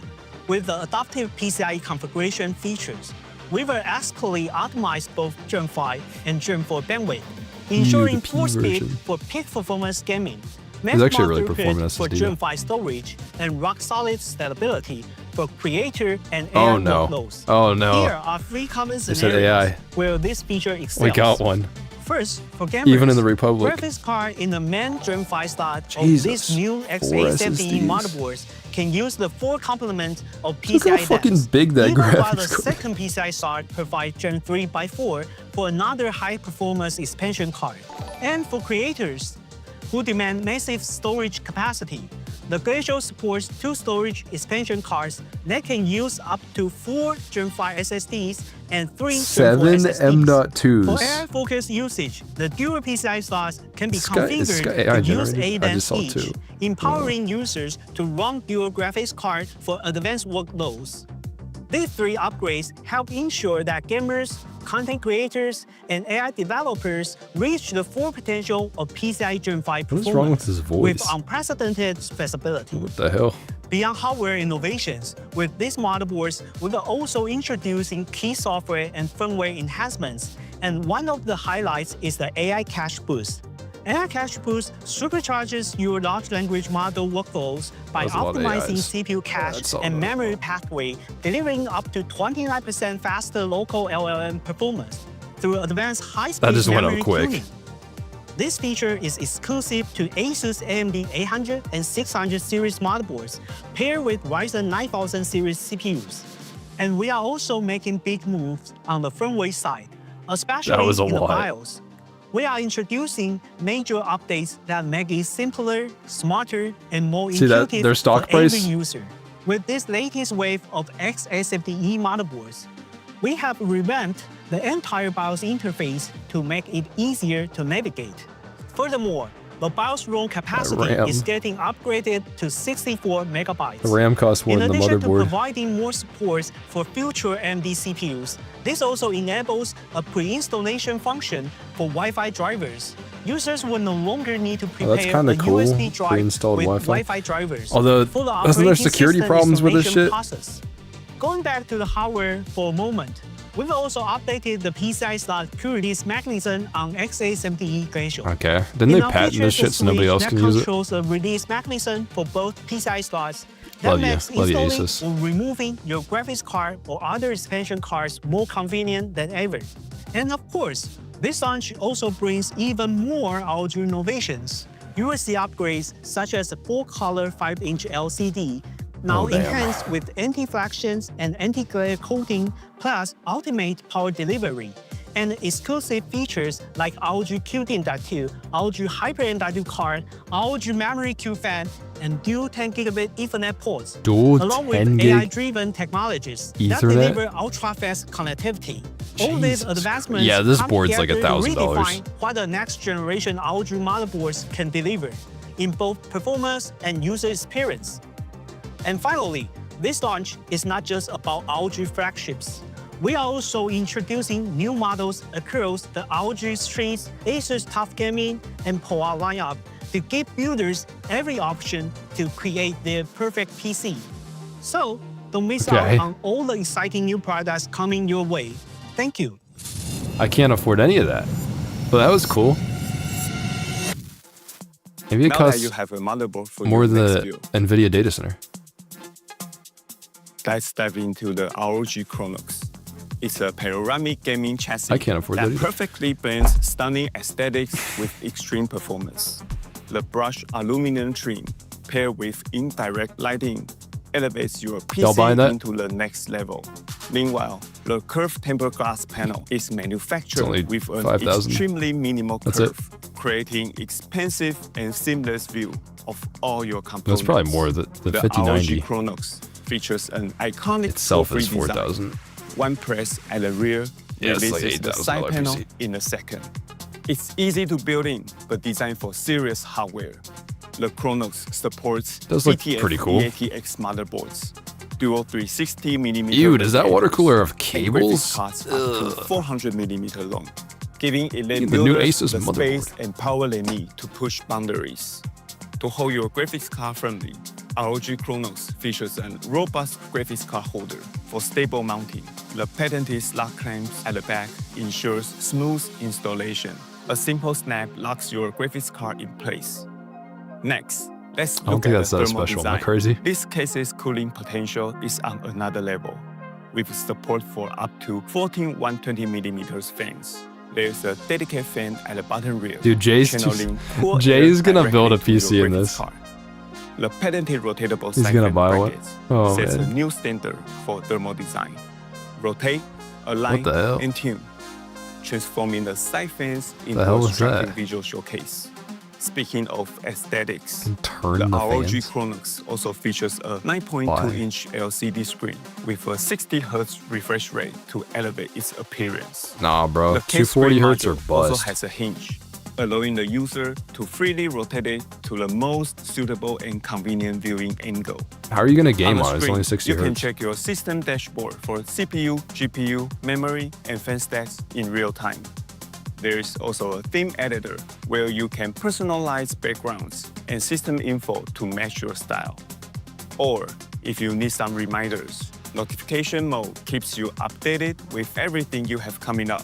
It even celebrates with you, sending out festive visuals for holidays like New Year or The screen- Christmas. the screen And on when your prices? PC is off, the screen turns into a sleek digital clock, so it always looks alive. The ROG Chronox unites every element of PC DIY mastery, featuring an integrated ROG K screen module that takes customization to the next level, redefining what Presentation's performance got a and design vibe, though. I can kinda like achieve it. together. And to go with this new chassis, now Seeing so much let's shit I meet can't the afford. ROG UROX GR120 ARGB fan. Can they make a tough A version fan of that this? pushes engineering to its limits. The ROG UROX Please? redefines the balance of powerful airflow and steady pressure with remarkably low noise levels. It also features a patented daisy chain mechanism. It Oh, they just be ensures a patenting secure everything. and reliable connection. Why would you let other preventing companies use fan that? separation and providing easy cable management. I didn't even know they fucking made The fans. 3 independent lighting zones, 2 vibrant strips at the front and a circular center glow, combine to create a streamlined visual spectacle and to make it truly yours. 10 default lighting effects with infinite customization options. Ain't nobody gonna buy allow this you to shit right craft now your 'cause they system's can't buy a look to RAM. Perfection. The ROG That's UROX tough. is a masterpiece of dynamic lighting and exquisite craftsmanship. It doesn't just perform, it defines the next benchmark of gaming excellence. The ROG Chronox chassis, together with our I think we need ROG AI UROX fans. stands unrivaled. The ultimate There's not choice enough for AI in PC this shit. DIY and the first pick for those who demand nothing but the best. Hang on. Why is ROG coming out here with one of the coolest presentations? Thank you, Wei-Min. What the hell? Hello, everyone. Today, we are bringing you an all-new gaming desktop, the The ROG fuck is going on G1000. this thing? This flagship PC stands out with 3 major highlights. It contains ultra-powerful components for What the incredible hell? gaming performance, a 420mm all-in-one featuring a dedicated liquid cooling chamber, and a groundbreaking, fully customizable holographic lighting system. Let's dive in. Oh, After they years of separate the repetitive water vision and cooling from the designs, rest of the we're setting PC. a new bar for what a gaming PC can look like. We have noticed a shift in gaming culture. Gamers today don't just chase Dude, higher they've been frame mentioning rates. They want gamers their so many setups times. to reflect who they are. That insight leads us to create something truly new, a desktop that's not only powerful, but personal. That idea became Anime Holo, the world's first built-in holographic fan system. The side holo fan offers a 380mm ultra-wide vivid display that turns your rig into a statement piece, showcasing animations, logos, or your favorite characters. As Wait, a they made a centerpiece of screen your that you can setup put in the stuff most on? striking way. What? The dual front hollow fan lets you shape the So is mood. it? Choose How does the solo panel for the case individuality, work? Fusion for fluid Does it motion, plug into like? or sync for perfect plug in your harmony across glass? both fans. And with Armory Crack, you can easily upload MP4, GIF, JPEG, or PNG images and animations, and even organize when each one appears to create a setup that feels uniquely yours. Each hollow fan is It is housed cool, in but an independent God chamber to damn. minimize Oh, look vibration how and the noise, fat that thing is. ensuring whisper quiet operation and uncompromised cooling. It's expressive, It's a fan. refined, and unmistakably. Oh, it's one of those weird looking The level fans. of hardware and That's software actually kind of. integration in this holographic system is something hardly any I didn't PC realize that. builder That's kind of or neat. DIYer in the market could achieve with off-the-shelf parts, and we are very proud Okay, of it might our not be experts at the ROG Lab too for making it ridiculously a expensive. reality. Now let's talk performance. It's only gonna be like because the G1000 90% doesn't of just the look cost you thought it'd be. powerful. Inside, every component is precision crafted and optimized to push performance to its limits, seamlessly, powerfully, and relentlessly.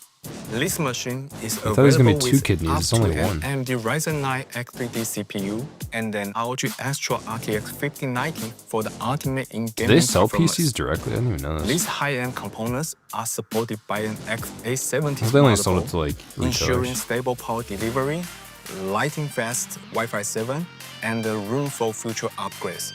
You also get up to the 128GB of DDR5 memory and up to 4TB of PCIe 5.0 SSD storage. Dude, they can't be showing Delivering RAM like that. It's gonna times get me and acting up. Like, responsiveness.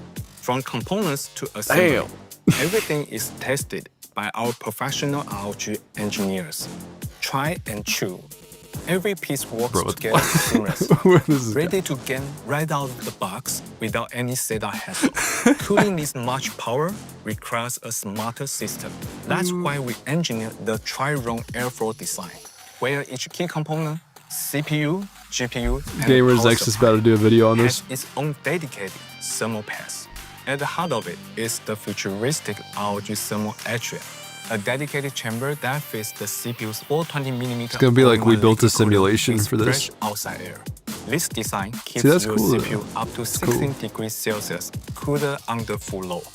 Since it has access to fresher air and double the airflow compared to conventional layouts, giving you CPU cooling capacity that goes beyond the ordinary. The graphics It's kind of the whole and point of motherboard using room water is cooling is to be powered able to by move the dual heat 200mm somewhere front else. intakes. A Than 140mm rear like an air exhaust cooler. and Then a lot of times it's just 140mm in the case. button intake, allowing the GPU to sustain higher clock speeds with lower temperature hotspots under pressure. Thanks to the 104-liter chassis, airflow inside this monster rig is more efficient than ever. And the power supply, sitting its own surrounded compartment to eliminate heat crossover. When you need an instant cooling surge, just tap the fan key. One touch drives every fan to peak speed. The ROG G1000 is a dream come true PC for creative gamers. It brings together So does this make you game faster? top-tier performance, Are those fans of frame thermal generation? innovation, all in one preview powerhouse.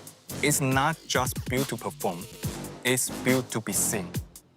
Next, I will hand it over to May to unveil the newest ROG displays. Ooh, this is a new display. Okay. Back in 2022, ROG didn't just enter the OLED gaming market to build monitors. We entered to build new experiences with you. This is what all the YouTubers have been sponsored by. we Linus listen. just did a video on one. From the brightest Hardware highlights Unboxed to the did too. fastest refresh rate, the most worry-free panels, that's what these and the are. true black glossy finish. ROG provides comprehensive OLED solutions, consistently redefining the display landscape. And 2025 was a landmark year for ROG. All thanks to you, our incredible community of gamers. Because you choose ROG, because you love the innovation and quality we deliver. It's an AI we monitor. officially became the #1 market Can we get share one? leader in OLED gaming monitors. But we are not stopping there. Today, we're taking another giant leap forward. We're incredibly excited to introduce the next generation of true RGB striped pixel OLED technology. So you guys buying the And the best part? It's not just for QD OLED. It's coming to tandem OLED as well. This means a whole new level of visual fidelity for gamers, regardless of your preferred OLED panel type. For too long, gamers have voiced concerns about text clarity and color fringing on actually OLED pretty monitors. affordable. With RGB striped pixels, Surprisingly, like, you can get a decent OLED monitor for like $450 Every pixel now features a it's not like it's the complete cheapest RGB thing, but stripe it's pretty arrangement, affordable compared giving to you what it was. incredibly sharp text and superior image quality. I know you're all eager to see OLED which is still monitors will OLED. feature this groundbreaking technology. First, we're bringing you an upgraded version of our already acclaimed tandem OLED monitor with the iconic silver transparent design. Introducing the ROG Swift OLED PG27UCWN, a 27-inch 4K powerhouse. Made up ass name. And for those who prefer a still feel look, Transparent we're also back, that's offering kinda a cool. classic black version. Compete with the signature transparent back, adding a touch of dark tech to your setup. But this monitor isn't just about aesthetics. By removing the white subpixel found in traditional white OLED panels and using pure RGB striped pixel tech, it delivers up to 27% larger color volume, especially at high luminance levels, Is this giving tandem you OLED? richer, more vibrant colors that truly pop out the screen. Is that what this is? For competitive gamers, the PG27 is also dual mode, allowing you to boost the refresh rate from 4K 240Hz to an incredible Full HD 480Hz, and easily adjust the aspect ratio to a smaller 24.5-inch for competitive gaming. Pretty cool. And with Dolby Pretty cool. Vision HDR support, you're guaranteed Was breathtaking this visuals 4K that bring every going movie to and game to life 1080p? with stunning realism. When The you dual ROG mode? Swift OLED PG27UCWN will be available in the first half of 2026. Now Exactly, let's yeah, move who on does to care our about the back of the QD OLED monitor? display. For ultra-wide And lovers, this is QD we're OLED. thrilled to introduce the ROG Swift Which gets OLED purple. PG34WCDN. It's like my monitor This is QD purple. OLED with RGB striped pixel tech isn't just a revolution in pixel layout. It features a new black shell film on the surface, increasing the panel's hardness for 2.5 times better scratch resistance compared to previous QD OLED panels. So users don't need to worry about You guys scratches scratching when your cleaning monitor? the display. Plus, it boosts the perceived black levels by up to 40%, allowing you to experience richer, deeper blacks, even in well-lit rooms. Furthermore, the PG34WCDN is the world's fastest 34-inch OLED monitor, boasting a 1,800R curvature and a blazing fast 360Hz refresh rate. Do you guys actually game on delivering ultra-wide? unparalleled Or immersive have ultra-wide? experience. Certified by Like, how is VESA it? Display HDR 500 True Black. Never Both tried the it. PG27 and PG34 are equipped For me, with it's hard to- versatile connectivity options. I need to 16 by unlock their 9 full to make potential. content on They because that's feature what I record DisplayPort videos on. 2.1a with So full I've never 80 even gigabits considered going to bandwidth, it. USB-C with 90 watts Someone said power they sold delivery, it. and Yep. HDMI How 2.1. is ultra-wide? So you're getting a complete, uncompromised experience. I know games can have The some ROG problems Swift supporting OLED it too. PG34WCDN will be available in Q1 I of used it and it was annoying. 2026. Ultra-wide is dumb. We just introduced our two new 27-inch and How is it for, like, 34-inch displays. But have using you on ever a desktop? imagined something even bigger, even more immersive? We have something very exciting to show you today. AI monitor?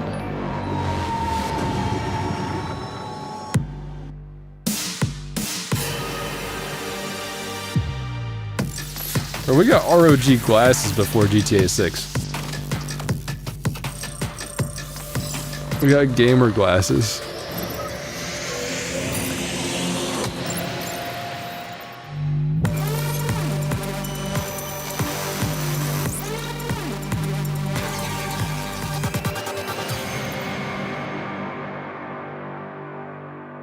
This is the next That's generation wild. of the ROG display.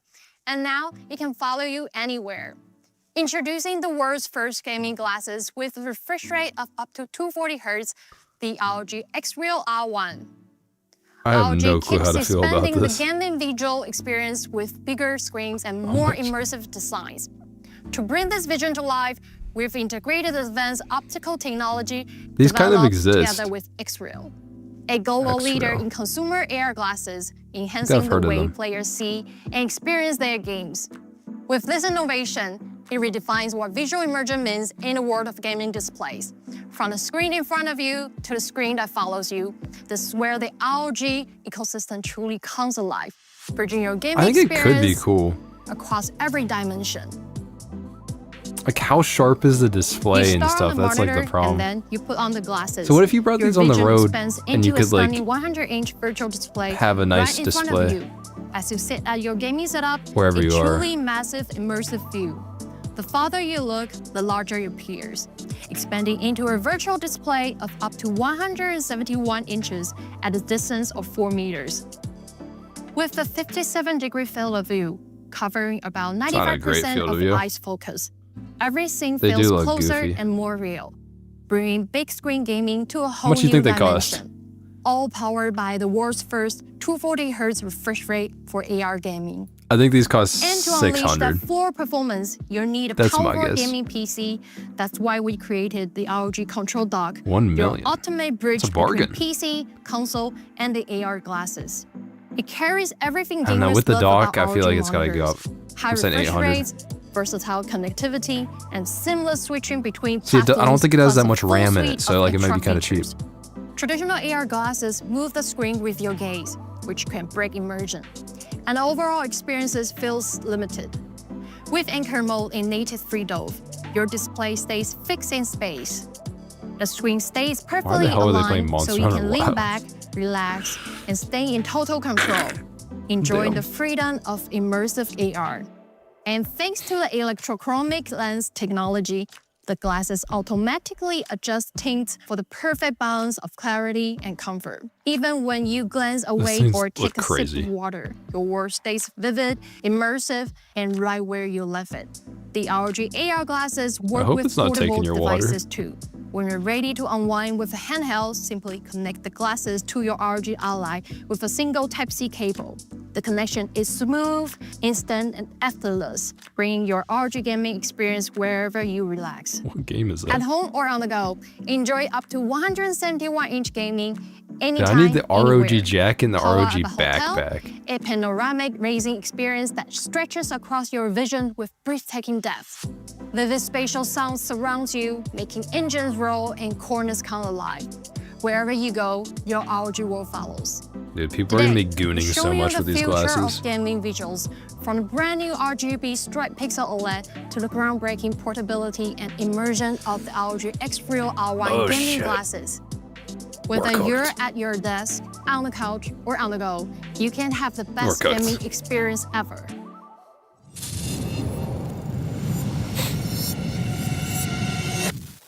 Thanks, May. Next, I'm excited to introduce an innovative direction for our gaming headsets. At the competitive edge of ROG made the demand desks. for true audio fidelity keeps growing, and more players are turning to complex, audiophile-graded setups, sacrificing flexibility.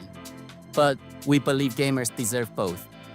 To make this possible, we've partnered with HiFiMan, a leader in planar magnetic headphone technology.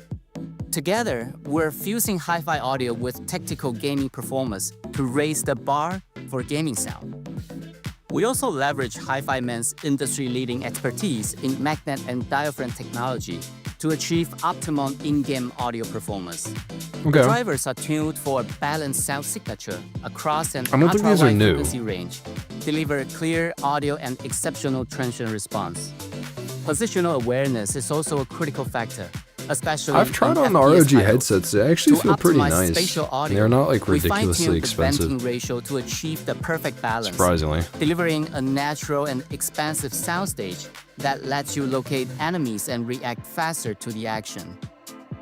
The open back design also enhances sound separation, preventing low frequencies from masking critical cues so you can distinguish footsteps from nearby explosions. Lastly, we enforce strict left-right consistency to ensure precise stereo imaging. The Kithara features an on-cable, full-band MEMS boom microphone.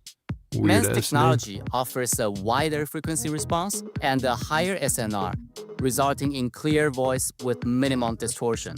Many headsets with on-cable microphones suffer from crosstalk, where game audio leaks into your chat. We've addressed this by giving the Kithara a detachable cable, separating wiring for both audio and microphone signals. And this design prevents crosstalks and offers clean communication. That's kind of cool. For maximum compatibility, it features 3-in-1 swappable analog plugs, including single-ended and balanced options, compatible with various they give you a audio quarter-inch equipment. one, like the big-ass The instrument Kitara jack delivers audiophile-grade fidelity while being engineered to meet the demands of gaming. Next, How much does that cost? we're bringing gaming audio from the arena into your daily life. Pretty cool. Introducing the ROG Cetra Open Wireless. The open-ear design provides full situational awareness, keeping you in tune with both your audio and surroundings. Fuck? Gaming AirPods? For communication, the Cetra Open Wireless features 4 built-in microphones with AI noise She isn't cancellation. looking at the phone. Plus, the design rests outside the ear What canal. the hell? That's not an and AirPod. the detachable neck strap ensures a detachable. comfortable and secure fit. Open-ear earbuds often struggle to deliver bass without a seal fit. To address this, we leverage diamond-like carbon diaphragm drivers. Their rigidity ensures a faster, clearer response with minimal distortion. We even created phantom bass to restore low-end perception and immersion mode to reduce background noise for clearer overall sound. The earbuds are also engineered for gaming with ROG Spinova 2.4 GHz for low latency. Are these good? audio. Have you guys tried these? Like, The what dongle is also this? supports USB-C pass-through charging, allowing you to play and charge simultaneously. All in This all, seems the ROG Cetra Open not Wireless bad, is the actually. perfect fit for both lifestyle and gaming use. Those seem Now cooler let's than I move thought from they sound would. to switches. The ROG Falcon Ace 75HE is our latest compact keyboard design just depends on for what it both costs. performance and precision. It features a more spacious 75% layout, upgraded ROG HFX V2 and V2X magnetic switches, and our advanced Hall sensor for consistently smooth and accurate keystrokes. Inside, I don't it's give a packed shit with about 6 ROG layers of keyboards. dampening material for Not gonna lie. refined acoustics and exceptional typing feel. The Falcon Ace 75HE also introduces a new sensitivity adjustment wheel for effortless onboard tuning of actuation point and rapid trigger sensitivity, while Okay. retaining fan-favorite features like the rapid trigger toggle, multi-function button, and touch Okay. panel.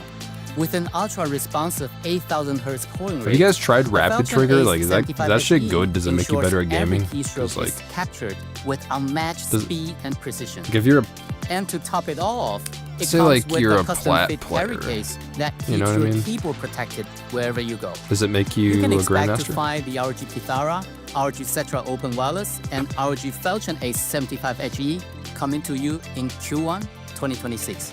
So stay tuned.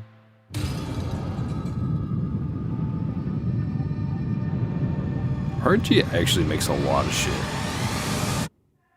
Over the years, ROG laptops have been a cornerstone of our commitments to innovation and performance.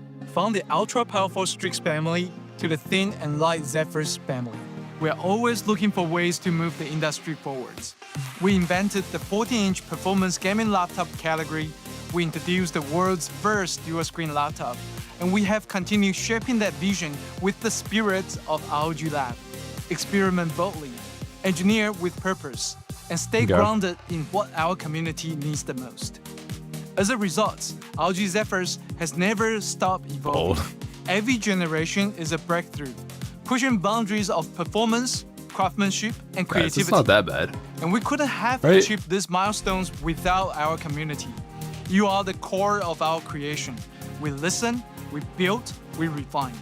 We study how you play, create, and work, carefully planning every next move to meet your needs in the real world. We know you love Zephyr's blend of power and portability.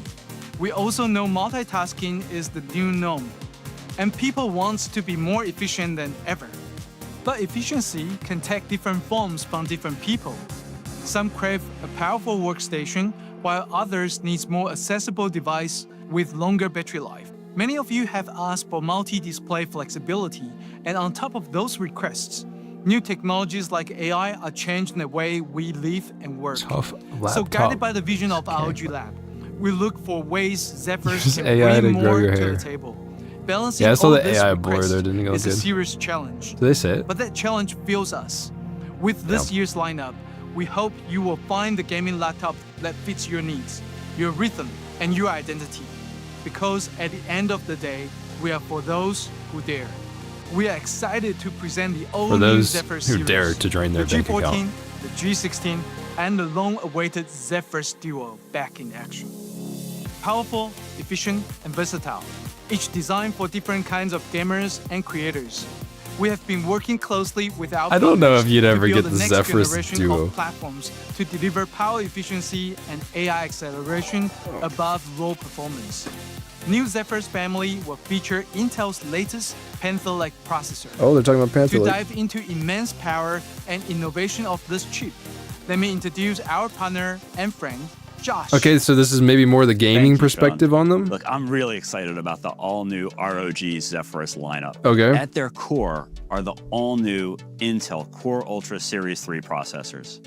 These processors will set a new standard for thin and light laptops.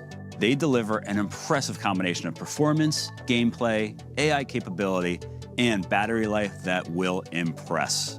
Series 3 Core Ultra is built for scale. So it much employs AI. a modular tile-based construction So built much on AI. Intel's unique fabric and mature Foveros packaging technology to enable broad design flexibility.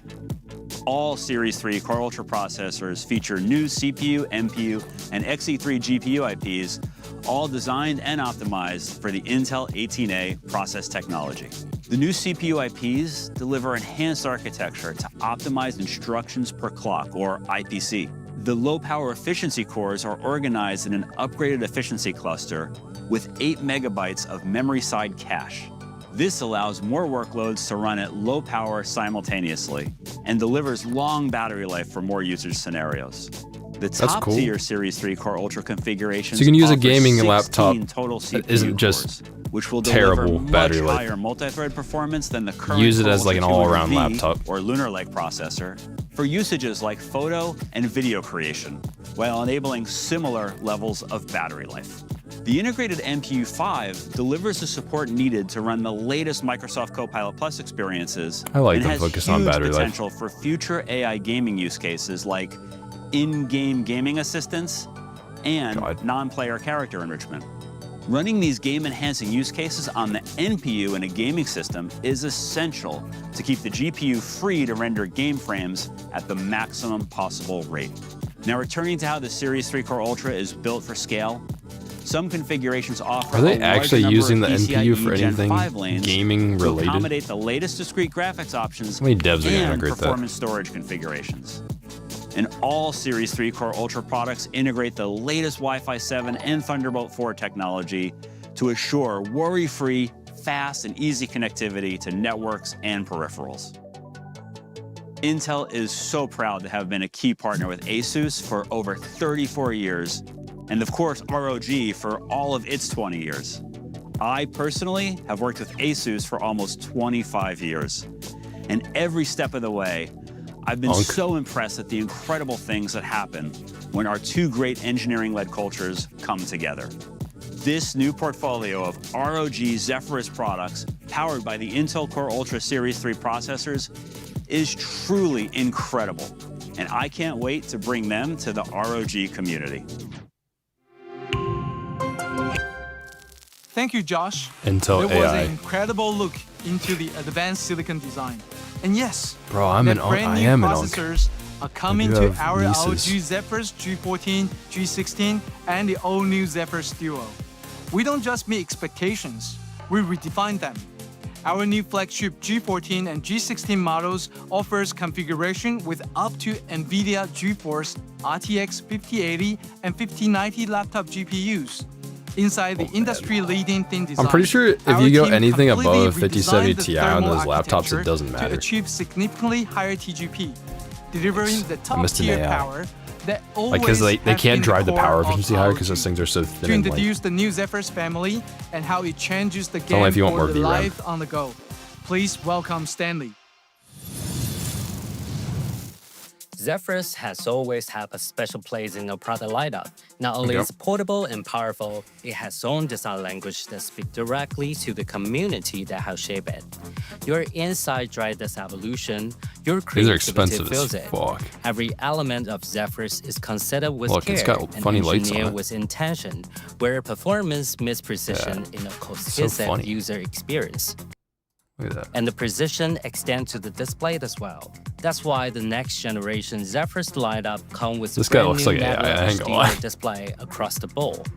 2026 Zephyrus OLED panel now reach 1000 nits of peak brightness, and mid-face display HDR True Black 1000 certification. Would y'all carry this shit around? Delivering deeper blacks, brilliant highlights, and a truly cinematic HDR experience, making everything from the darkest dungeons to the brightest battlefield more vivid, responsive, and immersive than ever.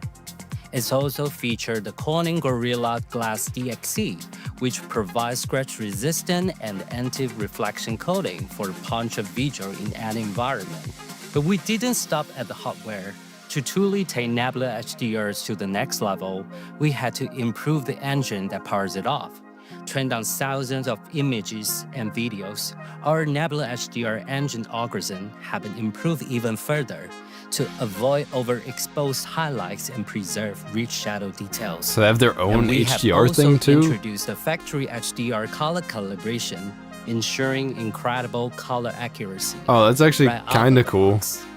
This isn't easy. Maybe built-in Windows HDR finally. Ensure every single display comes out of the factory, looking color accurate in both HDR on Windows is and just so HDR annoying. modes. But it was the extra effort. Just don't even bother. Every frame of your content looking exactly the way it was meant to. So in short, these are the brighter panels with truer colors, smarter HDR processing, and the most stunning OLED experience AI to ever HDR now. on a Let's Zephyrus go. machine. Let's go. Our Zephyrus machine have consistently been slimmer than competing gaming laptop. But it's worth remembering just how far the category has come. 5 years ago, gaming laptop, even slimmer one, were noticeably larger than the today's model. 2 years ago, we raised that bar with our ultra-slim CNC aluminum chassis, bringing greater precision, strength, and refinement. I just have to mention it because I did get one recently. 2026 models push this even further. The new Zephyrus G14 and the G16 are built for more than just performance.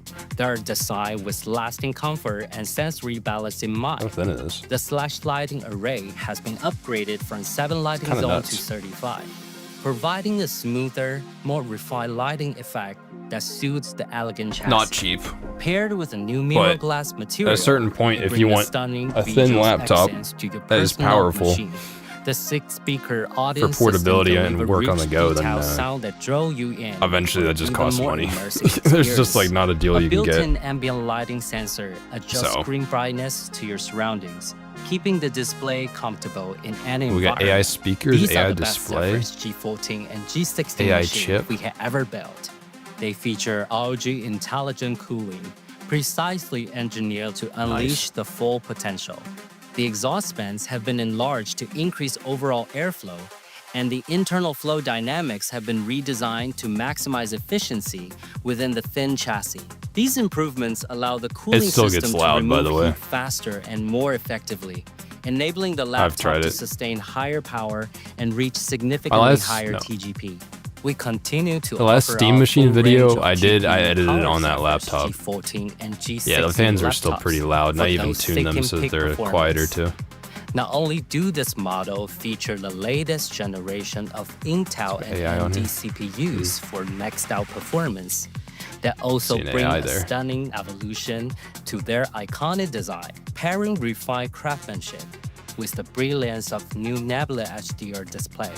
I don't see any AIs. I'm all we are offering in the Zephyrus lineup this year. We are constantly challenging the limit of what the laptop can be. We know our community need more than just performance, unit space to create, to multitask, and explore the new territory. So what if you had twice as much space to make those dreams a reality? We are proud to introduce the all-new ROG Zephyrus Duo. I want to see this thing. This thing is weird, man. This thing is weird.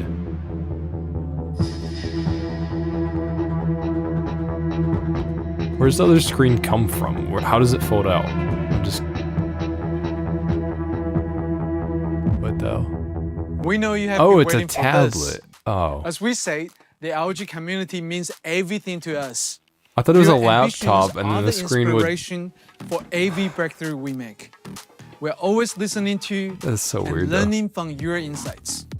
We've seen how players rely on multi-screen setups. We also know you are those who dare to embrace innovations. The Zephyrus Duo offers astonishing design from the avant-garde imaginations. It's a proving ground for what's possible, crossing boundaries and breaking expectations.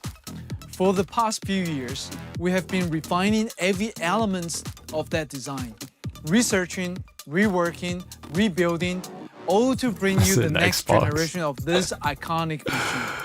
It has Game Pass. A brand new type of gaming device that the world has never seen, but that you deserve. Today, that vision becomes a reality. The new Zephyrus Duo is the world's first dual 16-inch gaming laptop with a bold new form factor. This seems useful power, for doing 90% work on the thinner go. than the previous generation. It's built for players, creators, developers who needs the system that keep pace with their boundless imagination. This transformative design it's kind of cool actually if you're working on the go. ROG Nebula HDR displays. Joined by a your main screen would be more at keyboard eye and level touchpad, versus plus incredible you're looking down performance hunched over at a all wrapped laptop. in our signature Zephyrus Weird. elegance. A precision Weird mill benefit, aluminum but chassis, maybe useful. refined slash lighting, and a fresh stellar gray finish that gives this machine its own quiet gravity. With an Intel Core Ultra 9 processor and up to an Nvidia GeForce RTX 5090 laptop Okay, you can get up to a GPU, 5090 in the this new thing. Zephyrus Duo is a powerful workstation and gaming machine. And with the latest Battery life AI is gonna be enhancement rough on from Nvidia, including DLSS, multi-frame generation, and ray reconstruction, your games will look and play better than ever.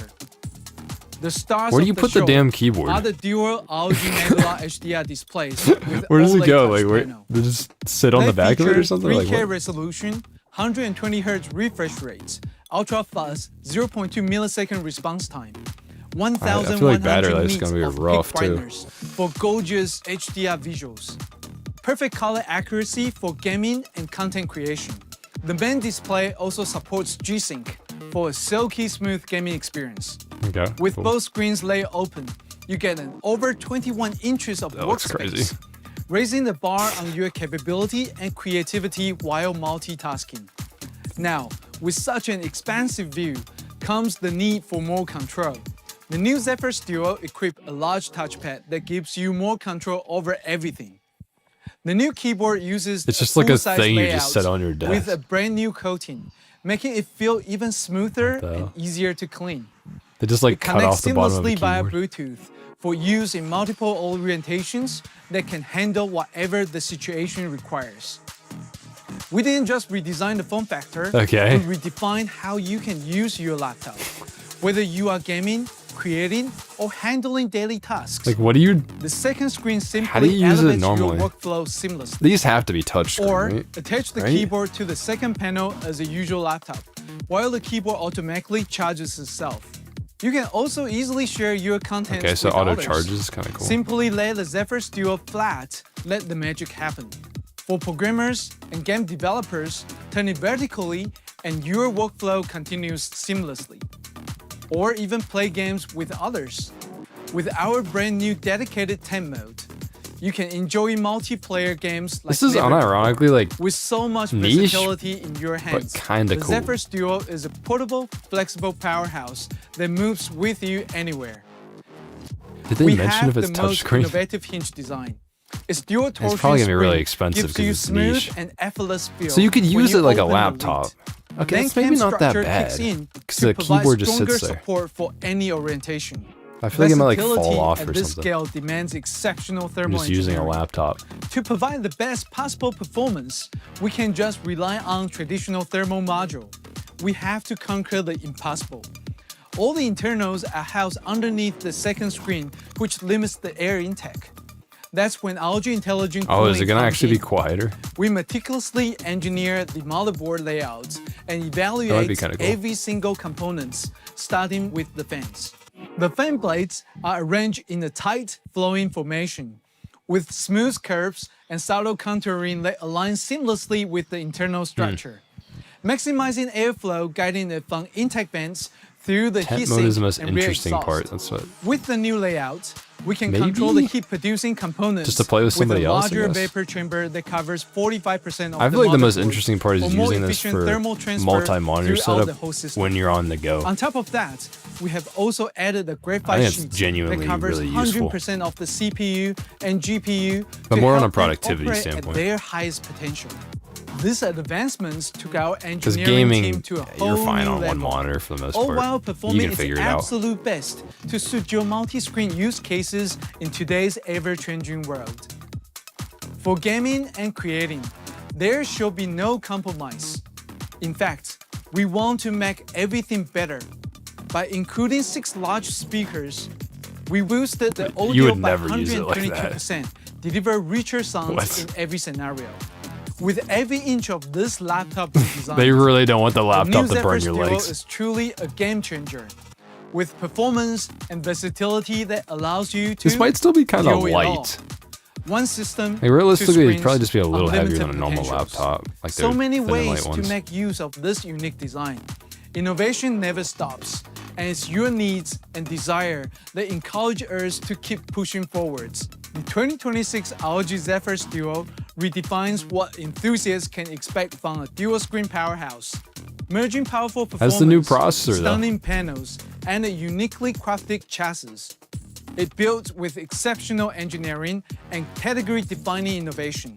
This is a gaming machine created for those who leap into the future.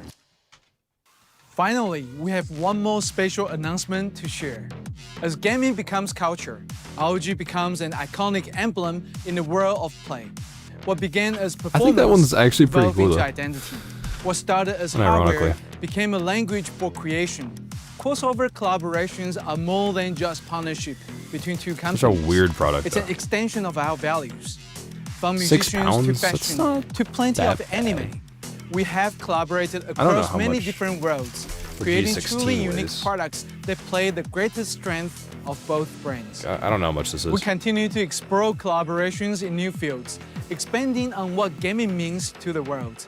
Our latest collaboration is with the iconic Kojima production, where we Kojima. invite gamers to dream bigger, to see play not just as a Those hobby, freaky but as ass a way games. of life. Together, let's redefine what play can be for Ludens who dare.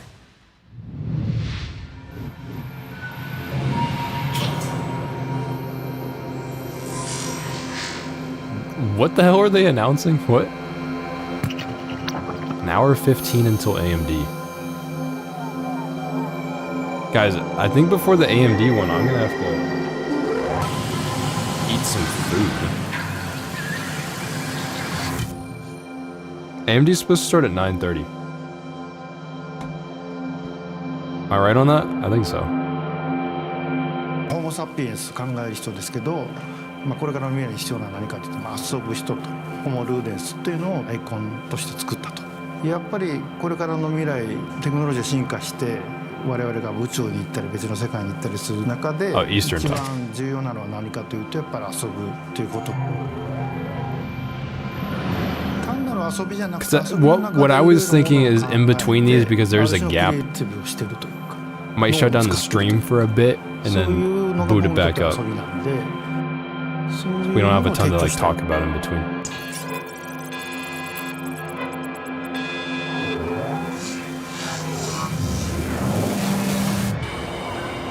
What is this? Is just like a collaboration? It's about challenging conventions, And and it's that's just like where a art? ROG is all about. ROG is Republic of Gamers. As what's named, it actually unites all the gamers around the world. I admire the work of KJP. His deep understanding about the game universe helps us to bring a connection between gamers and the parallel universe of games together. Kojima like The mostly only works vision with we wanted to PlayStation. make is to make something people never seen before, and at the first sight they saw it, they feel special, connected. What is this? I'm so confused. Is this Kojima RAM? ルーデンスの世界観でガジェットを作っていくっていうのが僕の中の一つ大きなコンセプト。パソコン作ってて、メカをデザインするのとかとすごいゲーム制作の過程に結構似てるなっていうのはちょっと感じてまして、ゲームも好きにデザインはできるっていうのはあるんですけど、ゲームなりに制約があったり、実際にコンセプトアートを作ってそれを落とし込んでいく過程で修正が来たから方向性にシフトしていくっていう臨機応変なデザインの仕方っていうのは普段やってるようなこととすごい近い。What is this model is built for demanding games and creative work and powered by AMD Ryzen AI Plus 95 processor. We got Strix Halo in here. A compact 2-in-1 device. It's really fit for this collaboration.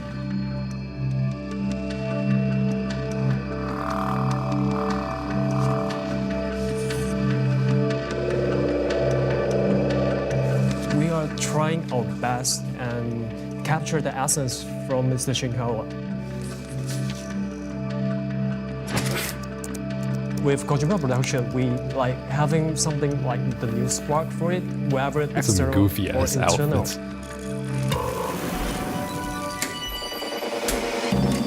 We got the ROG Surface before GTA 6. Has a lot of limitation for it. The result, it looks very great, so we're quite happy for it.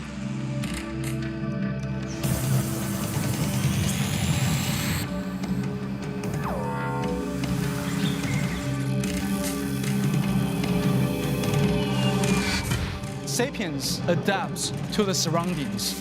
Ludens are game changers. Luden are game changers that think about status quo is not enough. Luden? Ludens change the environments that will really make an impact. Would you guys ever get a gaming tablet? And that's where we see the evolution from Sapiens to Ludens. ルーデンスっていうのは中の人間がメインではなくてその人間を支えるテクノロジー、それこそが僕らを次の世界とか次の未来に連れて行ってくれるという、皆さんがあれを着てクリエイティブスーツを着て未来に向かっていくというイメージ。もうちょっと防御をしましょうと、自分で行きましょうと、そのための装置がルーデンスです。I mean, it looks kind of sick. It's like gold. It's expensive. Yeah, low price of $10,000. Would you game on a tablet? I mean, I don't know, man.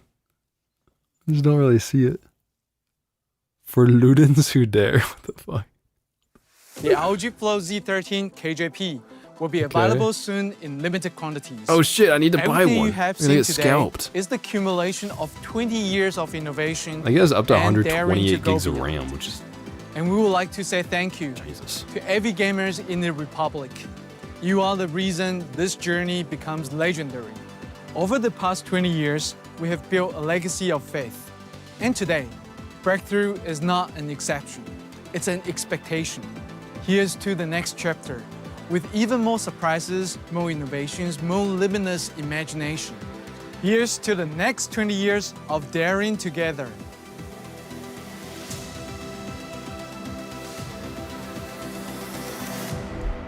LTT will have it all, they will. That was actually a pretty cool presentation. Like, it wasn't just a bunch of AI, even though we still got 28 AIs up there. Like, it wasn't that bad. It's probably expensive as fuck, though. But, like, it wasn't bad.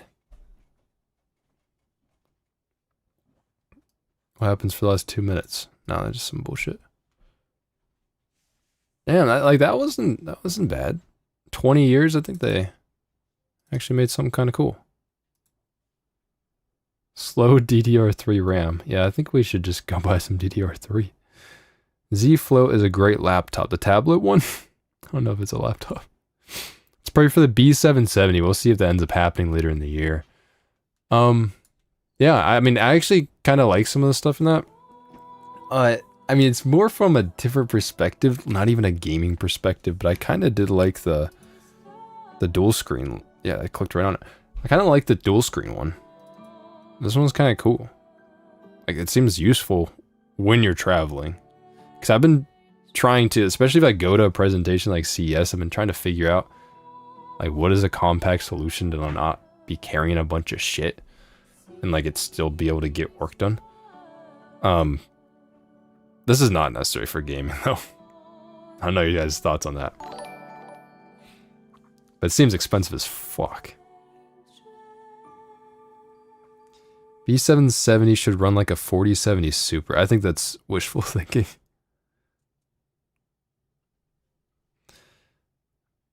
Asus versus Asus versus Ryzen. Yeah, we need more AI. Yeah, but like they had some cool stuff. The new monitors, headphones actually, or the headset seems pretty cool. I don't think that's bad at all. Yeah, the new monitors it's just an iterative improvement to OLED at the end of the day. It's like, it's not like that crazy for the OLED monitors. OLED's already so good, like at a base level, but now you're just getting things like it's gonna get higher brightness, better black levels, that kind of stuff. And then yeah, some motherboards. Some really expensive fucking motherboards. My expectation, almost $1,000 per one of these motherboards. Where the hell is it? This. There. Like, do you see the size of that screen? Builders. Size of that screen on there, bro. That's just like, damn, that screen itself is $400. You know? What about the Core Ultra refresh? I don't think they've mentioned anything about that. Linus already has a video out on the glasses, by the way. Is that the one they uploaded yesterday? I'm not sure. Yeah, I don't know if that's what they did. They uploaded it today. Let's see. Oh yeah, they did. Some sick augmented reality glasses. That's loud. Calm down, Linus. You're loud as fuck.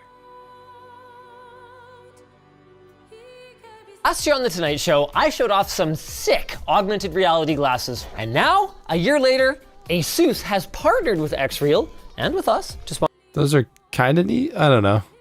Those are really dorky.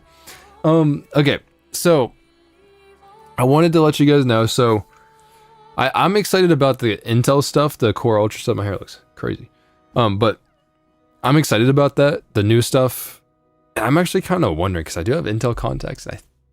They seem to like me more than Nvidia does. So I might actually ask them to see if maybe I could get something and test it. Because I am working on some laptop content.